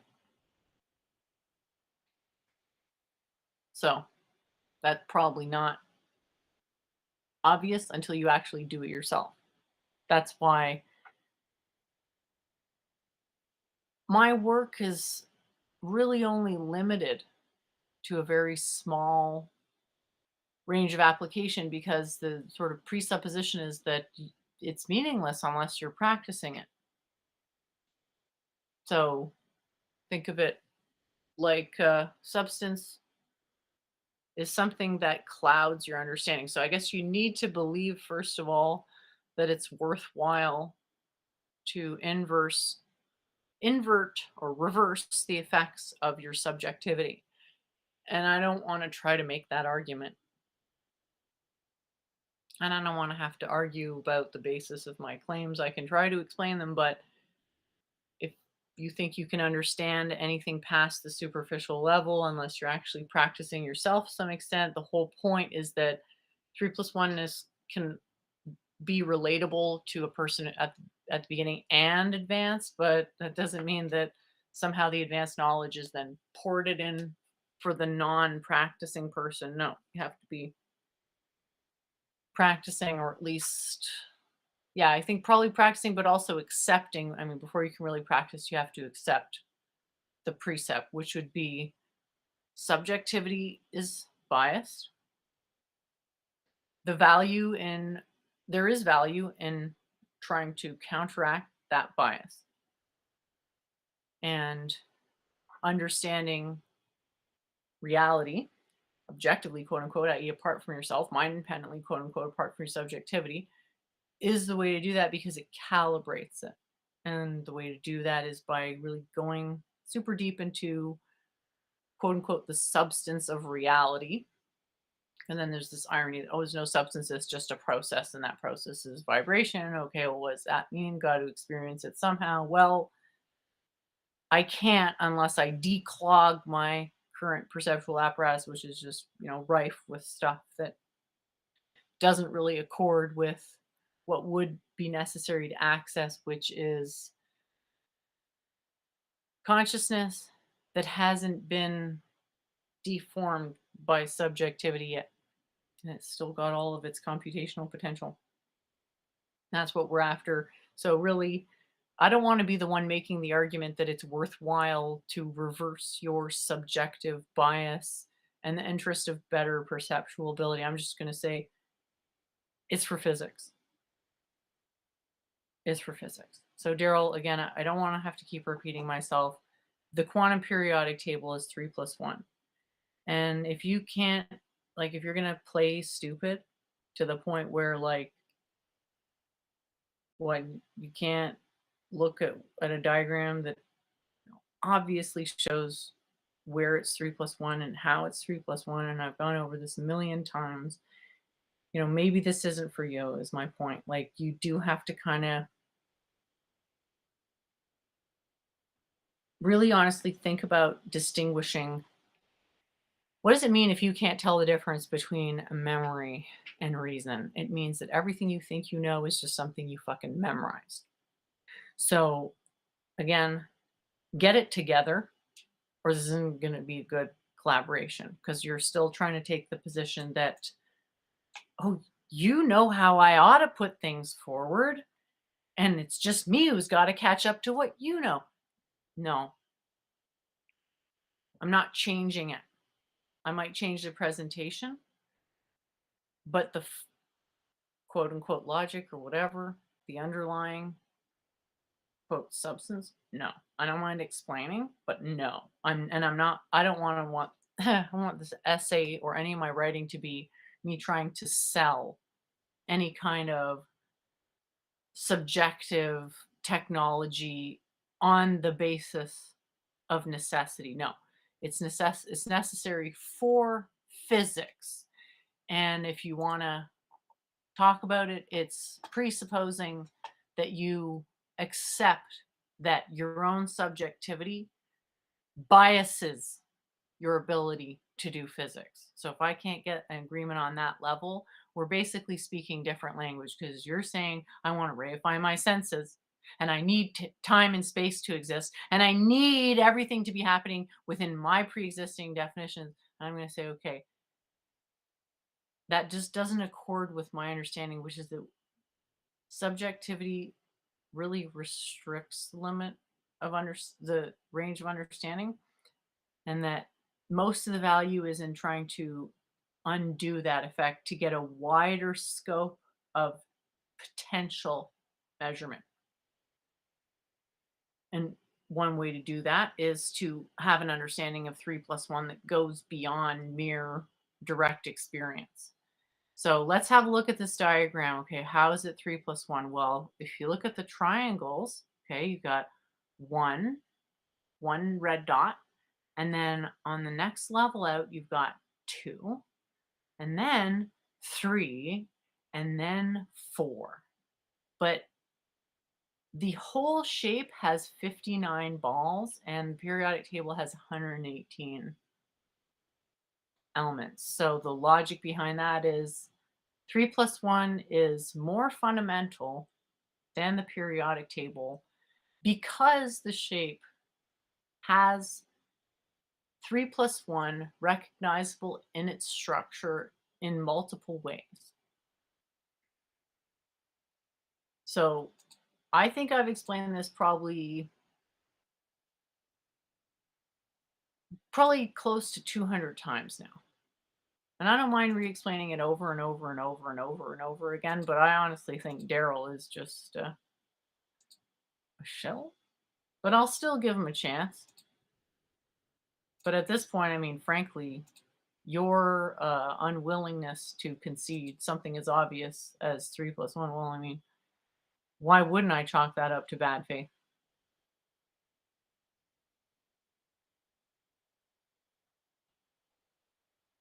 Okay, Skyworks consciousness not yet deformed by subjectivity. Yeah, have you ever heard of DMT? Like, I hate to use a cheap metaphor like drugs, but I'm kind of tired right now. So DMT basically, I've never done it, but from what I understand, it is it basically, so you think of, you have pure consciousness, and then your ego is something on top of that, and the ego is the thing that allows you to have experiences and have dualism and blah blah, contrast, yada yada. But it removes the tremendous scope of potential experience, which is what the DMT people can get in touch with. Can't explain it for shit, but it's pretty predictable that drugs like that would, because the brain's a filter for consciousness. It's not the generator of consciousness. It's a filter of consciousness. No, I'm not changing it. Yes, you're wrong. That's just how it works. And then when you break a filter, the whole signal comes through. Isn't consciousness amassed? In a way, yes. In a way, no. That question isn't quite specific enough. So you have to be a little more specific, like amassed how and where. If you want to think about where things are ultimately coming from, the most fundamental process is vibration. But vibration is really not it's useful in some ways, but it's like it can give you motion sickness at some point. You kind of want to have something stable, something constant, like a boundary. So yeah, boundaries can be super useful, even non-vibrating boundaries, just to say like, well, want to categorize properties. You want to have 3 categories of properties. I've got 21 properties. Okay, well, each category is going to have 7. Okay. Yeah, the properties don't mean anything outside of my own consciousness, but who cares? I have a pile of suffering and I'd like to make it less intense. Under says Minkowski space, or what is it called? This 3+1 sounds suspicious to me. Well, it's just really hard to talk about this stuff, right? Because what does it mean for space and time to be emergent? Well, it just sort of means it's basically back to the causal boundary problem. Like everything, there's no boundary, there's no start, there's no end. There's just a bunch of models that some might be better slightly than others because the resonance that they create with the actual real interference resonance is minimally disanalogous. It's me giving you a chance, Jen, and I do it all in good faith. So I just don't feel like that's the case. So like I know all of what you like. I looked over your entire Reddit. Everything you say is particles, therefore particles. Space, therefore space, time, therefore time. Everything is space, time, matter, and light. Everything is space, time, matter, and light. That's all that I really saw on your Reddit. And I said, I'm aware of what is the mainstream, if that even is, like, I don't even think that's the mainstream opinion, frankly. I think that's like your sort of thing. I saw that. I fully understand what you're saying. I don't agree with it. If you think it's going to help me to try to engineer my ideas over to yours, which are just regurgitations of misapprehensions of mainstream possible non-understanding of scientific principles, well, it's not really going to help me. And to insist that we can break down meaning down to the level of a word. What do you mean? What do you mean? What do you mean? It's like, Daryl, most people outgrow that when they're like 5 and they understand that that's limited. And what I want really is something readable that flows. I don't want the basis of my ideas attacked. And remember, Daryl, you can't say the difference between your process of reasoning and memory. So that means you can't reason at all. Or you can't talk about your reasoning process in a meaningful way at all. But I can. So the whole favor boundary, it's a bit nebulous, isn't it? But I'm down to do it. But let's just say at this point, I don't think you're good faith. And the only thing that's going to make me think that you're good faith is to actually fucking listen to what it is that I'm saying. And when I say something is impossible, to just accept that it's impossible. So if you're going to insist that stuff be modeled in terms of space and time being fundamental, I'm going to say no. And I've repeated the answer many times that there's actually no reasonable basis for that to be the case. And it's actually kind of a reification. It's a sensory reification fallacy. And you're going to say, I don't know what you're going to say to that, but I'm not going to change that. And maybe there's just a difference that you want to reify your senses a lot and like jerk off to a picture of your senses and create a giant effigy to your fucking senses. And I'm just like, maybe I don't want to do that because like I'm not super much about worshiping my own ego and trying to like create doctrines that accord with my sensory biases. I'm more like all about bliss by transcending limitations of subjectivity. John says ness may not count as a suffix in witness because wit is a verb. Oh, that's a really good question. And a noun, but ness can only create a set of, I don't think you meant to put neemness there, in adjective past participle verbs, which acts as substance, as adjectives anyway. Well, it's basically pointing to something about us, that we're simulating a substance, and you could say that it's a soul or an ego, but that fundamentally its nature is simulated, and that's not anything woo, that's just a reflection of vibration. So when you're looking at the universe on level, fundamental level, it makes sense to say vibration. But when you get to the level of more complex system, it makes more sense to say simulation, because a simulation can be broken down into meaningful parts that can give us insight about it. So ness is something connected to a substance. And so, well, there's no substances, and everybody basically is actively believing in substances. Like, look how actively Daryl believes in the substance of the theories that he can't even explain. He can just repeat, I can put together circuits. It's like, dude. It's like Boolean algebra. You're just completely Dunning-Kruger to the nth degree of misunderstanding the sheer complexity of these problems.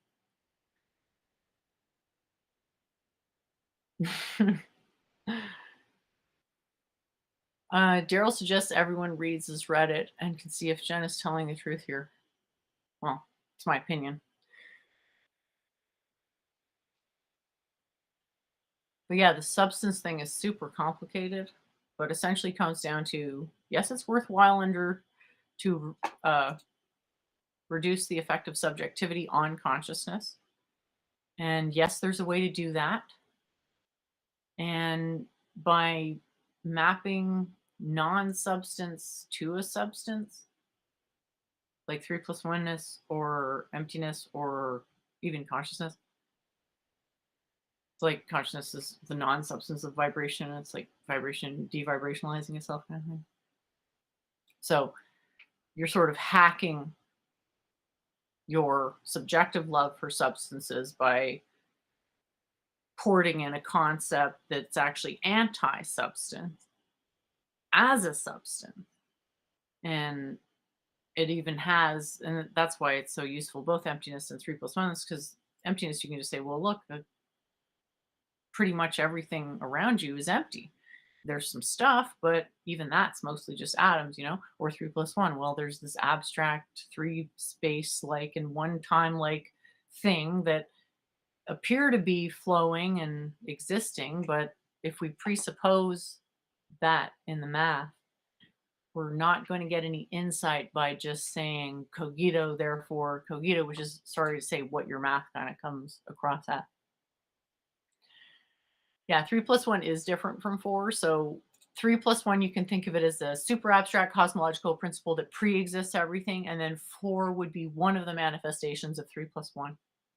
So it's not the minimum energy manifestation, because minimization requires stuff to exist that isn't always there. So minimization is always state specific. So that's another tough thing, is that like matter is a state, and then matter undergoes permutation through states. So you could maybe think of it as 3 plus 1 being the thing that geometry is made of, sort of a axioms. And then 4 is one implementation of those axioms, but then 7 is another implementation of those axioms. 118 is another implementation of those axioms. So I don't really want to argue about whether the periodic table has 3 plus oneness, because if you don't understand that, I'm just going to point again to the 1, the 2, the 3, and the 4, and I say that that's what I mean. So if at that point it's still not working, I'm basically going to say, well, you can't count. And I'm really confused, because I thought the whole basis of this was for you to help me, but I just, can't stop thinking that maybe you're just trying to distract me and waste my time because you're a narcissist. I mean, that could be the case.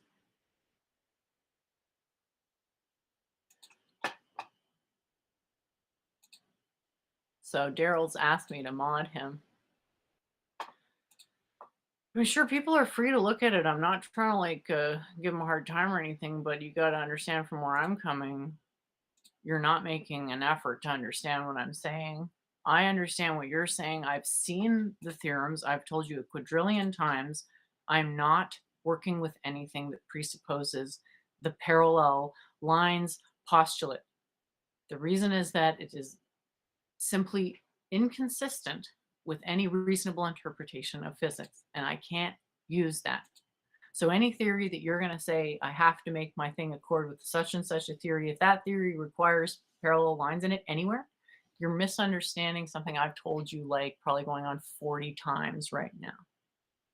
So it's not meant to be an attack. It's just like, please engage with me respectfully. And I'm feeling you're not doing that right now, to just constantly harp on it's going to be matter, space, time, blah, blah. It's like my model is about interference, information, consciousness, things that exist apart from space time. I'm not interested in making it into a space time model. Space and time are already determinedly point final. They already have a definition in my model, i.e., they are emergent from a shape that is more fundamental. But there's an even more fundamental level than that, because this shape is technically an object, and the most fundamental level is completely attributeless. All right, so Daryl can share his thing, but he's not doing it. So I suppose I can try to look it up for you, Daryl. Like, honestly, it's a bit tough to like vet people being in good faith.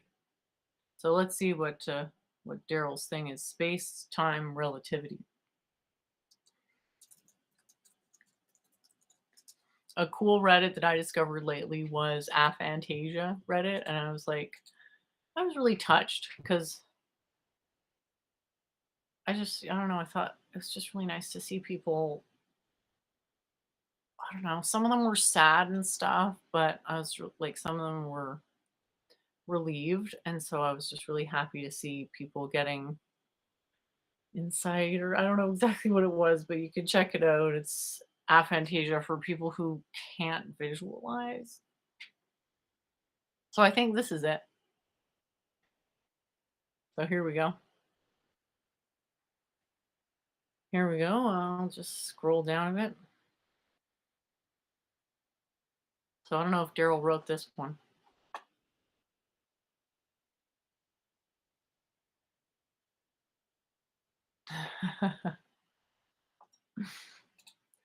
All right, so we got it. We're good. So here we go. If anyone wants to check it out. So simple rules, complicated system. We don't want to give the impression that simple rules can be expressed in language. We want to present stuff so that there's minimal chance of misunderstanding and possibly somebody harming themselves. So I'm aware of this type of reasoning. It's not hard to find. And yeah, this is what I was referring to. You're presupposing this, and I'm saying that all of these concepts aren't insightful. That you could say that matter is important because it's fundamental, sure. Matter's fundamental, and therefore there's a role for matter, but without information, matter's just like this nebulous blob. So it's like, what exists? Matter. Okay, so what? Energy, okay. To me, energy, you might as well just call it photons. So I don't see why you'd call it energy. I'd just say, everything is light, and mass is actually a standing wave of light that is precipitated through a process that is essentially determined by density. So I don't agree on any of these ideas that nature's switch could be matter, energy, space, and time. I would say that you could either go with matter or energy, which, like, according to your own theory, equals mc squared. I don't know why you need both. So just go with matter, or just go alternatively, just go with energy. And then why do you need space and time if they're emergent from, again, oops, you don't have that, but in my understanding, if space and time don't have causal powers, then it makes sense to model them as emergent, and they don't. So there also appears to be tons of problems understanding models space temporally. So if you want to have a debate about whether space and time is the best way to, if you want to have that debate, we can, but you're not helping me at that point. You're just, yeah, this is you, mute exception. You're not helping me at that point because you're just having the same convo with me that I've had a gajillion other times. And it's like, what do you do? Like, you're not doing me a favor here. You're just telling yourself that you're doing me a favor. I don't mind having a, little fun digression and stuff, but I've told you why I can't put my stuff in terms of time and space being fundamental. I explain it every which way. I don't really want to debate about that. I would rather talk about getting help in explaining it better. Because just disagreeing, anybody can disagree with me.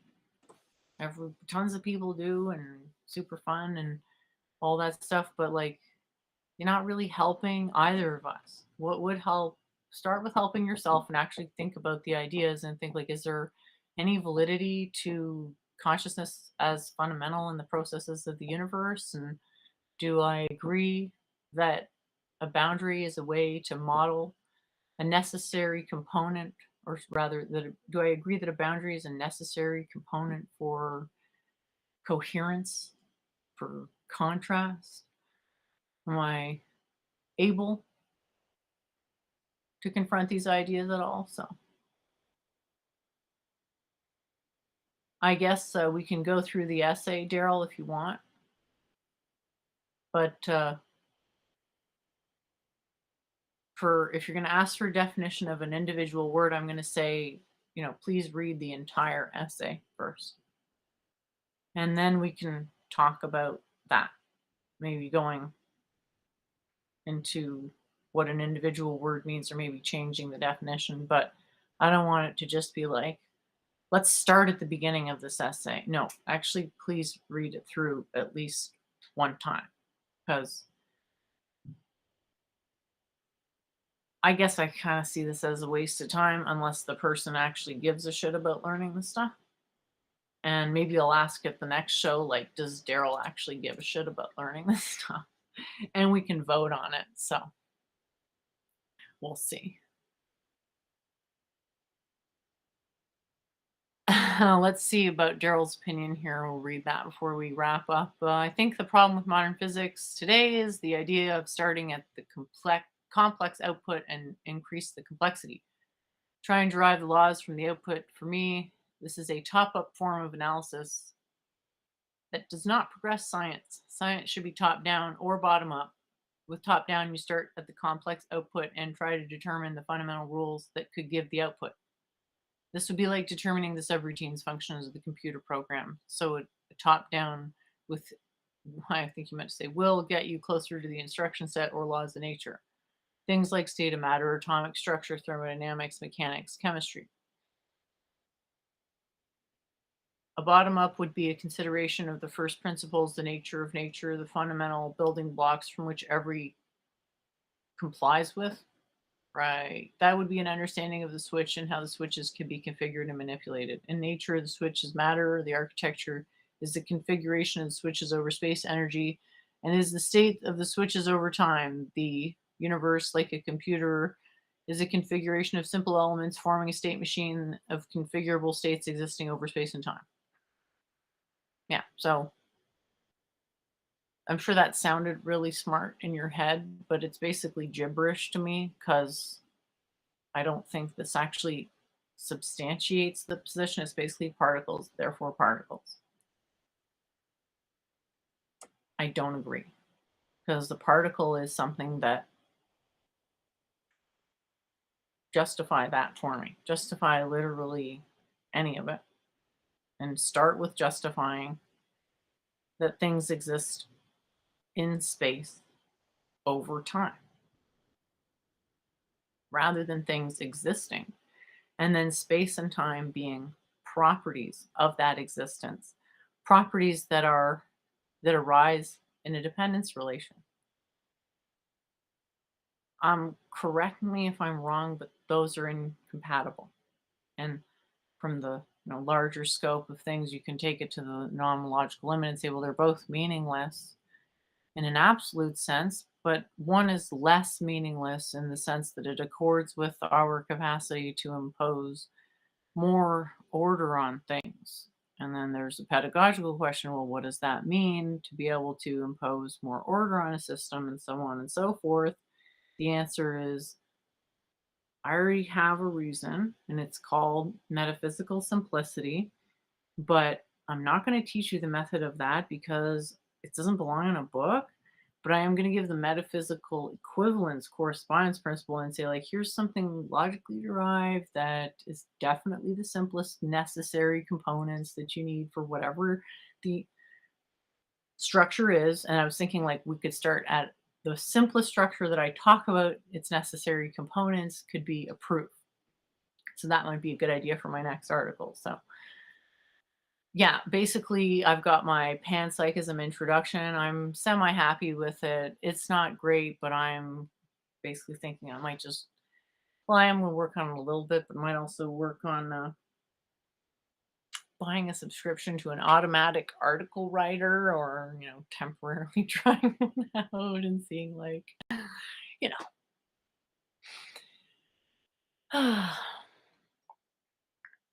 I don't want to just like wait forever, but stable diffusion, come on. Stable diffusion. Under says reality can fundamentally be only one thing, I think, and only a self-relation can remain only one thing and yet spawn off new relations of itself to itself indefinitely. Yeah, absolutely. That's why I had this quote as saying for a while that meaning is, let me think how it went exactly. It's something like meaning is established in degrees of self-reference. That the absoluteness of meaning is an illusion, but there's still relative meaning, and it has to do with proximity of these necessarily self-referential relations, which at first is like, what's that? Indra's net, inconceivable, but it's like, oh, it's just a necessary condition for things to interfere with each other. I think interference does presuppose a connectedness, if not a connectability. And so, yeah, the self-relation of 3 plus 1 is super hard to get your head around, which is why I got the quantum periodic table to say, oh, look, here it is. There's a self-relation of 3 plus 1, and it's not trivial. It's by self-relating 3 plus 1, I actually get 59 balls and quote superposition representing 118 elements. So that's actually something. And then from that framework, we can go to the next step, which is arguing for, particular models of space-time. But before I do that, I have to establish what it is that the models are actually doing. And so it's like a slow step-by-step for picking terms basically to minimize the probability of confusion. So like I usually take a long time for committing to a term, even something like consciousness, it took me many years before I was like, oh, I'm going to go with that definition, because you don't want to be like correcting a mistake is arduous versus just get it right the first time.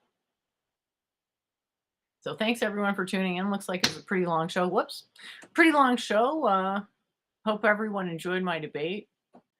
And I hope I have a chance to do another one. And yeah, if anyone has any topics that they would think would be interesting for a debate, like let me know. And I had an idea yesterday and I totally slipped my mind, but yeah, I'm not sure. I'll try to get it together for next time. And I'm going to still do one stream a week. I'll be reading again. I'm not sure when. So watch the space for me reading another bit from the Book of Five Rings along with commentary, which I had so much fun last time. I know it didn't get that many views, but whatever. It was great. And for the people who participated, thank you.